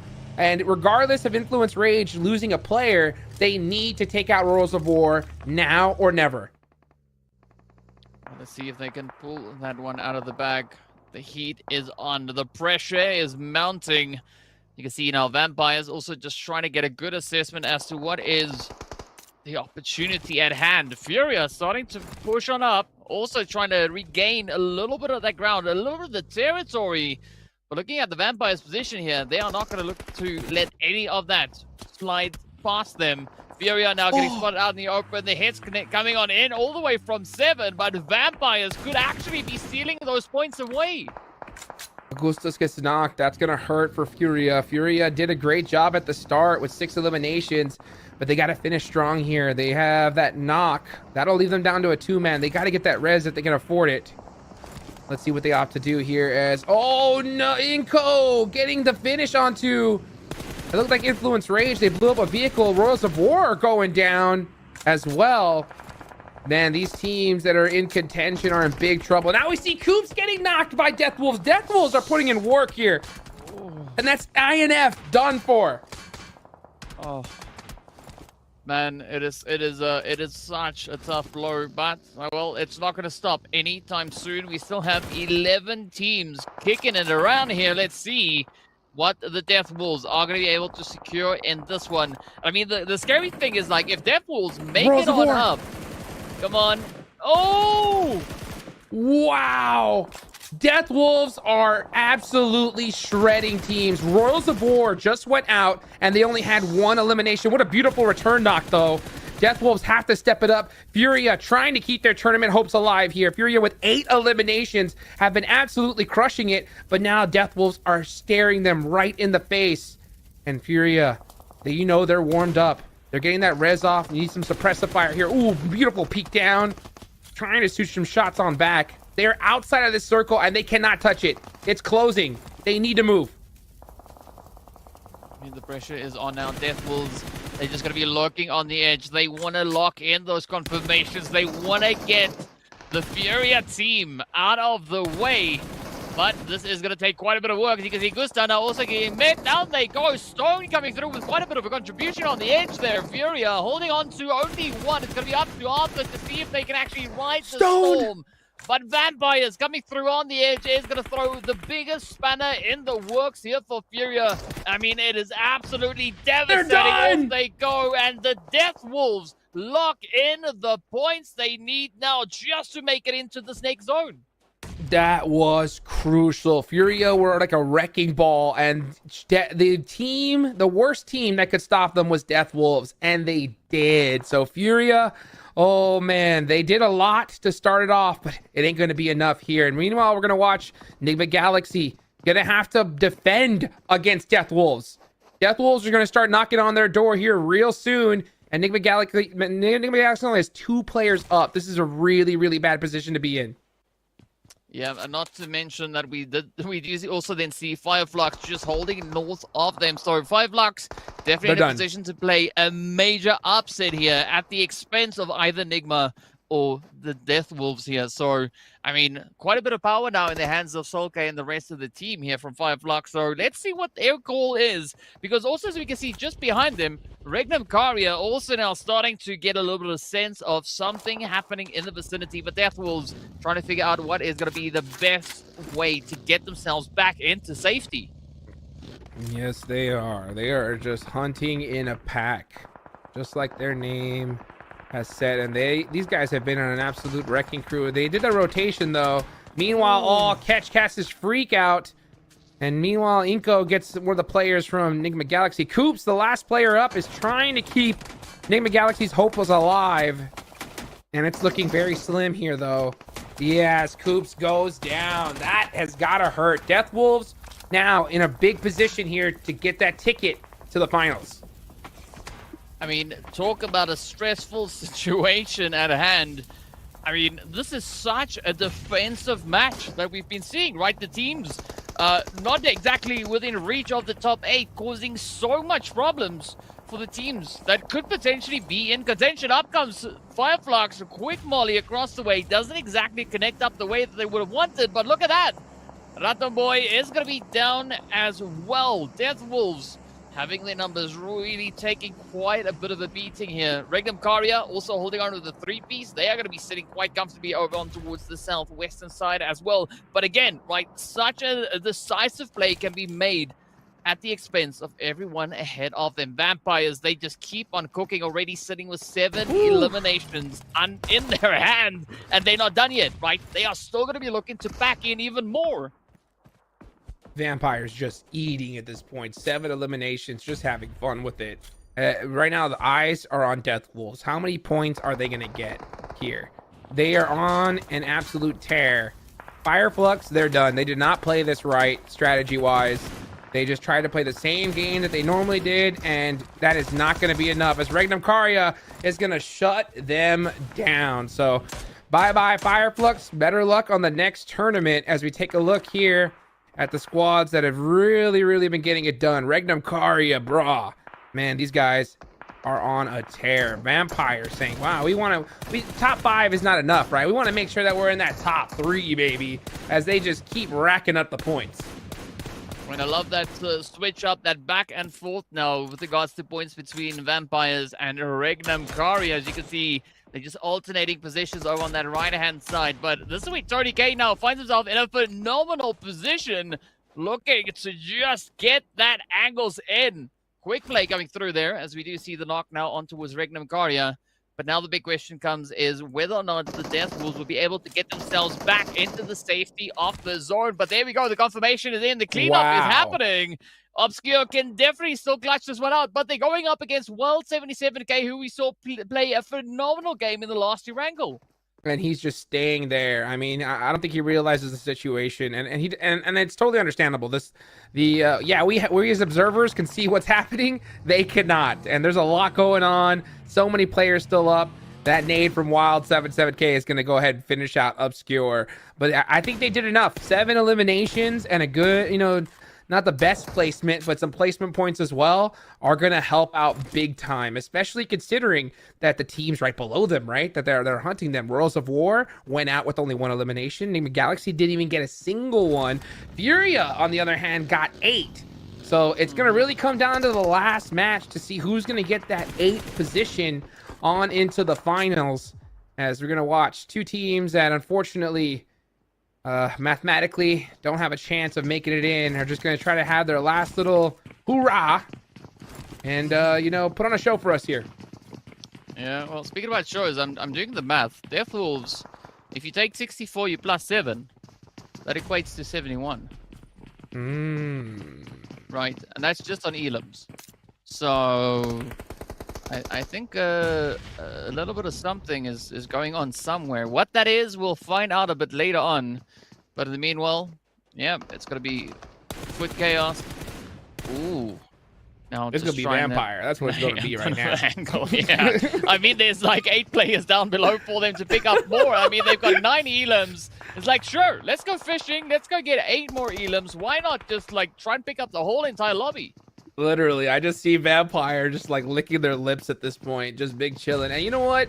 One thing that we didn't really talk about, but we heard Sir Tanny, right? I mean, this guy is one heck of a coach for the squad. He stressed the importance of playing central circle, right, in these types of lobbies here. And I see why. I mean, with this type of contention and this many like solid teams, playing edge is just too chaotic. So I need to see more teams utilize that strategy here, because I mean, once you get that central zone and you're in a position like the way they are, look at this. They're just going to be soaking up points like crazy. They're stuck. There's nothing these 2 teams can do. It's right now, it's how many points are Vampire going to get? How many more? Yeah. I mean, well, we've got Regnum Karya also still in the mix, so it's essentially, a fight to see who's going to be sat in 4th and who's going to be sat in 1st place, right? But I mean, they're also just widening the gap between that 4th and 5th place and of course whatever's trailing behind them. And one thing that I was wanting to say earlier is we've been talking about Team Liquid now, having quite a bit of a stressful situation, then flatlining due to points. But next Ria could be the next team to really start, wondering whether or not they've got enough points on the leaderboard. That's a good point too. Oh, it's gonna get crazy here. I can't wait to see the overalls after this one. And here comes Vampire running on down the hill. Oh, starting to get some shot a little bit, but he said, no problem. I got some nades for you. Let me go ahead and send these on down. Hello. Oh, hoorah. Not feeling too good as they are eating an absolute red zone. Here comes Stone. One more nade. Is it on point? Looks pretty good. It's kind of hard to throw. You have to cook it perfectly with that little hill there. That's going to do it, though. Yep. Yeah. Schweb says, nah, you know what? Forget it. He actually ran up with the DBS and gets thirsty. But you know what? When you're so high on the leaderboards, you can do that. Yeah. I mean, but that's exactly. Inko said, "Okay, enough of that, guys. Enough of that. All right, calm down. Cut it out. But well, it's gonna get snuffed quickly, right? Because we are in stage 9. No more zone. It's just blue. That's all it is. It's just gonna close on up, and it's gonna take no names, take no nothing. It will just bulldoze its way on forward, but it's gonna be between Inko and Regnum Karya to see who's gonna be walking away with that winner chicken dinner under their arms. And well, yeah, Regnum Karya, they out for it, right? They want that chicken. Uh-oh, finding the toes. Oh, kiss you. That's how you do it right there. Gonna go ahead and finish him off. Regnum Karya soaking up the points, and Regnum Karya, brah, getting the chicken dinner. You can see the frustration right there on Foot, who are, I believe they're sitting in like last place. And that's what happens. You know, this is what I was talking about, is when you don't have a good tournament, frustration between players, between teammates goes on, right? The blame game starts happening, all kinds of stuff, right? And when that happens, especially in the last game of the tournament, all of what you know is out the board, right? At that point, you're just having to react to what's happening, because you're going to have teams push you like crazy. You're going to have single players go off. Right now, I am definitely feeling for those teams that are just trying to hunt for that last spot, because it's going to be one hard one to grab as we get into the last Miramar of the day here soon. I mean, you can just imagine how tough it is hunting for points, but you know the timer is ticking, right? That countdown is slowly just ticking away, and it's time that you can't make up again. So, yeah, so much pressure coming through here. But, well, we did see some strong performances here. We did see points getting secured in on the leaderboard, but what a crazy show it was, though. I mean, we were talking about the teams a little bit further down the board having quite a bit of control, right? And there's been so many points that have been denied from the teams that needed them. Oh, so many points denied indeed. Seven, get back in here, bro. Tell us what you think about that last match. I'm actually impressed with the way Regnum Cario was able to play that towards the final circles there. They weren't even close to the circles. They were going to have an awful push out. And they took advantage of the crazy fights going on between Enigma Galaxy, Death Walls, Fireflux, and just kept inching their way in closer and closer and closer. Overall, man, teams that needed to get the points, I mean, some teams were definitely able to get the points. The other ones, I'm thinking about Enigma Galaxy not really being able to get any. It's going to be tough, and I feel like it's going to, once we see the overall, it's going to be an absolute nail biter, man. Everybody's just going to be so close. Anybody's going to be able to take it. And then we start talking about the other teams towards the bottom. Who's going to be surprising? Who's going to be wanting to at least maybe stop some of the other teams from making it to the main event? And then the other teams that are already qualified, maybe do you try to BM a little bit? Maybe do you try to be a little bit more aggressive? Vampire Esports, by the way, great game out of them. Wow. 12 eliminations. This is Hot Jukes, the Vampire Esports that we've been wanting to see. Yes, sir, indeed. These guys are feeling really good. I will say it hurts to see Enigma Galaxy with 800 damage and not a single elimination. That is so tough, and it's going to be even tougher here in this next match. I mean, yeah, they had a great one in the last that really opened the door, but they got to walk through it. They got to walk through it here, DK. I mean, that's what they got to do, right? There's no point in, being pleasant at this point, like casually opening a door. You got to kick it down, just burst on through. And speaking about bursting through, look at these points, though. I mean, Vampires, they got that Sanguine Elixir going, right? Up onto 16 points. Hoorah, coming through on 14. But, I mean, what a sweaty play. We've got to see whether or not the Death Wolves with 9 points on board is going to be enough to maybe play a bit of an upset here. Oh, man. I mean, that's a lot of points. That's for sure. They weren't too far away from Enigma Galaxy or Royals of War. So, I mean, we're definitely going to see a change up in the leaderboards here. The question is, right, who's going to get that 7th and 8th spot? Team Liquid? I think, like I said, Team Liquid. Hold on. Let me just do my impression of Team Liquid. Ready? That's them right now. Just... It's got to hurt. It's got to hurt because they did a lot. But imagine if they were able to get those 10 points that we begged them for, 7. Yeah, they needed to start getting that. They weren't able to. By the way, the MVP, the one, the star, there were doubts. Is he the main star of your team? Here we go. Tony K says, let me just showcase it with a bit of an MVP performance as he was able to take on some players there from Falcon. But going back to some of the teams that needed to put up the points, like Death Wolves was actually quite impressive for them to be able to put up that amount of eliminations too, and then back it up with those placement points, as you guys were saying there during the cast. And then another team that actually ended up impressing me too was Furia. I mean, Furia ended up, if I'm not mistaken, with what was it, 8 elimination points? That's massive for that team. That's what we want to be able to see out of that team to put themselves into contention here for this last match. And that's why I've been hyping up this last match so much, man. I knew it was going to be close.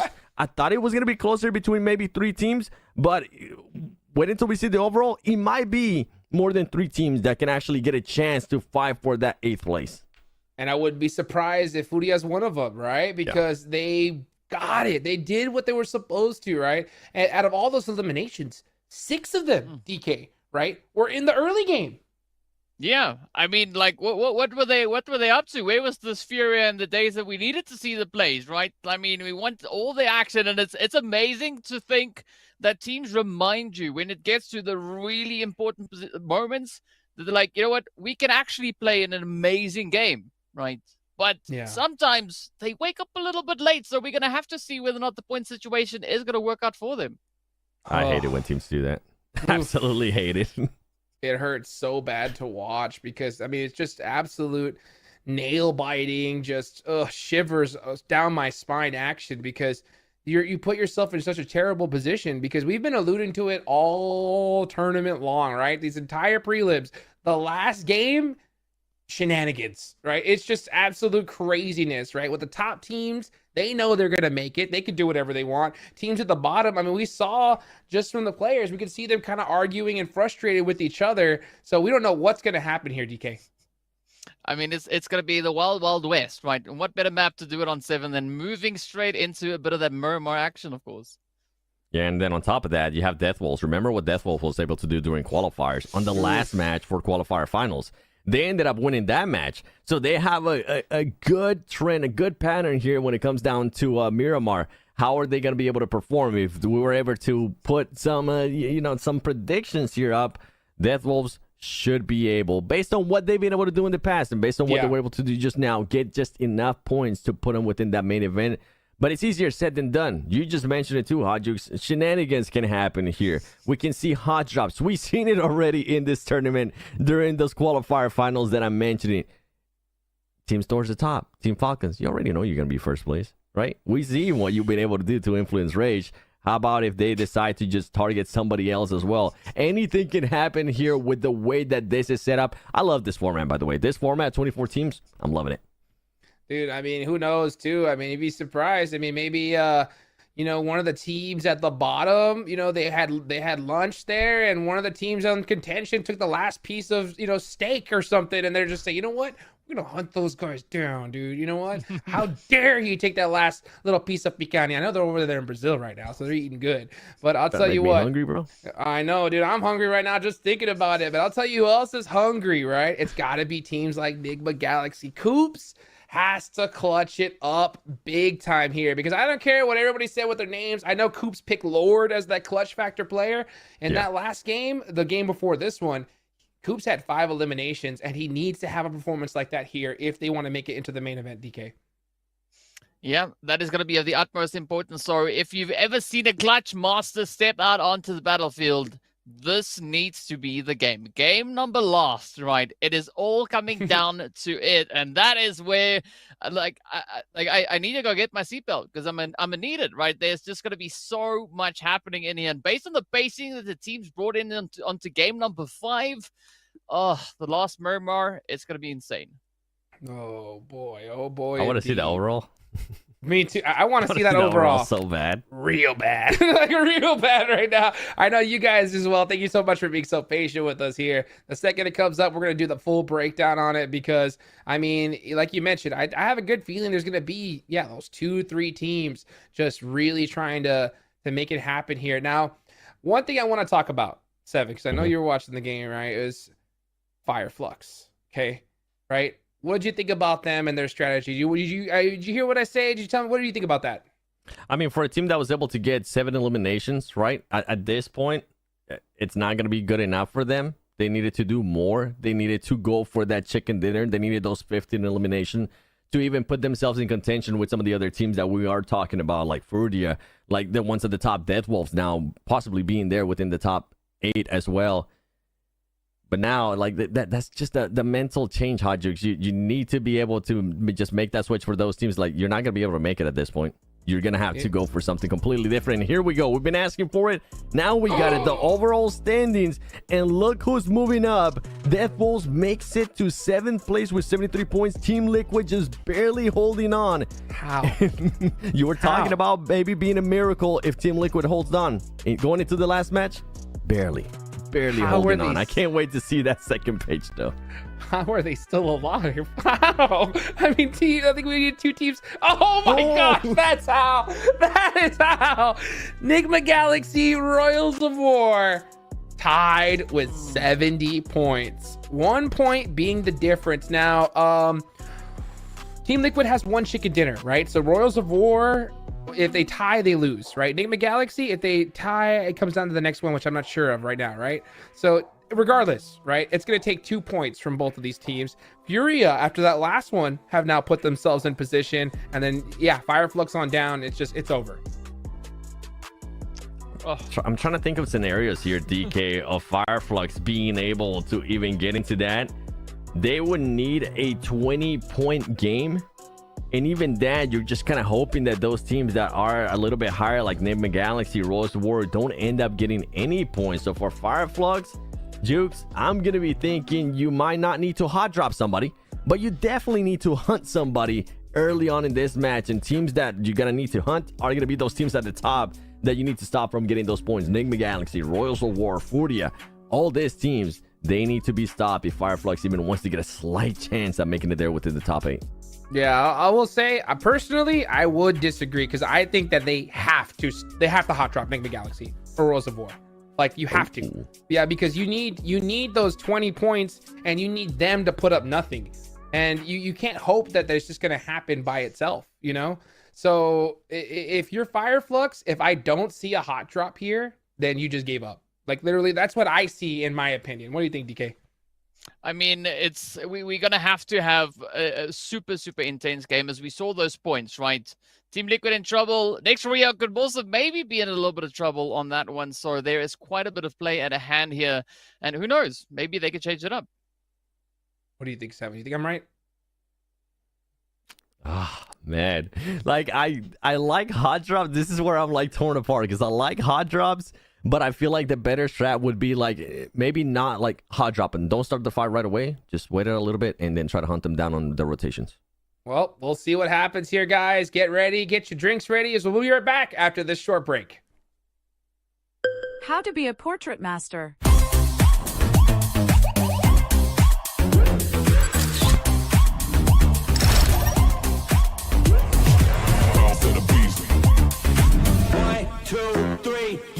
Bounce in the streets, I'm a boss till I call. Bounce in the beast, I'm a boss till I fall. I'm a boss on the beat, I'm a boss, spit it raw. I'm a boss, keep it G, and I walk in the talk. I'm a boss.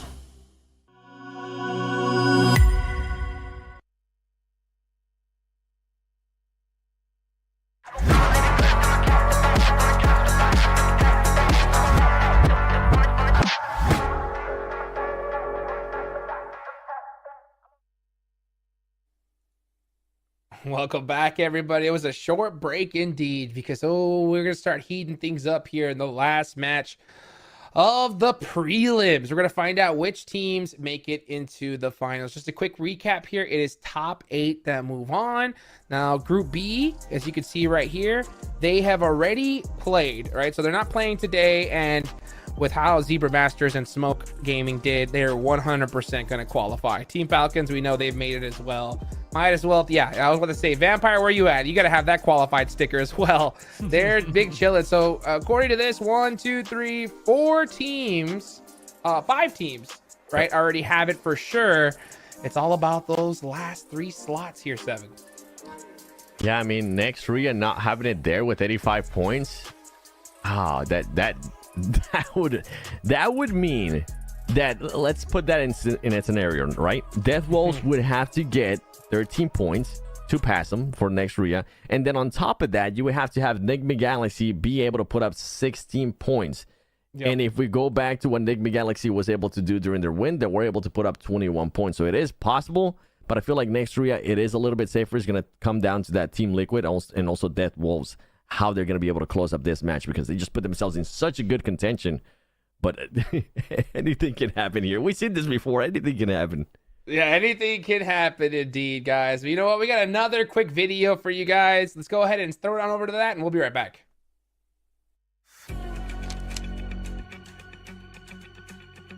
which you give them 2 shotguns, they're going to eliminate every opponent for you. So that was the 6th game of our life. We looked at how other teams play and the teams that are playing with us. I'm not too worried about Alpha 7 and S2G. And the second day we say to each other, like, we have to do 40 points, otherwise we're not going to make it. IHC, we've got the Korean best teams, D+.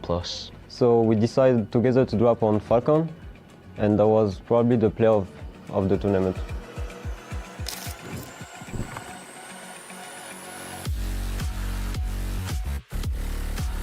It's our first time to play in a LAN event. It's not very difficult to play in because I've got the best teammate of France in my team. I've got the best IGL, Snowix. I've got the best Fragger, Robs, which you give them 2 shotguns, they're going to eliminate every opponent for you. It's very brilliant, so it's easy in close range fights. We've got Ozzy, the best supporter, very good in taking angles. I'm a free man, so I do a support role, co-IGLing and stuff. A brilliant brains, mindset and gun skill. As a team, we formed 2 weeks ago. Tout d'abord, on est parti de rien, on avait zéro synergie. And we haven't had the best games, but until now, we've talked about strategy and everything, and we've overcome our problems. Donc on s'entraînait avant, on a fait quelques scrims. That was pretty difficult because like we come from the online qualifier and we was top 45. First day we did not too good, I would say. First day it was pretty hard also because we did like almost 20 points, so we was close to not pass. After we went back to the hotel, we studied different strategies. 所以其實喺更多嘅時間就係我會花喺睇唔同嘅比賽，去觀察其他唔同嘅隊伍，去留意佢哋嘅進圈嘅路線啊，佢哋嘅打法，然之後從而去為整個 team 去準備更加多嘅唔同嘅戰術，令到佢哋喺場上面可以有更加好嘅發揮。We looked at how other teams play and the teams that are playing with us, and we made a strategy to overcome them. And the second day we say to each other, like, we have to do 40 points, otherwise we're not gonna make it. So day 2, of course, we did better than day 1. 然之後喺第2日，我哋由原本嘅12名追到上前5名。Je pense qu'on y allait en mode on n'avait rien à perdre. We was playing like do it or die, like just try to do our best. No pressure because we was outsider. Last game we was second place, so we decided together to drop on Falcon. And that was probably the play of the tournament. This would have to be it right here. We got 3 just off the distance. My squad, they need to be coming in hot right now to help their teammate. And they do, right on time. Big trouble. It's all up the top. The man, the myth, the legend, and get shot in. Donc on a tout donné, on s'est motivé entre nous, et puis voilà, on a réussi l'exploit, un exploit historique, et vraiment je suis très heureux. Obviously we make it, so that was pretty cool.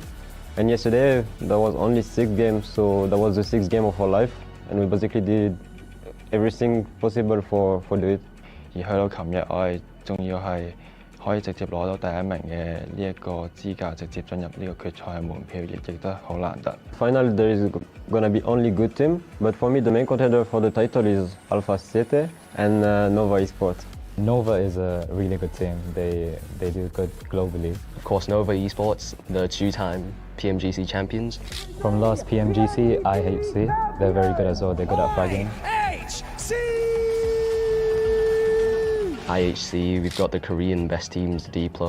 We've got Indonesian team, Boom.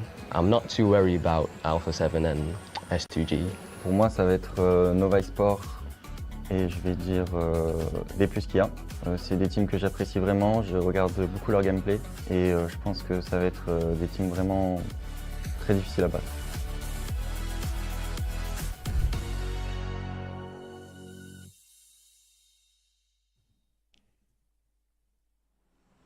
Oh, you got a player from a qualifying team saying we don't got to worry about Alpha 7 or S2G. What's going to happen in the finals?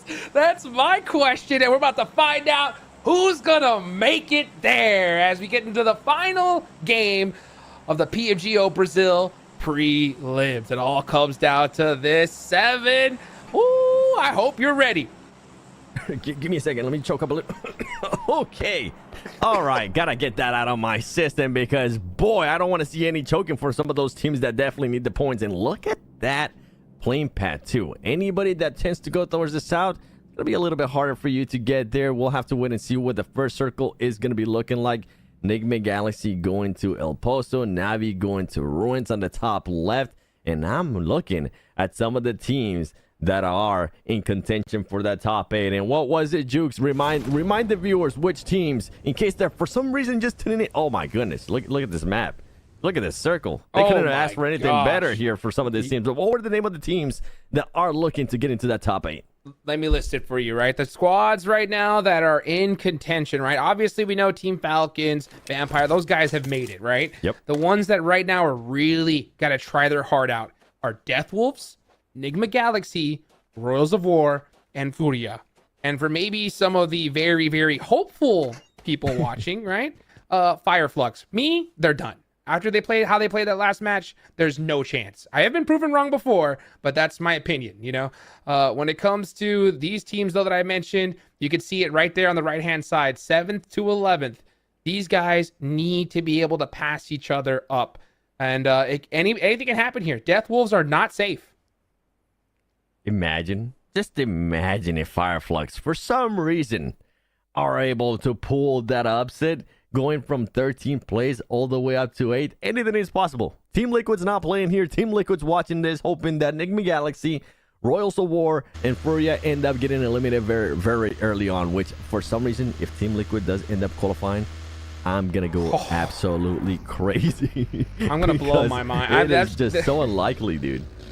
I mean, literally, I said that it would take a miracle, and that would be, in fact, a miracle. And honestly, the only way that miracle is going to happen, right, is that X factor, and that's those teams at the top: Falcons, you know, Royal, Regnum Caria, Bra, Vampire. They know they're making it. They can do whatever they want, right? Not to mention all the teams below Fireflux. They don't have a chance at this point, so they're just playing for fun here, as it's their last match of the tournament. They could decide to say, hey, let's just go ahead and hard push, hunt down Enigma Galaxy, Royals of War, and make sure they don't make it into there, and that could happen. So we'll see how it goes, but so far everything seems to be pretty friendly. No hot drops that we noticed yet.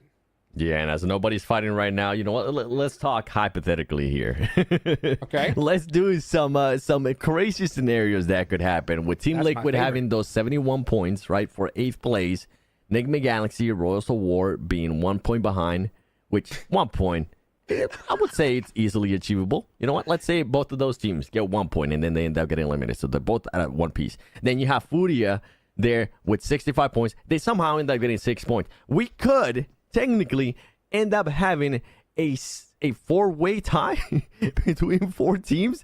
That just blows my mind. That's how close this is, where those kind of scenarios are likely, which if I'm thinking about in the past, usually it's just 2 teams top that we can have a tiebreaker. I don't think I've ever seen one where it has 3 teams. But the point that we currently have 4 teams possibly ending up with the same amount of points for the last slot to go to the main event, that is absolutely nuts.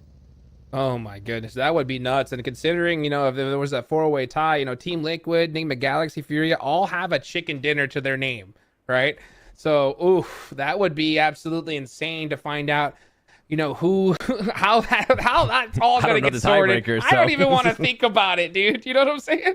So we'll see how that ends up. I think that teams, you know, Enigma Galaxy, Worlds of War are trying to avoid that at all costs here. It's only going to take a point, guys, right? 2 points. 2 points to avoid that scenario. Don't make us have to do that, right? So but even if the 2 points, Jukes, even if the point, if for some reason, let's say Enigma Galaxy gets the 2 points, right? Okay, you've now secured that you pass Team Liquid. You still haven't secured that top 8 because you do have Royals of War and then you do have Fury as well. So I'm just excited. I'm excited to see who's going to start clutching it up, who's going to be taking the fights to who. We were wondering if Fireflux was going to be taking any hot drops for the teams there at the top that they needed to stop from getting those points. And they maybe didn't even want to feed the points because they did only just need 1 point to pass the Team Liquid right there for 8th place.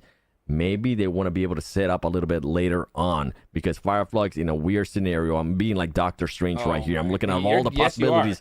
shaking my head back and forth. It could possibly get into that top 8. I mean, it's possible, right? It is possible with how they played. I don't see it, but at the same time, right? The only way they can do it is you have to hope. Let's just put on the conspiracy theory hat, right?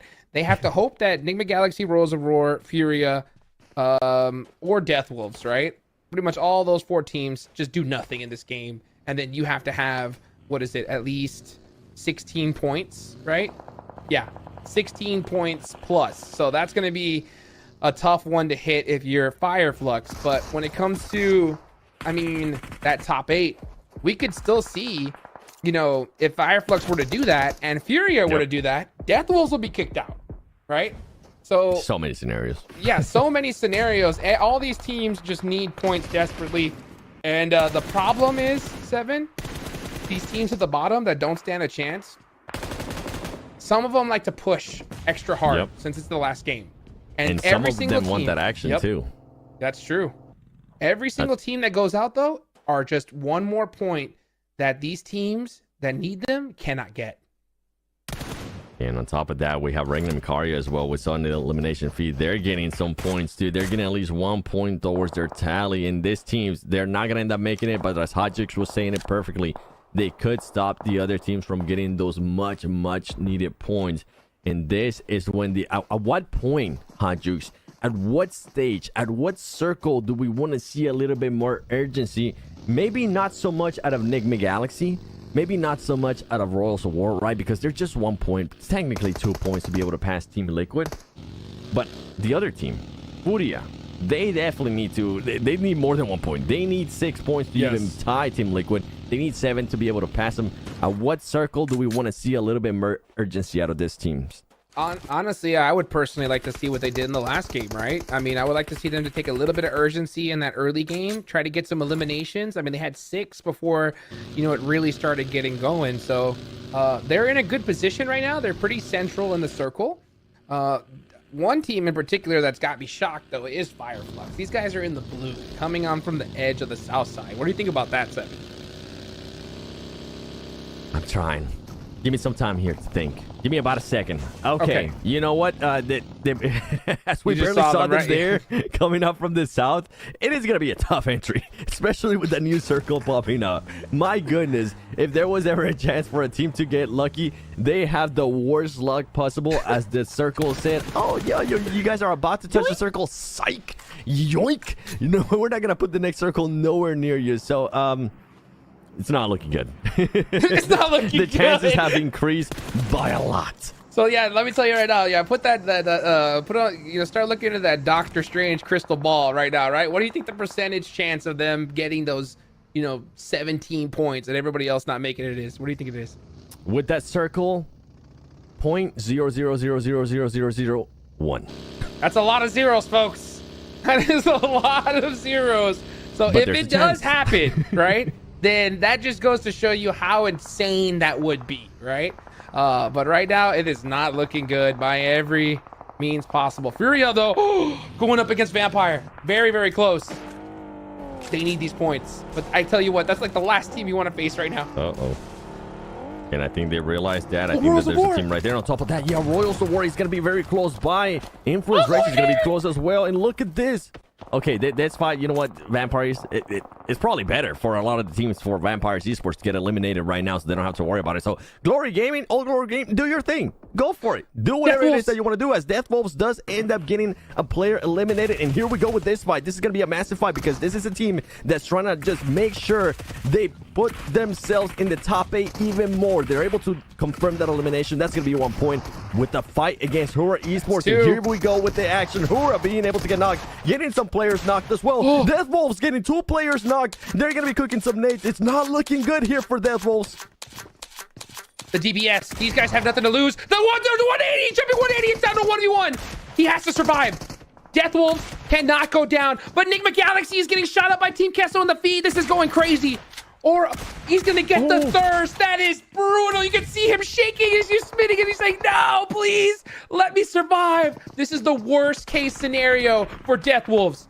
Death Wolves, whatever chance they wanted to have, it got a lot worse. Losing 3 players, that's not where you want to be. And boy, you know, Rada Boy is currently stressing. He doesn't want to have to deal with this because guess what? It's not just Hura Esports anymore. Now it's going to be Regnum Karya. Regnum Karya team that's set to go to the main event. If they can stop this team, Death Wolves, from getting even more points, make it even tighter, make it even closer, anything can happen here. And you were mentioning that Enigma Galaxy was also getting into a fight. As we're looking at this fight, Enigma Galaxy already lost 2 players. A team that only needed to get 1 point. It's looking tougher and tougher, Hot Jukes. Rada Boy's in trouble. It's done. It's done. Regnum Karya, they have to know that Death Wolves is here. So they're going to push this and take him out because why not? They can. You know, they have nothing to lose. They've made it. So they could just push for fun at this point. Oh, this is the worst thing that could have possibly happened. It all came down to 1 DBS shot here as, yeah, now they definitely know who was fighting. So they know there's a remaining player of Death Wolves here. He has to pull off a miracle. And he has a UMP that is like one of the worst weapons to have in a 1v3. Yeah, what you want to have there is going to be a shotgun. Guess what? He's going to end up getting pushed by a shotgun and a UMP as well. And here comes the push. Can he clutch it up? He's not going to be able to clutch it up. And Death Wolves, there they go. They are out and they were only able to get 2 points. So they're not going to be able to do much on that. And for all of the other teams, for Enigma Galaxy, for Royals of War, for Furia as well, if I'm looking at that elimination feed, I'm getting just happy right now because there's an even a bigger chance for them to be able to push up. And there's even a bigger chance for Death Wolves to not even make it into the top 8. For the moment, though, they are within that top 8. Yeah, they are safe for now, but that's only 75 points. Easily passable. Enigma Galaxy, Royals of War, Furia, all can do it, but they all have 0 eliminations so far. Enigma Galaxy lost 2 players to Team Kessel. If you are a Team Liquid fan, you are cheering on every other squad besides these right now, hoping that they're able to get shut down, because if they do, they'll sneak in by an absolute miracle. You are right now on your knees opening up PUBG Mobile and saying, I will buy every single PUBG Mobile skin if you are a Team Liquid fan. As Fireflux, there you go. The 0.00001 chance has come down all the way to 0, as it was going to be super tough for that team to be able to do it. And now Enigma Galaxy is currently getting shot by Furia. Furia, a team that definitely needs the points. They already got 1 point to their name. If they can somehow find a way to knock 1 player for Enigma Galaxy, it's going to give them an even bigger chance. And as we were looking at that leaderboard there on the right hand side too, I'm noticing that Royals of War is currently missing 1 player. 1 player has been eliminated. Okay, there you go. He got picked up. Oh man, I was scared there. He was at 0.001 HP and I thought he got eliminated. Okay, that nice heart attack there, Royals of War. Oh, right. Oh my goodness. And not to mention, Furia they needed that knock on out of all players. It could have been on a Enigma Galaxy player and he gets them. Now they know it's them. If you're Furia, you have to find the other player. You're pushing him. And that's Enigma Galaxy done for. Oh, like a dagger in the heart. That is not going to be enough. And Furia with 3 eliminations, they're not there yet. They still need more. They're definitely not there yet, but you know who is getting a little bit hyped up? We were just talking about it. The Team Liquid fans.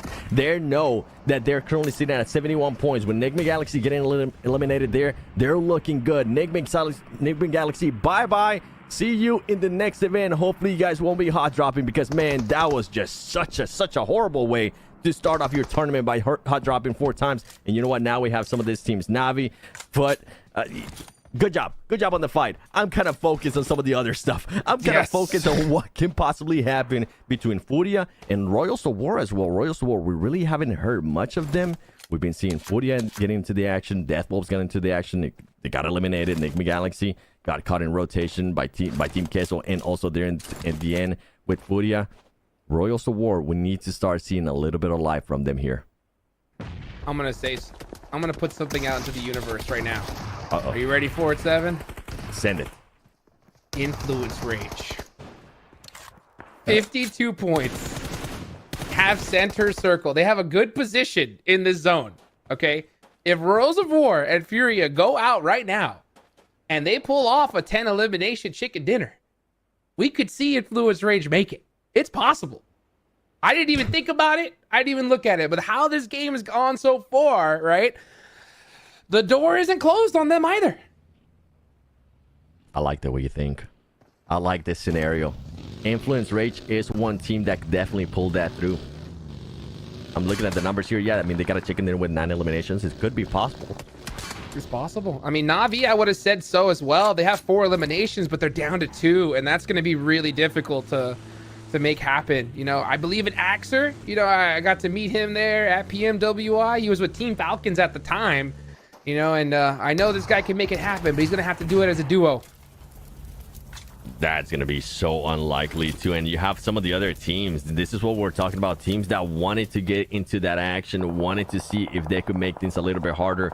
We saw what happened early on too with Hura Esports and Death Wolves. Hura Esports, the team that I guess in a way wasn't even in contention, right? They were like, okay, we pretty much have them already in our minds that they're going to be eliminated. They're going to be sent home.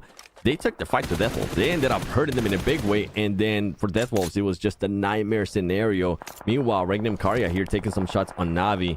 I wonder what's going to be happening, though, with Royal Sawara. I haven't seen him at all.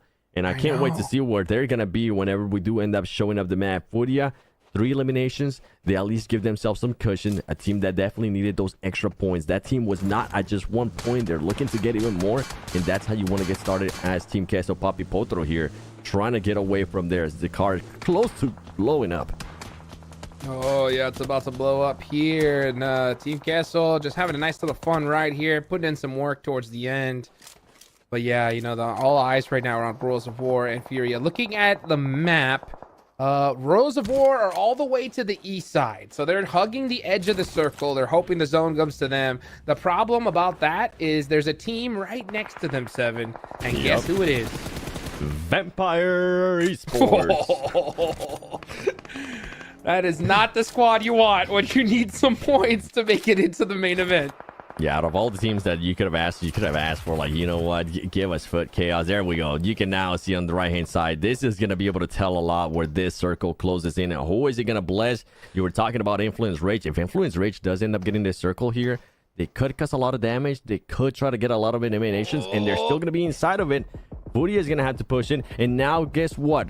Royal War is going to have to rotate in. They're going to have to figure out if they're going to keep on coexisting here with Vampire Esports, or if they want to find themselves a much, much better location. As we saw in the center of the circle, All Glory Gaming was by themselves. And I mean, if there was ever a chance, third-party team, All Glory Gaming, even though they did have a good performance earlier today, it's just one good performance. They have been absolutely awful this whole tournament. Why not? Take your chances if you need the extra points.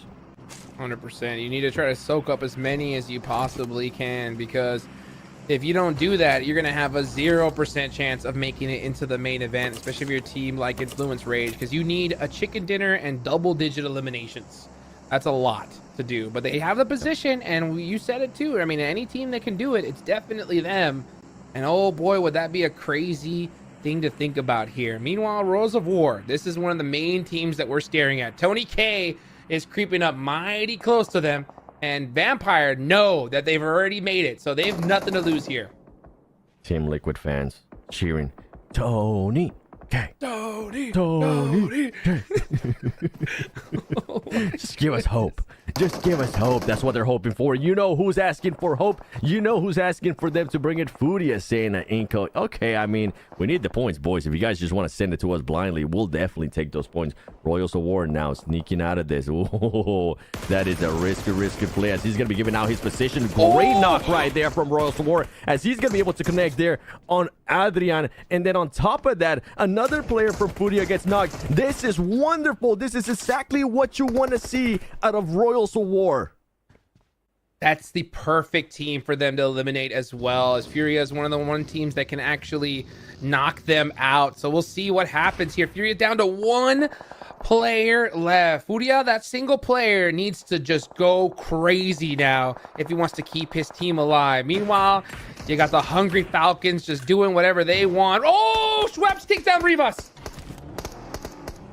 Finally, that's huge. Vampire starting to strike there on Royals of War as they gave out their position by trying to clutch up those extra points there on Furia. Furia right now with the 3 eliminations, only 1 player alive. Things are not looking good for them, and we're talking about the possibilities of maybe Influence Rage pulling something insane. One of their players is also getting knocked. Royals of War, though, continuing on shooting the players there towards the mountain, but they need to worry because Tony K and the squad from Vampire Esports is pushing up as Cole does end up going now. Is going to make him back up. Tony K continuing here with the push, currently getting shot himself, holding a grenade. If he's able to connect with any of this, is going to be massive. Now, other players from Vampire Esports are going to be making the push here, Hot Jukes. And here comes the full push as Vampire Esports is trying to take the fight to Royals of War. And they're going to continue on. Is he going to be able to get that heal off? He is going to be able to get that heal off. Vampire Esports clearing out this building. And Royals of War hopping into that car and getting as far as possible from this fight. Can he clutch it up? Can he get out of there? Can he make it behind a rock? And he's going to be able to do just that as All Glory Gaming decides to third party this, Hot Jukes.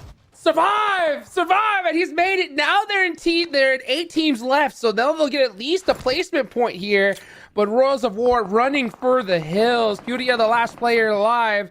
That's Kayovsky right there, trying to keep his team in the game. Meanwhile, Influence Rage, what are you doing? You gotta get out there. You gotta get some eliminations. There's hardly any left. There's going to be none left. This is not going to be good enough. With only, 15 players being left alive, Influence Rage needs to start fragging out, and they need to start fragging out right now, especially with what we've seen out of Royals of War. With the eliminations they were able to pull up, they're just going to make that gap even bigger and bigger. It ain't going to be good enough. And then on top of that, to make it even worse, you have Team Falcons still in here going up against 9C. Team Falcons could decide they don't only want to be first place as he takes a nade to the face. Simple, send him back home. Team Falcons might want to be ending this prelims with the win and sending a statement before we go into main event on Friday. Influence Rage, what are you doing? You need to push everything. You can't be doing a split you have all 4 players up. You need every elimination left in this lobby. The fact that they're still playing passive right now must have their fans just yanking their hair out. They definitely do. Look at this Furia player. He's just hoping. He's hoping that nobody's going to be able to spot him. But the good thing for him is that he does have that terrain to work with. And I don't think he's noticed yet because he also has 2 players from Royals of War crawling on the right side, which could possibly try to get an angle on them. And if he was able to stop it, it would be even bigger because he can stop them from getting those placement points, even more placement points. And on top of that, possibly getting some elimination points, because we know as the circle closes and closes, some of these teams are going to forget where some of the other teams are, and it's going to be getting easier as the Influence Rage now finally they're starting to take those shots there. It's not going to be good enough. It's just not going to be enough. I think it's going to be a little bit way too much. Random Karya getting eliminated here. Royals of War still alive. 40 is still alive. And then on top of that, you have Team Falcons at the top. They're wanting to finish it with a win, Hot Jukes. They definitely are. You can see right now 7 eliminations. Team Falcons are putting in work. Federal getting a knock on the Icy is nice, but Influence Rage need to turn up the aggression to another level. I get being passive, getting to late game. You got so lucky that a lot of these top teams and these teams in contention went out early, but you gotta walk through that door. You gotta push it down on over, because every elimination that you don't get is that door that closes on you. They gotta take out Team Falcons. So you can see the little boy going on the rotation. And here they go. Influence Rage trying to pull off a miracle at the last second.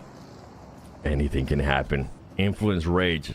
Would it be enough? Oh, little boy gets sit down there by Team Falcons. Team Falcons is saying, you are not going to ruin our storyline. You are not going to be doing this. We want this win, and here come the nades, the smokes, everything going on for Influence Rage. Influence Rage now getting knocked. Look at this. Team Falcons make the full push. It is going to come down to just 1 player of Team Falcons, and he might end up backing off as Influence Rage is looking to get all of those eliminations. And there's a chance, Hot Jukes. There's a chance if Influence Rage does end up clearing out this team and they continue to clear out other teams as shots are coming down from Federal there, they could possibly get the chicken dinner and get enough eliminations where they can make it to the top 8.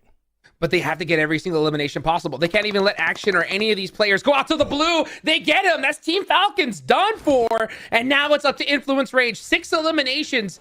And there's only a few players remaining. They need to win this game and take out everybody if they even want to stand a chance. And who knows if that's enough, because Kayovsky from Furia is still alive. And not to mention, you got Aragon from Royals of War. Single players there. Oh, Colgoat's still alive from Royals of War, so there's still 2 up here. Anything can happen. Anything can definitely happen. It's going to come down to the end. This is what I was hoping at. And you know what's even crazier? Possibly a tiebreaker. It might not be the crazy tiebreaker that I was imagining, but anything can happen here. And look at this circle. Some of the players are already inside. At least one of the players is inside from Royals of War. Influence Rage becoming a little bit more aggressive, trying to make a push here, trying to see if they can find anybody because they need the eliminations. They know that there is a chance for Influence Rage, even though it is a tough one. Anything is possible, and their destiny is within those fingers. Kayovski found a beautiful bush here, and he is going to be staying mighty close to it, just trying to get all the cover he can. Both these players need to survive as much. I mean, this is it. This is do or die right here. Sometimes you got to be able to take the game in by yourself and make it happen if you want to keep your whole entire tournament alive. Meanwhile, All Glory Gaming are just like laughing in the corner because they know they're not going to make it. But oh man, they're like, oh, you want some eliminations? We're right here. And guess what? Every single one of these players left in the lobby need them. They definitely need them, man. This is just going to be such a stalemate. This is exactly what Royals of War needs to do. Just get those extra placement points, play it safe. And then for Influence Rage, even if they do end up winning this out, is it going to be good enough because of the amount of points that Royals of War is now being able to collect? All Glory Gaming trying to save a little bit of face here, trying to get those extra points just to make sure that they are not more towards the bottom of that leaderboard. But Influence Rage, you can see a little bit antsy there, wanting to see more people. He's gonna have to wait. He's gonna have to wait and see what's gonna happen after this circle closes in and starts closing in, because it's gonna start closing in 20 seconds. The problem is too, this late in the game, you got Aragod, you know, hugging the zone. He can just deny points and go out to blue, and that would be just brutal for all these teams left. Best case scenario for Influence Rage, you have to take out Furia, Royals of War first, and then All Glory Gaming out last. So that way you could deny some of those placement points. But every single, like you mentioned, every single placement point that they get, elimination that they steal, or even point deny, could be the difference between making it into the main event and not. So now All Glory Gaming is finally starting to step on out. It looks like Cardi happens to have a Groza on hand too. So hey, I mean, I know that we've been joking about All Glory Gaming here. They can disrupt and destroy dreams here in the next few seconds. They definitely can. Now, All Glory Gaming, as they are making that push, they are going to be leaving themselves a little bit exposed. And some team that's looking to capitalize is going to be Influence Rage. None other than them. The team that wants to be able to get all of these eliminations. But Influence Rage needs to be careful because they could end up getting third party with everything being so close, with Kayovski just being a little snake there on the bush. I think Federal might have an idea. There is going to be somebody there. That circle is closing in. Kayovski, he could get an angle here on Royals of War. He's going to be looking for it. He's going to be making that push. He's got a shotgun from that far away. He's not going to be able to connect, and the elimination goes to Aragod from Royals of War. It's looking better and better. Not only is that going to be an elimination point, it's also going to be extra placement points that team's looking to get. One player, though, does end up getting eliminated there by All Glory Gaming. What is going to happen here, Hot Jukes, as the madness is starting to go around?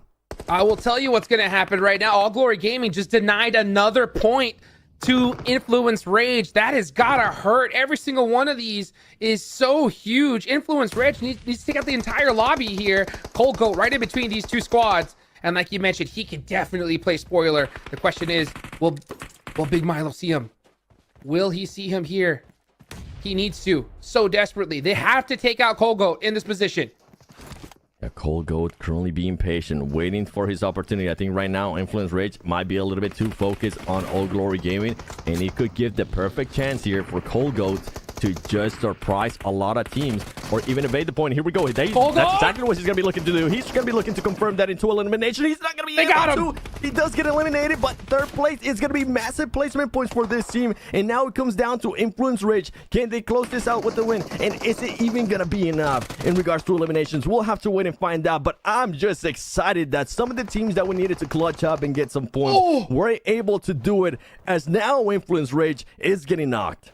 All Glory Gaming ready to just crush the dreams of Influence Rage here as they get another thirst right here. That push on the Cold Goat put Influence Rage in a very bad position, and now it's up to these final players. Lil Boy has to make something happen here. One of these players has to make a big play. Lil Boy, it's up to him as he waits. Waits for his teammates to get the res off. He can't do it. All Glory Gaming coming to finish off Influence Rage. And Big Milo with the last knock. He's got to do it. And he couldn't. It's All Glory Gaming that get the chicken dinner here right at the end. We talked about it over and over again. Not only do you have to worry about the teams at the top, you also start to have to worry about the teams towards the bottom, because those teams towards the bottom don't want to end up being in last place. Guess who was in last place coming into this last match? Yes, if you said All Glory Gaming, congratulations, you guessed that right. They were in 24th place with 22 points, and with this win right here is at least going to be able to help them out a little bit. But the main thing is that by them winning, it stopped a lot of teams. By them getting so many eliminations, it stopped a lot of teams from getting those points that they definitely needed to get into the top 8. And honestly, I can't wait to see that overall. I cannot wait to see that overall. I can't wait to see that overall. I can't wait for Friday. We saw that little cut snippet right there in between. I saw Paraboy. I saw him stretching, getting ready here for this day coming up. Oh, and as we take a look at the highlights, let's go ahead and bring back in DK. What did you think about that one? Heck of a match. Talk about upsets, talk about pressure. It was just all over the place, right? Death Wolves feeling quite a bit of a sting early on in the game. We did see Nigma finding nothing but bubbles. I mean, this is definitely not the way that they would have hoped to close out the final match here after the prelims. But as we know, at the end of the day, it is what it is. Oh, dude, it's been such a tough play. And I gotta say, Jukes, what an insane match to close off the final match here today. I don't know who made it a top 8. I have no clue. I am not sure. I mean, it's anyone's game here. That's how crazy this was. The one that we can definitely say for sure, Team Liquid. Team Liquid should be out with the way some of the other players were going to be able, with the way that some of the other teams were able to perform there. But when it comes down to doing the math, I'm not going to be doing any math here. I want to be surprised. And here we go with the match ranking. We got it. All Glory Gaming there. Influence Rage, man. They just needed to turn that trigger on a little bit too soon. If they were able to close it out with at least 14 eliminations and also the chicken dinner, that might have been just enough. And you know what? We went from teams at the bottom in 24th place to the team at the top, stopping the teams from getting points. Falcons with those 10 points. Oh man, dude, so crazy. What a finish. What a way to end it out. It could have gone either way, and it all comes down to the last play. And I mean, that's the hard part about this type of tournament, right? Or any tournament in general, right? Is when you get stuck in that spot, you just rethink, which play was the one that made it or not. At the end of the day, it's a team game, right? You could have done better in the games before, but I would have loved to see Influence Rage turn on that aggression so much quicker, DK. I mean, I have to agree with you on that 100%. But you know what? It is what it is, right? The teams did everything they could have. They played the best possible game that they could in the situation. But what an absolutely insane push this was. I mean, who would have thought, right? The team sat in 24th place would come in with an 18-point bomb. Speaking about bombs, look at Silas dropping the bomb here. 7 elims and 840 damage packed in alongside that. That is insane. Silas putting in work, going for some runovers. Look at him go here. And then, of course, that was a big one right there. Eliminating Death Wolves. I wonder if they made it. That's how crazy this is here. Yep. We'll see if they had enough points to hold on. I will give props to them. Those guys definitely put in a lot of work in this tournament, 7. Yeah, and for Silas, this is going to be a great way to finish here the prelims, because remember, this is a player that used to be in S2G when S2G ended up winning that PMGC. And guess who's going to be looking at when we go to the main event? That's right. He's going to be going up against some of his old teammates when they meet S2G on Friday. And anything can happen here. The amount of storylines, Paraboy finally being able to come back here to a global event, and not just as a caster, as an actual player. Some would say Paraboy, the GOAT. The absolute GOAT when it comes to PUBG Mobile, with everything that he's been able to accomplish. And if I wouldn't be mistaken, Hajux, he's looking to just solidify that even more. Make it so there's not even questions. It'd be like Michael Jordan coming out of retirement. You know what I'm saying? and just winning a game. That's how crazy it'd be. You know, we'll see if he could do it. He will see if he can do it. If anybody can, it's him and the rest of Nova, because you could just see on the interview that we had earlier, we saw so many of these players just talk about how Nova was the team that they had their eyes on. But there's going to be some big squads coming in, not to mention you got the previous PMGC champions, IHC, coming on down.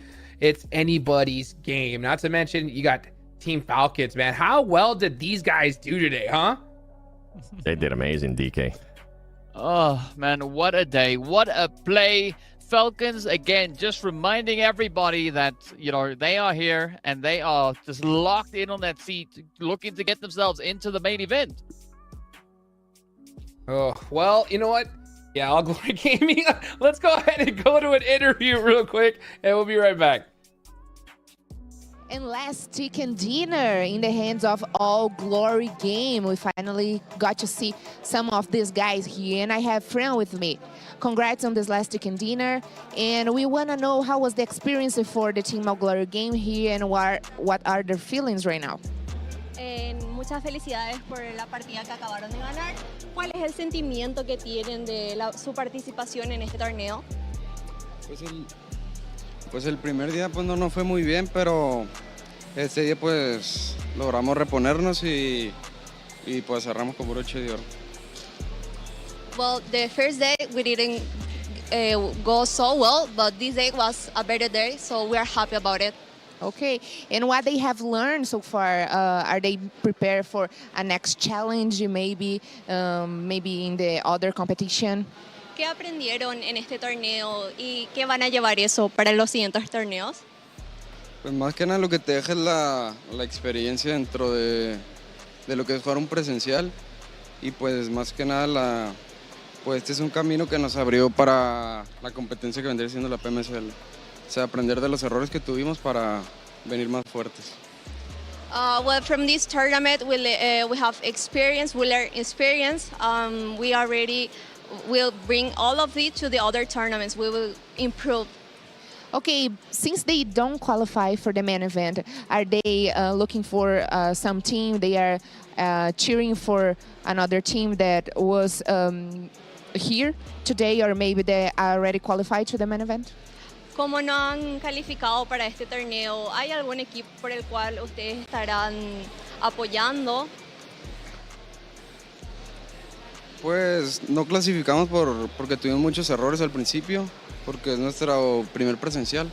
Y al equipo que vamos a apoyar nosotros es Raw, porque son nuestros representantes de Latinoamérica y pues son mis amigos y ese equipo es el que hay que apoyar. Well, we didn't qualify in this tournament, but we learned a lot. We will cheer up for Raw because it's Latin and they are my friends, so we will cheer for them. Awesome. Thanks so much for the interview and good luck. Thank you. Hey, gotta definitely give the flowers where they're due. Give a big shout out to All Glory Gaming to finish off the day with a chicken dinner. And you heard it there, right? I mean, hey, to be able to get in here, get the experience, hopefully they could stay together and bring it on to a future tournament. Because one of the things that's always tough to see is the frustrations after this, right? How many times have we seen players swap over, roster swaps? Maybe, and we could definitely see a comeback for sure here, Seven. Yeah, and that's the thing too, right? This is the first time in PUBG Mobile esports in the whole lifetime of it that we do have a global event before some of these teams even get a chance to play within their regionals. That's right? True. Especially if you're one of those partner teams, you haven't even really get any chance to practice besides scrims. But scrims isn't the same as when you are actually in an event. Yeah. As much as people want to say that, oh yeah, but they won the scrim. No, it's not the same. All right, come your butts down. But now I'm glad that he took it like that. I'm glad that he said that we are going to be taking this experience to PMSL Americas. We're going to be trying to learn from our mistakes, and that's ultimately all you can ask for some of these teams. Oh man, 100%. And you know what? When it comes to All Glory Gaming shutting down the hopes and dreams of Influence Rage, you know, at least they have that under their belt, DK. I mean, they've shown now that they are quite a capable team when they want to be. So I'm curious to see how that is going to translate into into the PMSL for Americas, because now they've got no excuse, right? They've proven it on the global stage. and they're going to bring in some of that heat moving on back. So I'm excited to see how that is going to translate. But yeah, I mean, strong finish coming in there from them, Jukes. Yes, sir, indeed. All right, ready? Say it with me, guys. Leaderboards. Leaderboards. Right? Like, that is what we're waiting for here. We will hopefully see them here. I want it so bad. I want to know who made it into that top 8 because I mean, like we said, there's so many different teams that could have possibly made it. We know that Team Liquid unfortunately didn't. And it'd be crazy, Seven, if after yesterday, right, when we talked about like if Team Liquid just got 10 more points, right, of what we thought would be safe, if that ends up actually being true. The thing is that's why we were pushing that so much yesterday with Team Liquid, right? They got a chicken dinner yesterday. They ended up with the 3rd place and 6 eliminations. And on top of that, we're like, okay, you know what? Maybe this is the momentum that this team needs. Maybe this is what we're hyping out so much of the other teams too, being able to create a bit of a gap, a bit of a cushion when it came down to those points. But then on the last 2 games, Team Liquid absolutely played not like how they were supposed to. 10th place, 2 elims, 8th place, 0 elims. Like, yeah, they just needed some extra points to be able to give themselves an extra cushion. It looked promising there. It looked like the miracle possibly was going to be able to happen until it stopped happening, until all the teams actually started clutching up those points. But talking about, I kind of want to talk a little bit more about some of the other teams, right, that aren't going to be going to the main event, just to kind of give them their flowers with Enigma Galaxy. Man, not how we wanted to, not how I expected this tournament to be. Definitely a stronger team, and they were nowhere near, man. Well, you know what? I think it's time we did talk to Death Wolves right there because they definitely put in some work at the last second. Let's take it on over to Carol. Wolves who qualify in the 8th place. Thanks so much for being here, Hot Boy. And first of all, I want to know your feeling right now because you guys finally got to qualify for the main event. Muito obrigado por estar aqui e eu quero saber qual é o sentimento de vocês que conseguiram se classificar ali em 8º colocado, mas deu tudo certo. Muito feliz. As coisas não saíram como a gente previu hoje, mas mesmo assim conseguimos buscar essa classificação. E agora é focar na final. They are very happy. Not everything went well as they planned, but they are very happy. And right now they will focus on the main event. About the main event, we would like to know what are the expectations, if you guys are going to practice something that you can share with us. Sobre o main event, nós gostaríamos de saber quais que são as impressões de vocês, o que vocês estão preparando e se vocês podem contar pra gente alguma coisinha que vocês já estão treinando. Estamos treinando várias horas por dia, estudando até mais tarde, estudando a rotação de todos os times e vamos dar nosso melhor para que a gente briga pelo título e consiga trazer esse título para o Brasil. They will definitely fight for the title of the champions, and they are studying the other teams, they are studying new rotations, and they will come for it. And for us to finish, I would like to know how you guys were handling the pressure in the late stages of the game, because we know today were very hard for you guys. Sorry. Quero saber como é que vocês estavam segurando tanta pressão no dia de hoje, porque a gente sabe que foi um dia difícil, apesar de vocês terem conseguido se classificar. Foi um dia bastante difícil, a gente chegou aqui com uma mentalidade muito alta, começando ganhando a primeira partida, mas não foi como a gente quis.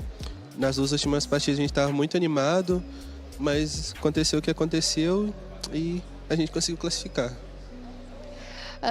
Like he said, not everything went as they planned, but they are sure very happy because the most important thing was that they got to qualify for the main event, and right now their head and their mind is definitely on the main event.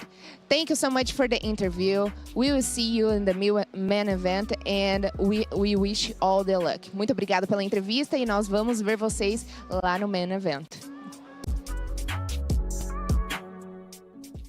I want proof, baby. I want to see it for my own eyes that Death Wolves have qualified and the leaderboards here. But you know what? Hey, I mean, they said it. She said it herself, right? That they have qualified. So, I mean, hey, Death Wolves, I'm not sure exactly where they lined up at the end of this, but if that is true, man, I got to give them some major props for sure, Seven. I do, but I'm with you. I got to wait until I see that leaderboard, okay? So my props will behold until then, Death Wolves. But for them to be a qualifier team, we saw what they were able to do in the last match of Miramar. I was kind of hyping them up too here for this last match of Miramar and hoping that they will be able to kind of mimic what they did on the qualifier finals here on the prelims finals day final match. And boy, did it not happen. And it ended up happening with some of the other teams that were towards the bottom, with Hura Esports kind of surprising them. And we're just, I was honestly, as we were catching, I was just scratching my head. I was like, oh my God. Jukes. I think we spoke it into existence. DK, I think we made it happen. I think we might be the ones to blame as some of those bottom teams that end up fighting the teams that needed the points. I mean, the one thing that I was looking at going through this last match is I was looking at the screen, maybe having a little bit of a shake as the teams are moving up. But it seemed like at least that level of nerve control was pretty evident through a big majority of the match. But I mean, we've been talking to two other teams so far, and I think we need to hear what the Royals of War have to say as well. Another team that qualified to the main event, and I'm here with Eragoto. Congratulations for the to qualify to the main event, and we want to know what you're thinking right now, because the late stages of the game were sure very hard for you guys, fighting against Furia to qualify to the main event. Felicitaciones con su resultado. Agora queremos saber qué ustedes han pensado, porque parecía un poco difícil para ustedes que ustedes estaban contra el Furia. ¿Qué estaban pensando ahora? No, pues estábamos concentrados en darlo todo en la última partida. Fue algo difícil, hubo pequeños detalles que casi afectan la partida, pero pues supimos sacarla adelante desde el principio. Y pues muy orgullosos del camino tan difícil que pasamos desde el principio, desde todo. Y pues a representar a la TAM y a representar a México. They say that they are very proud to represent Mexico, and that there really were some problems, but which were concentrated in some minor details. But they are very happy to continue moving forward and having some professional progress. Awesome, and we would like to know what are their expectations for the main event. ¿Y cuántas son las expectativas para el evento principal? Pues mínimo queremos entrar a un top 5. Es un poco difícil porque están los mejores equipos del mundo, pero sabemos de nuestro potencial, sabemos lo que jugamos y a confiar solamente en nuestro juego. So the main expectation, the main goal now would be to stay at least in the top 5. They know that they will be not an easy thing with such rivals, but they know that they're gonna do that. Congratulations and thanks so much for the interview. Felicitaciones y muchas gracias por la entrevista. Muchas gracias a todos y a representar a la TAM. Nos vemos. Puro row.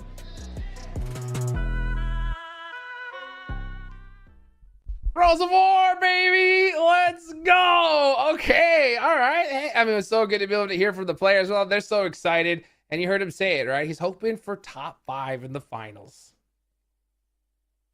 Easier said than done. I'm still waiting for the overall, man. I'm still waiting for it. I want some confirmation. All these news are being broken to me. And right now I'm like, okay, all right, but where? Where did they end up getting placed? Who ended up getting kicked? Like, you know what? If we go by what they just said, right? Those two teams end up making it. Okay, we know Team Lakewood was out. Did Nexria get into that mix too? Is Nexria still in? Like, this is why I want to see this overalls before we even get to this interviews. But overall, I mean, if they did end up making it, he said it perfectly. The amount of quality of teams that we're going to be having once we go towards the main event, it's going to be absolutely ridiculous. Not only do you have the reigning champions of PMGC and IC Esports, right? You have S2G. You have Alpha 7 Esports, which we heard earlier.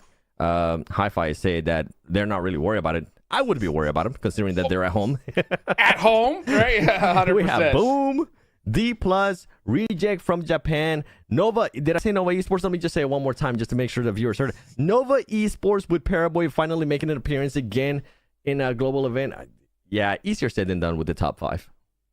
I can't wait. I cannot wait because this weekend's going to be a fun one, DK.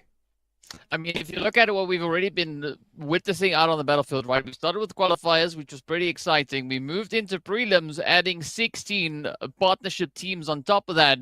And then we make it up into the main event. it's like there's levels of insanity to this Yes. entire event. As you think you've been seeing some insane PUBG Mobile action, it just keeps on getting better and better and even more challenging. So, yeah, I think I really hope that these teams that have made it now through, we don't know which ones exactly, but whoever's made it through into the main event, I hope they're ready for what is yet to come. One team that'll be ready. Team Falcons. Team Falcons definitely gonna be ready. 100%. They were These looking guys- to send more statements too. These guys are feeling themselves for sure. But you know what? Let's take a look at the performer of the day. Who is it going to be? It's going to be, okay, Kiss You from Regnum Karya Broad. Man, these guys really performed well on the final day to solidify their spot into the main tournament. Look at that, 16 eliminations, 4,000 damage, 7. That's no joke. That is no joke at all. I mean, Regnum and Karya. I mean, I'm also intrigued to see where that team finished because remember, Smoke Gaming wasn't going to be here, Super Masters either. Even though there's not that much of a difference in between two prize pool, a lot of teams that when we go to the main event, they are going to be keeping in mind like where some of these teams did end up finishing within that top 8.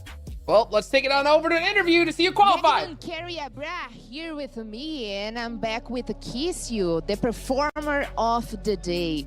Congratulations on the results today. That was amazing. And we'd like to know the feeling of the player, the feeling right now. Tebrik ederim ve şu anki işlerini öğrenebilir miyim? Günün oyuncusu sensin. Öncelikle teşekkür ederim. Hem konuşan abladan, spikerden hem de bizi destekleyenlerden. Yani başka diyeceklerim yok ya. Bugün güzel oynadık açıkçası. İkinci olmayı da başardık. Bu kadar. He's thanking to you and thanking to the organization, and he's so glad that making the second one, and he thinks that they played well. He made a really good job today during the matches, and he did an amount of 16 elimination, more than 4,000 damage. And we would like to know how he prepared himself before the matches today. Kendini bugün maçtan önce nasıl hazırladın ve nasıl bu noktaya geldi bugün? Ya öncelikle koçumuz Deniz Apokalip ya bayağı bize motive etti, özgüven sağladı bize. Yani sebebi o. Özgüvenle oynadık, o kadar. Our coach Deniz Apokalip has just gave us the true motivation, and we played with self-confidence, so we managed it. Awesome, and I would like to know what we can expect from him and his team to the main event. Ana etkinlikte senden ve senin takımından neler bekleyebiliriz, ne beklemeliyiz? Ya her turnuvada, sadece main event'te değil, her turnuvada hedefimiz şampiyonluk. Bu kadar. The champion, being champion is our main goal on every event, so it's just it. Awesome, and I would like to know how proud he is of himself for everything you have done today.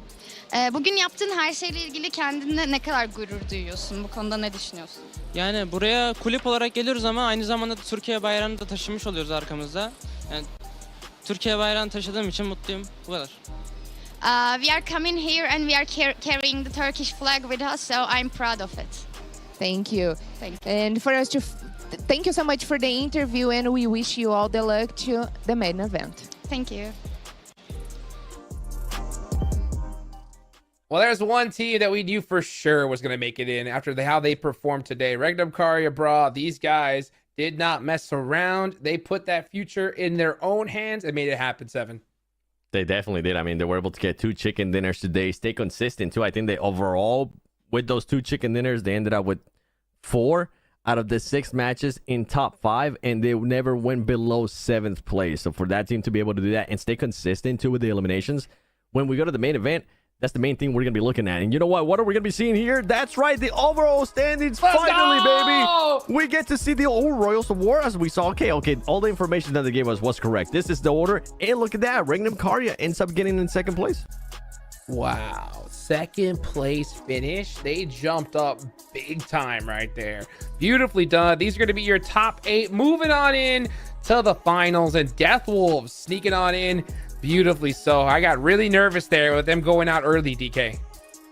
Yeah, I can definitely understand why there was quite a bit of stress coming through here, but looking at how the teams just kept the pacing, we are going to be looking at 2nd page Furia They came super, super close to getting in on the action here. But as we see, I mean, 3 points, that is going to be the deciding factor between the top 8 and the rest of the teams here.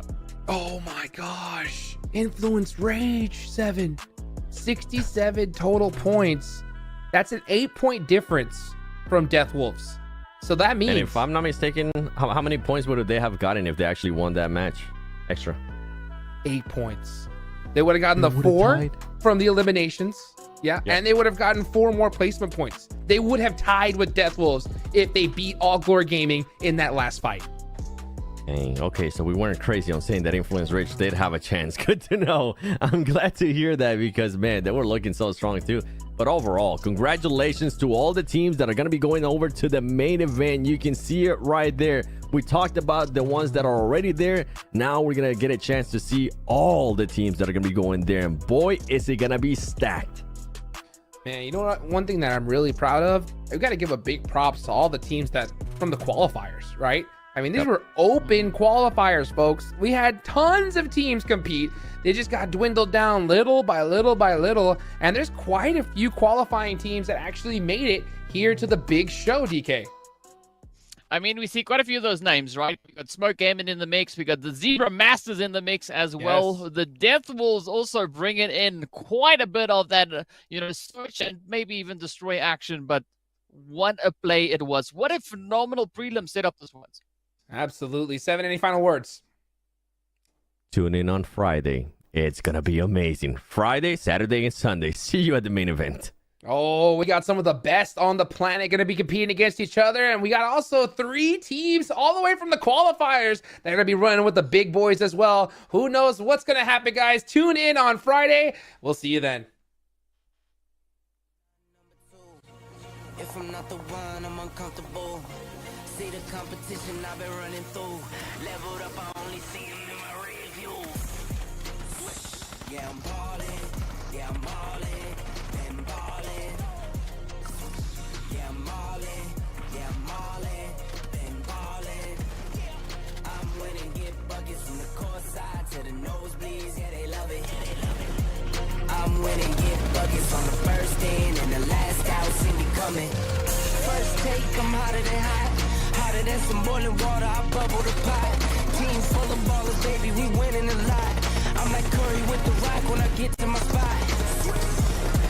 I'm tapping in, I'm passionate. This is what passion is. This here, nah, this is no accident. From the start to the finish, I'm cashing in. I am number 1, not number 2. If I'm not the one, I'm uncomfortable. See the competition I've been running through. Leveled up, I only see them in my rear view. Yeah, I'm ballin'. Yeah, I'm ballin'. Been ballin'.